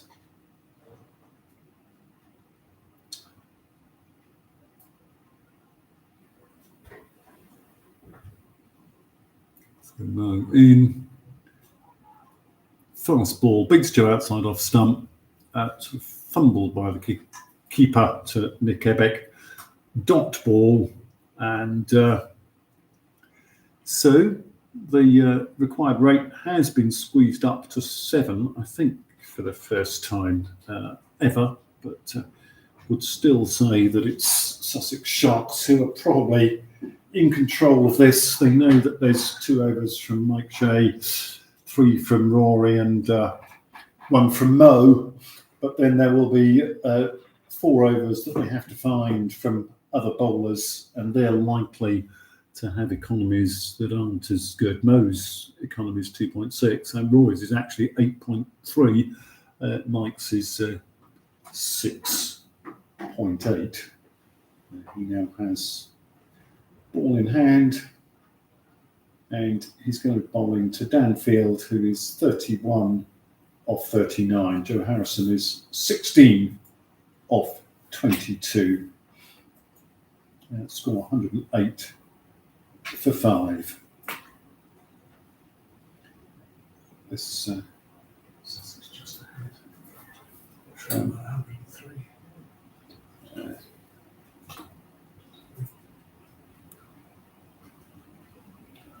fantastic game of cricket this afternoon. Do hope you're enjoying it as Mike Shea comes into bowl. Another no ball, which they don't take a run off as it kind of came back to mid-on. Hardick, Matt Dean both chasing to field it. Mike Shea possibly interested, although less so when wouldn't be a catch because it was no ball. This is played into mid-wicket. Downfield's very quick. Joe Harrison is quick enough for them to take 2 as it comes out near the boundary, fielded by Thomas Froud, and enthusiastic clapping from the Sussex fans on the boundary. Feet off the ground. Oh, we're back on 1-1-1.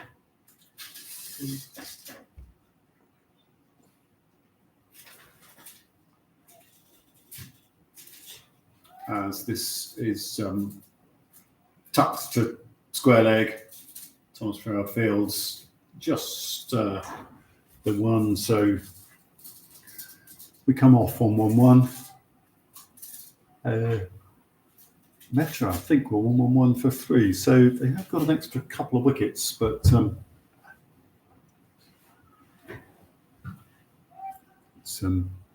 those wickets. Joe forward to that and thumped straight back to the bowler. Fielded off his own bowling. Dot ball. That's surely another no ball. Yes, it's played to Hardick at the wicket, but another no ball. Bowlers definitely kind of stretching to try and produce magic deliveries, and all they're doing is bowling no balls. But that's a good ball. That wasn't a no ball. Fizzed down and was taken by the keeper for a dot. Mike reaches 2 balls to go in his 5th over. That one beats the keeper. And the keeper's chasing it. Nick Ebeck's chasing it. It's brought in just short of the boundary at the C end, but it was a wide, and they've run 3. So 4 off that ball, and 9 already off this over, and still 2 balls to come.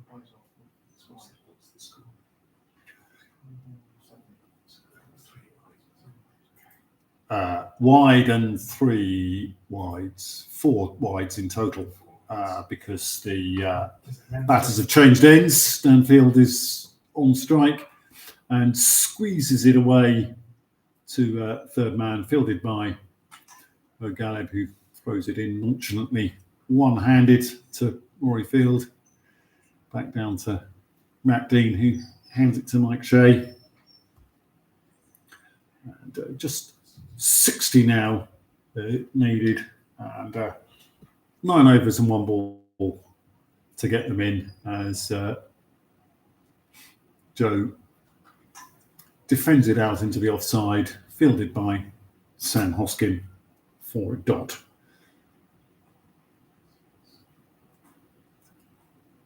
So 9 overs remaining. Roy could bowl 3. Mike and Mo have got 1 each left. And the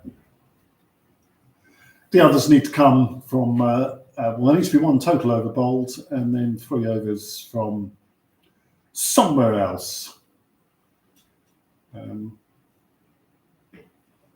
Rory possibly has the ball in his hand at the moment. No, he's giving it to Mo. So Mo to bowl out. Mo 5 overs, none for 13 at the moment, after his slightly more expensive last over that went for 5 with the 2 no balls. Little word to him from Nick Epic. Not quite sure what messages are being passed here. So run rate's 5.6, required rate's 6.7.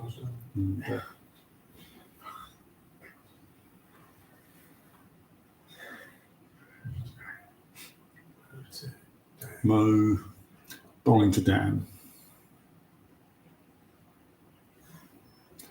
Up to the stumps, bowls thumped hard against Sam Hoskin's foot, rebounds back to the keeper for a dot.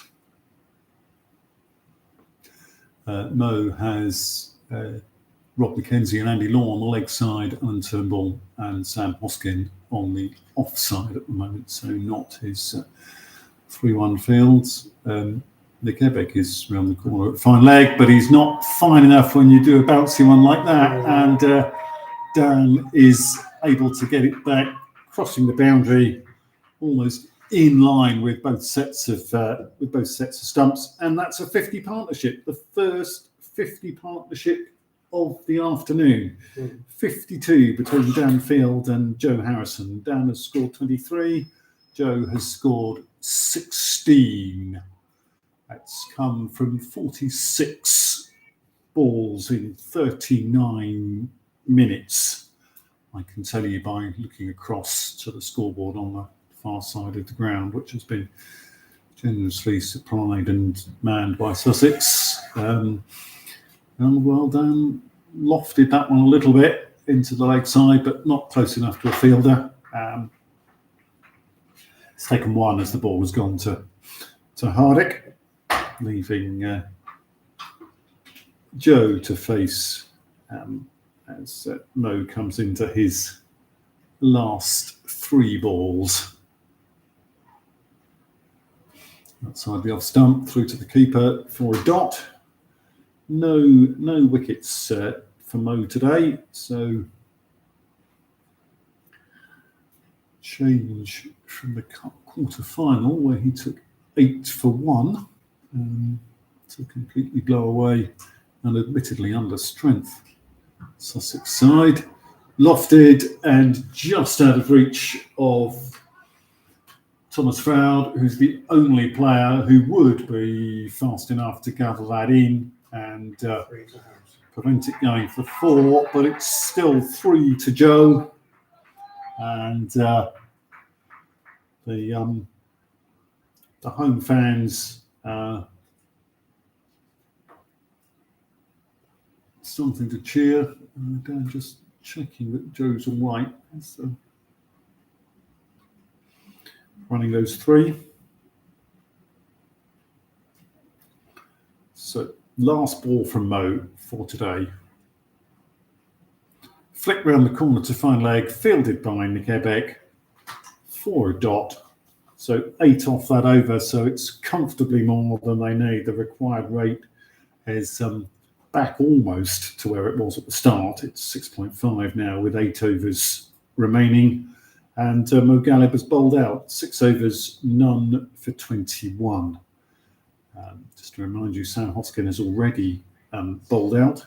Michael Shea does have 1 left. Rory Field has 3 left. And Turnbull or another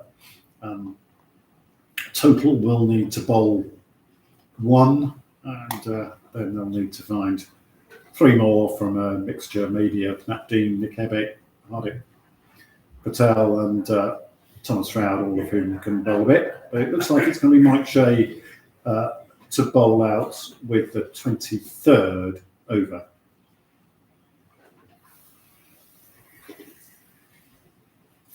Joe Harrison on strike.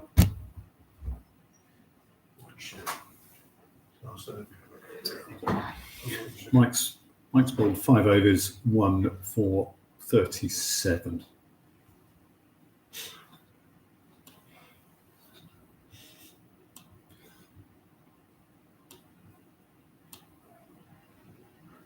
Oh.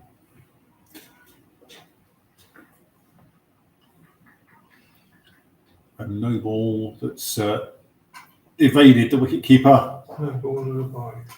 And they've gone for a bye as well. So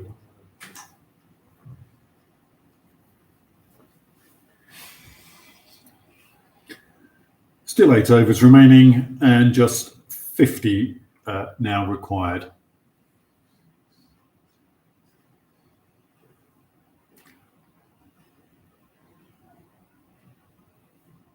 And then a better ball, a dot with Dan facing.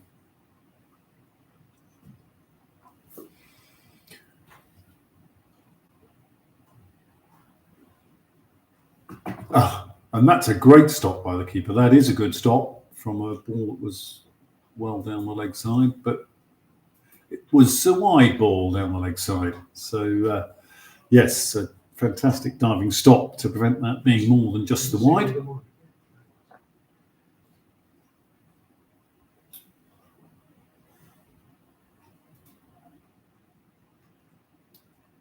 And then another good ball outside off stump. So bad ball, good ball, bad ball, good ball. Are we going to get another bad ball in the sequence, or are we going to get 2 good balls in a row from Mike? It's certainly a legal ball. It's swept to square leg. That's a fairly scruffy throw in from kind of Thomas, because the wicketkeepers had to run almost halfway to the boundary to gather the ball, but they'd settled for 1 by that time, because as the shadows definitely encroach on the pitch now, it looks as if it's the shadows on Metro's hopes. Another no ball down the leg side, past the keeper.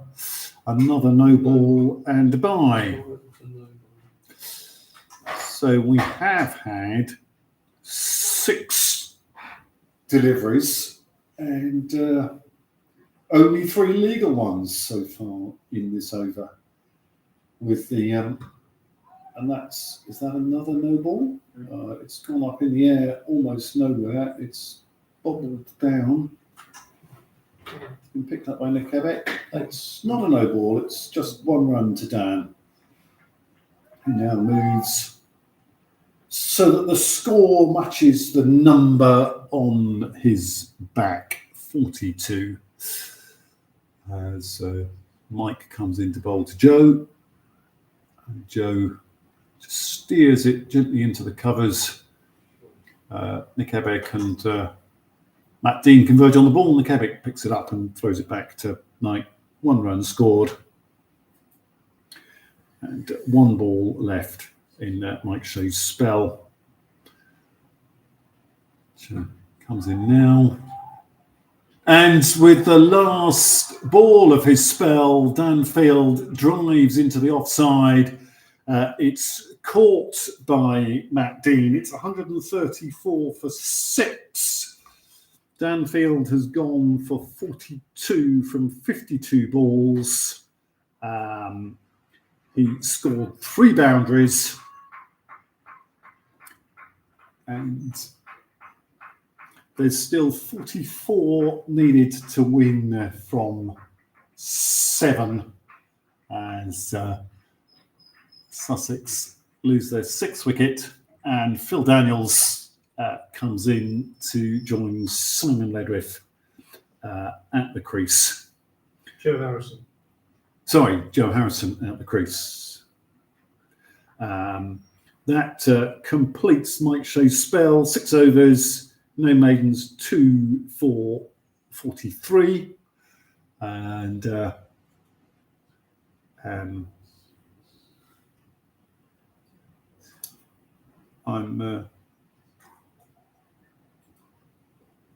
that's odd. Is play cricket showing you that you have to change the bowler, Seb? Yes. Right, okay, because it's showing that the spell's continuing on the kind of continuation, which is odd, isn't it? Yeah. So I was just thinking, I'm not scoring, but I know Mo can't, and I thought, well, I can set rules. I have. Yes. Yeah, you set it right. I'm just waiting to see who it is. Yeah. Because no point pushing somebody that's not going to. No. They're going to change it. No, this is a very technical, for those of you listening to the commentary, this is a very technical and boring kind of scorer's conversation about how well PCS Pro works as a scoring system. But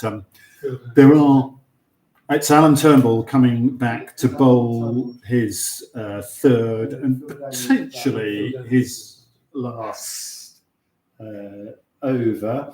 And Joe Harrison will be on strike because I don't think they ran and kind of crossed, but anyway, Danfield was out. When you change the over, you're not forced to bat as the new batter. So Joe Harrison to face Alan Turnbull. And Joe plays this to mid-wicket, fielded by Hardick. A bit of hesitation there, and they run 2. Hardick just took a moment or 2 to think, and that allowed the batters to make sure they could complete 2 runs. As the run rate and the required rate come ever closer and closer. They're now 5.9 and 6.2. Joe gets that very fine behind the wicketkeeper. Nikebek's on it now. Throws it in. Oh, that's lunacy. Rory Field tried to knock it down on the stumps, missed them. Phil Daniels was therefore able to get back as Joe Harrison told him, no, there isn't a second one there. You will need to be facing this ball. So Phil Daniels to face his first ball from Alan Turnbull. The score on 137 for 6 from 23.2 overs. Field reasonably spread for Phil, apart from those 3 totals crouched around the back.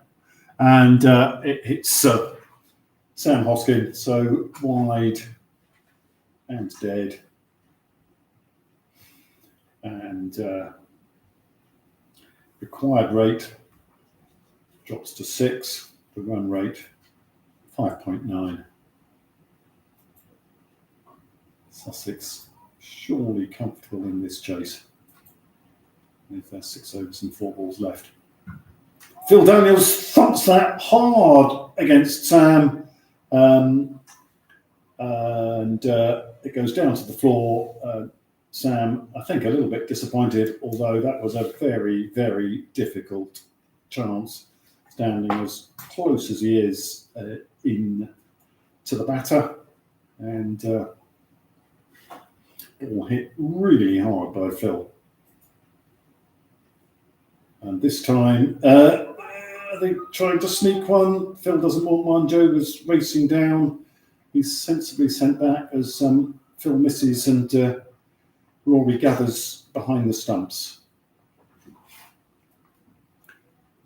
2 balls left in Alan's over, 6 overs then remaining. And Phil to face his 3rd ball. Plays it over the head of the umpire at square leg. Hardick picks it up, races in with it, keeps it in his hand. They've taken 1, they're happy with 1. The ball is rolled back to Matt Dean, down near the bowler. And Joe Harrison to face the last ball of Alan's over. Let's see. Can Alan get through without a no ball? He's the only bowler who hasn't been kind of trying desperately hard. It comes off Rob McKenzie, it bounces up, and Rory Field grabs it, throws it back down. There is no run. It's 139 for 6 off 24. 39 are needed off 6. And those last few balls just stretched the required rate back up to 6.5. Run rate down to 5.8. And now a discussion at this kind of top end. And it looks as if Rory Field is going to come in from the north end of the ground, the Hugh Spence end of the ground. For those of you who are followers of VI cricket, we have a Hugh Spence end at every cricket ground in the country, whatever the locals call it with a proper name. So it's going to be Rory Field to Phil Daniels. There. We have Alan Turnbull and Sam Hoskin close in on the offside. Andy Law and Rob McKenzie on the leg side. This is hit down and bouncing up over those close fielders into the leg side, fielded by Hardick, and it's a dot.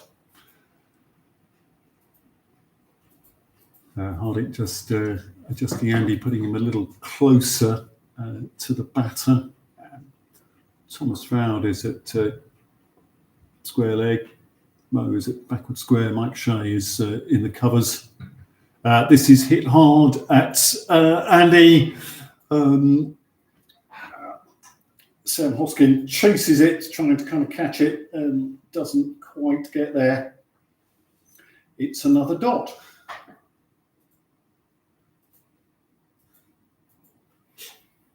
Rory back to his mark. Up to the stumps now. Bowls. Phil steers that to fine leg. Mo allows it to kind of beat him. Should have done better. Almost switches off. And 2 runs have been scored. So, Misfield really giving Sussex 1, but they might prefer Joe Harrison on strike. He's got 23 off 34.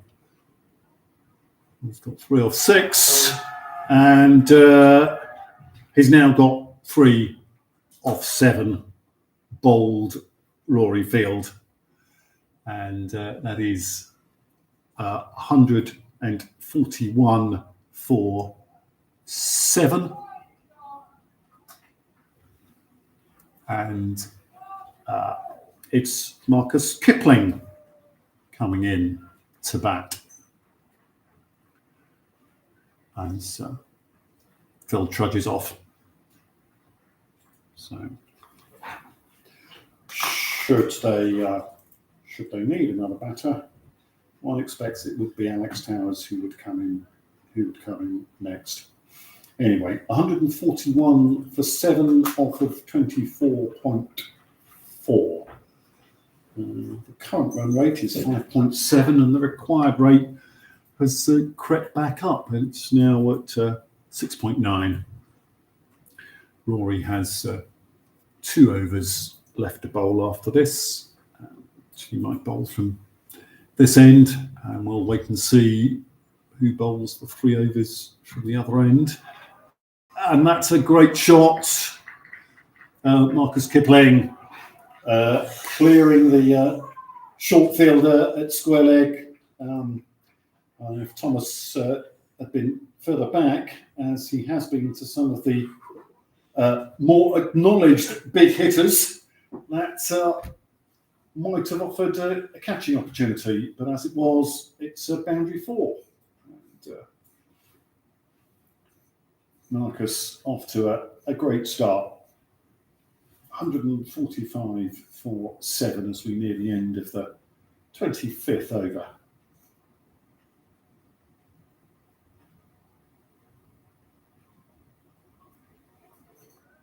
Couple of bounces past the off stump, gathered by Nick Ebbett behind the stumps. Dot ball, end of the over. 145 for 7, off 25. 33 needed off 5. So required rate 6.6. And I don't know if anybody out there is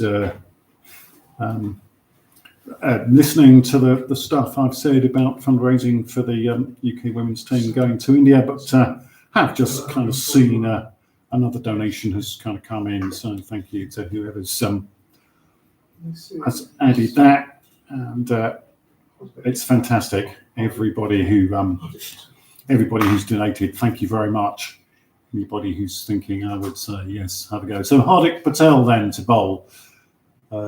Bowls, Joe Harrison thumps it down the field. It's fielded by Thomas, but they can't stop Joe getting back for 2 for that shot down the ground to mid-off.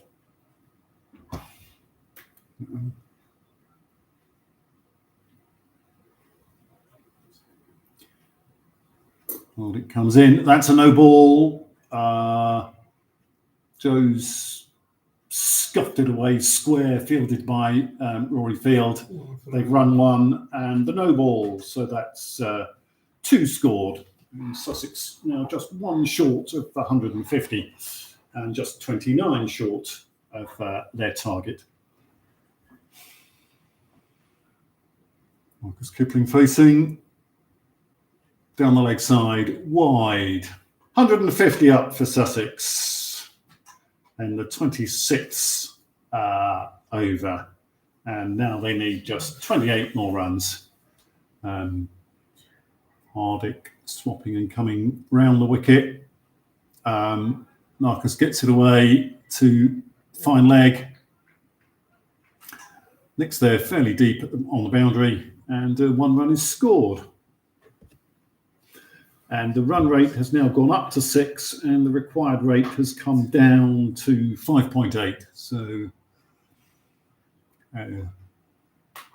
Sussex in the driving seat as Joe thumps it out to mid-wicket. Mike Shea catches it, throws it in hard, but it's middle of the pitch, really.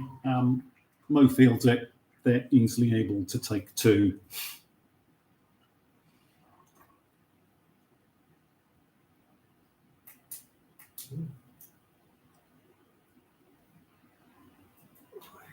There's another wide.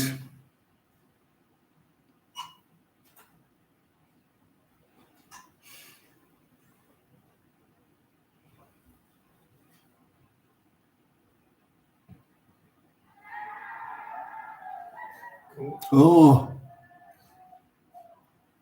and a fantastic catch though now by Rob McKenzie, and Joe hangs his head in his hands as he kind of comes off. He's walking off very slowly. Alex Towers is walking out to join Marcus Kipling, and well,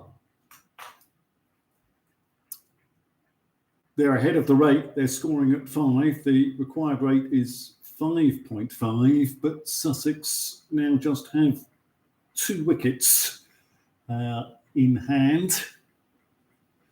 And Hardick has 1 for 9 from his 4 deliveries so far.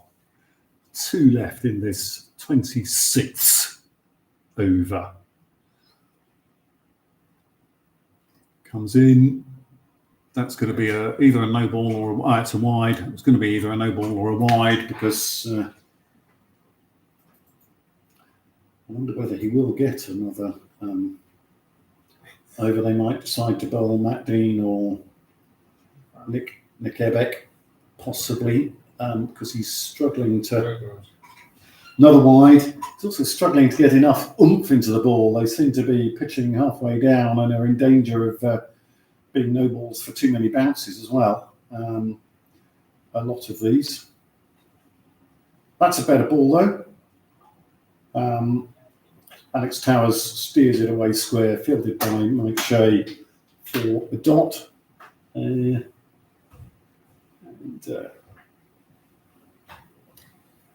22 made it off 4.1 as Alex lets that go by for another wide. And he just thinks that another wide, but Nick Ebbeck really might be a better choice of bowler come the next over if Sussex hadn't already got there by now. It's down to 20 needed now. That one's straight enough though, and a dot taken by Rory, who's wicket keeping, and then pulls the wicket keeping gloves off because he's going to bowl the next over. It's 158 for 8 off 26. The required rate is down to 5.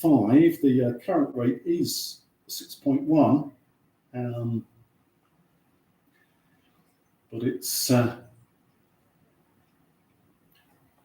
Sharks' lower order who've got to get them over the line here in a game which has perhaps been closer than some of us thought it was going to be at halfway or at various stages during this match. So Rory prepares to bowl to Marcus Kipling, who's got 5 off 3, so he is going well. And Rory gives them a wide. Well,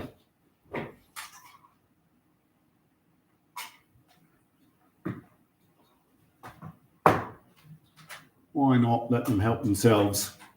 Little glitch in the scoring department, I think.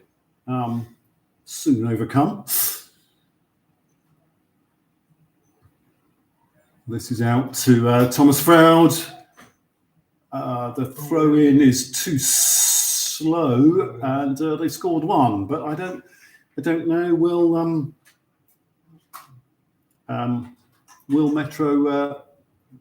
Will Metro think that's to their advantage? Do they think Marcus, who scored 6 off 4 deliveries, whereas Alex hasn't managed to score off the 2 he's faced, is better for them? And dead ball, some distraction to the batter from something or other. I don't know what it is. 2 Metro 12th men and the Sussex team and some support staff are out just off the ropes, ready to celebrate, shall we say, when the game ends. Rory sends one down which has several bounces and is a dot.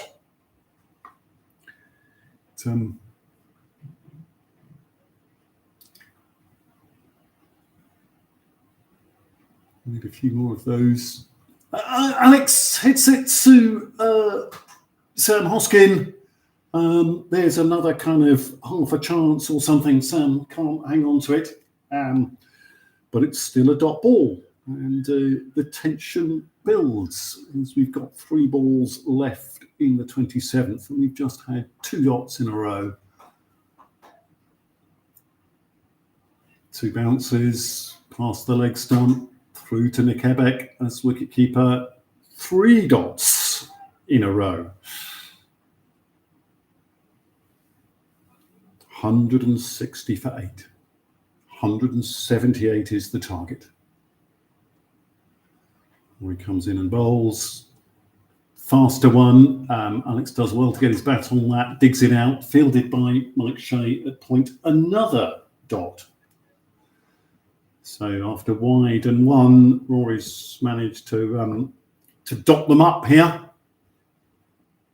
Can he produce another one? Comes in now and bowls. No, he can't, because Alex has got that away to square leg. Thomas Frau fields, throws it in, beats the wicketkeeper, doesn't beat Mike Shea. It's 1 off the last ball, 17 needed off 3, but will Nick Epic. will It looks like Nick. will it be useful that they've kept Marcus Kipling, who's 6 off 4 off strike, because Alex Towers has 1 off 7, and well, the commentator was calling for Nick Ebeck, and the commentator has got Nick Ebeck. I'm confident there's no line from here out to the kind of team to make them kind of decide things, but that's a bouncy one that goes past the off stump of Alex Towers, and Nick starts with a dot, and the required rate above the actual rate, and then back down again because we get a wide. So what does the commentator know about who's going to be able to kind of keep it straighter, Nick or Hardick? Yes, this is fantastic ends to a cricket match, though. Absolutely brilliant, thrilling stuff. Alex Towers does get back on ball. It's round to fine leg. Hardick fields, runs in with it. It's 1 run. There's just 15 needed. Just 15 needed off of 2 overs and 4 balls. As Nick Ebeck bowls to Marcus Kipling and beats him outside the off stump. Dot ball. 15 off 2.5 overs. Nick Ebeck comes in, bowls. That is away towards the boundary, but Mike Shea is quickly on it. They're trying to come back for 2. They are getting back for 2. Good running by Marcus Kipling to give him 2. 165 for 8, just 13 needed. Marcus 8 from 6. 2 balls left in the Nick Ebeck over.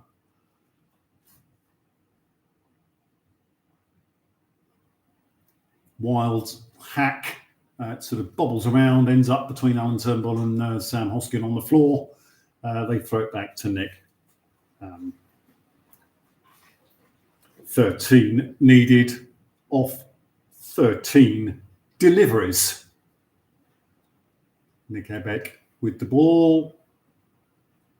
Marcus Kipling facing. Down outside his leg stump. Taken by Rory. The run rate is 5.9. The required, with 13 needed off 2 overs, is 6.5. So this is boiling up to be a real thriller. There have been a couple of really close games in the past. In 2008, Metro beat Warwickshire Bears by 1 run. And in 2015, they lost to Warwickshire Bears by 2 runs. This is Rory bowling over number 29, yes, with Alex Towers facing. And the first ball is through to the keeper for a dot. Precious dot, of course, the run rate and the required rate jump around like lunatics as you get towards the end of an innings. So we'll just watch the number of runs required, which is still 13. Oh, that's just too long. It's a no ball. It's 12 needed off 11 balls now.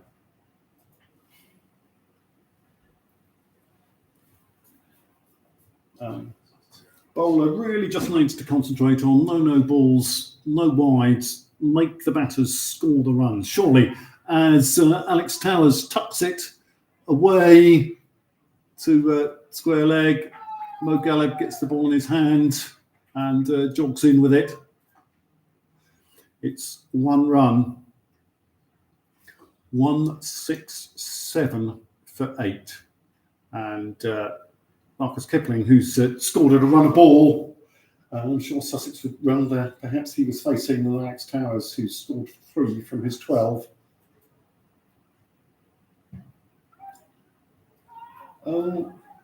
They've run and they've got home as that was thumped to kind of Matt Dean, and it looked as if a run was going to be tricky, but they managed to get through for 1. Marcus Kipling is quick and he'd set off very quickly, so got home at the more dangerous end. Matt Dean had to throw back now to the bowl's end, and Alex Towers was able to get home. And but that one beats him, goes through to Nick Ebeck for a dot. 2 balls left in this over. 10 needed off 8 deliveries. 168 for 8 as Rory Field comes in and bowls. And Alex Towers is beaten again. It's through to Nick Ebeck. He just checks that he has got to return it back down to the top end. He has. There's 1 ball left in the 29th over. There are 10 runs needed to win. The Sharks are 8 down. This is a thrilling end to the match. And Alex Towers prods the ground in a little bit of disgust as he's beaten again. 10 are needed off the last over. Nick Ebeck has stayed down at the C end. He's surrendered the gloves back to Rory Field. They're swapping roles of bowler and wicketkeeper. After that, Hardick over went for 13. Nick came in and bowled over number 28 that went for just 4. He's got 10 to defend in this over. 9 presumably for some confusing thing when we have to work out what happens when there's a kind of tie. I think perhaps it's a super over or something. So 9 for a super over, 10 for a win. Nick Ebeck has the ball in his hand. Marcus Kipling with 9 off 9 is on strike. The ball comes in. He thumps it into the leg side. Mike Shea's after it, underarms it in quickly. Oh, they're going to get 2 because it's beaten Rory. Mo has chased it a long way, and they're going to run 3. They've run 3. Rory was holding the ball in his hand at the wicketkeeper's end, and Marcus Kipling was looking like he wanted to run another one. That would have been as near guaranteed suicide as anything. So 7 needed off 5. Let's just calm and breathe. 7 needed off 5. Alex Towers is on strike and gets it away. A fine leg. Hardik Patel's on it. Throws it in. So Marcus Kipling back on strike. Surely what's favoured by Sussex. He's on 12 off 10.